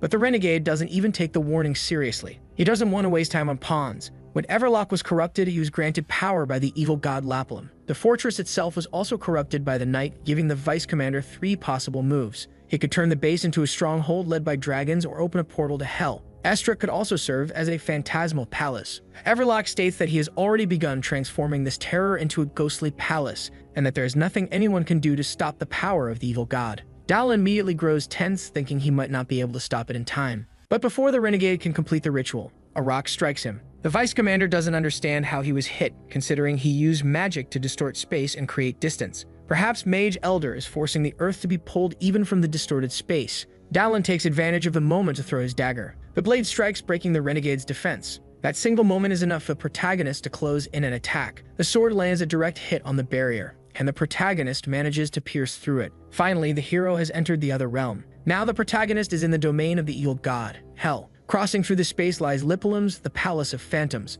Within it is the Garden of the Hollows. Since the ceremony has not been completed, this is not the true palace, meaning Everlock is trapped in a reality within the barrier. And because of this, the protagonist believes he can defeat him. Dallin leaps between branches, dodging attacks. And with his sacred sword, he slashes through all the branches around him. Then he lands on the ground without a single scratch. Warplan attacks rush for the hero, and with his axe, he repels the branches once again. The longer one resists inside the Garden of the Hollows, and more they become trapped within it. Hundreds of branches merge together into a single weapon. Dallin grows more excited. He has found the core of the garden, which means he has reached its depths. The core charges toward the protagonist, attempting to impale him. But the branches move too fast, getting ahead of Dallin. And before the hero even realizes it, countless hand-shaped branches are also reaching for him. But Dallin slices through both the hands and the massive form rushing toward him. The smoke from the explosive attack rises in the garden. The protagonist appears to have finally reached the bottom. More branches lash out toward the mercenary. But Dallin is happy. He has found what he was looking for, the flame that will end this place. A notification appears. The body of a knight imbued with sacred fire has been found in the shadows of hell. Finally, Dallin has obtained what he needed, and before he can be attacked again, he activates the body collection ability. The protagonist gains proficiency, senses, intelligence, mana, and a notification stating that divine power now flows throughout his body. At that very moment, the tips of the branches begin to catch fire. The Garden of the Hollows, which draws mana from the evil god, can only be defeated with divine power. The skill Sacred Fire Ember has been acquired, the power to turn any flame into divine fire. Dallin summons a meteor shower. The fireballs begin setting the entire forest ablaze. With his new ability, it's time to destroy the shadows of hell. Everlock knows he's screwed. Watching the Garden of the Hollows go up in flames sends the Vice Commander into a panic. Even after his army conquered Estra Fortress, Everlock barely managed to descend into the shadows of hell without everything going terribly wrong. How many more of his plans is this mercenary going to ruin? At that moment, something seems to strike the renegade's face. Everlock searches for where the attack came from. Dallin appears between the burning trees, grinning he has found his target. The renegade's face heals on its own. Completely unhinged, Everlock attacks without thinking. At blazing speed, the two warriors exchange deadly blows. But to Dallin, something feels off. Why isn't the renegade advancing to the next level? The two fighters are moving so fast that only the glimmer of their swords can be seen. Everlock is completely blinded by rage. Amidst the clashes, the protagonist activates his fire ability. In that brief moment, the renegade realizes he's screwed. Dallin lands a flaming kick, launching his opponent deep into the forest. The flames consume everything, breaking the spell. Our hero realizes that the power of this skill is even stronger than he expected. But at that moment, the protagonist feels something strange within his body. It seems this skill takes a huge toll on the user's body. But Dallin has no time to control this power. He needs to deal with it somehow. At that moment, an explosion erupts. It's Everlock now in a grotesquely deformed form. Barely able to speak properly, the renegade still manages to curse the protagonist and call him a barbarian. But Dallin finds it ironic. Of all people, does this man really think he has the right to call him a heathen? The creature that was once human lunges our hero. With a clean sword strike, the monster is sliced in half. Yet somehow, the renegade manages to regenerate. Dallin grows irritated. Even in this form, the man is still annoying. Everlock continues relentlessly attacking the protagonist with his sword, but the renegade simply cannot comprehend how the barbarian is defeating him. The former vice commander wants to know how Dallin was hiding this divine power. His multiple hands summon magical runes in the sky. Numerous magical attacks rain down upon the protagonist. But once again, Dallin activates his fire skill. A shield forms around the hero's body, protecting him from all the attacks. The mercenary remarks that he never hid any of his power. The creature, enraged, charges at his opponent, and with one attack, Dallin pierces through the vice commander's body. Everlock cannot comprehend his situation. In the end, Dallin is the last one standing, victorious. A voice calls out to our hero, seeing a like on this video that helps Mamoru make more juicy content for his viewers. Activate the cheeky little bell, and I'm out.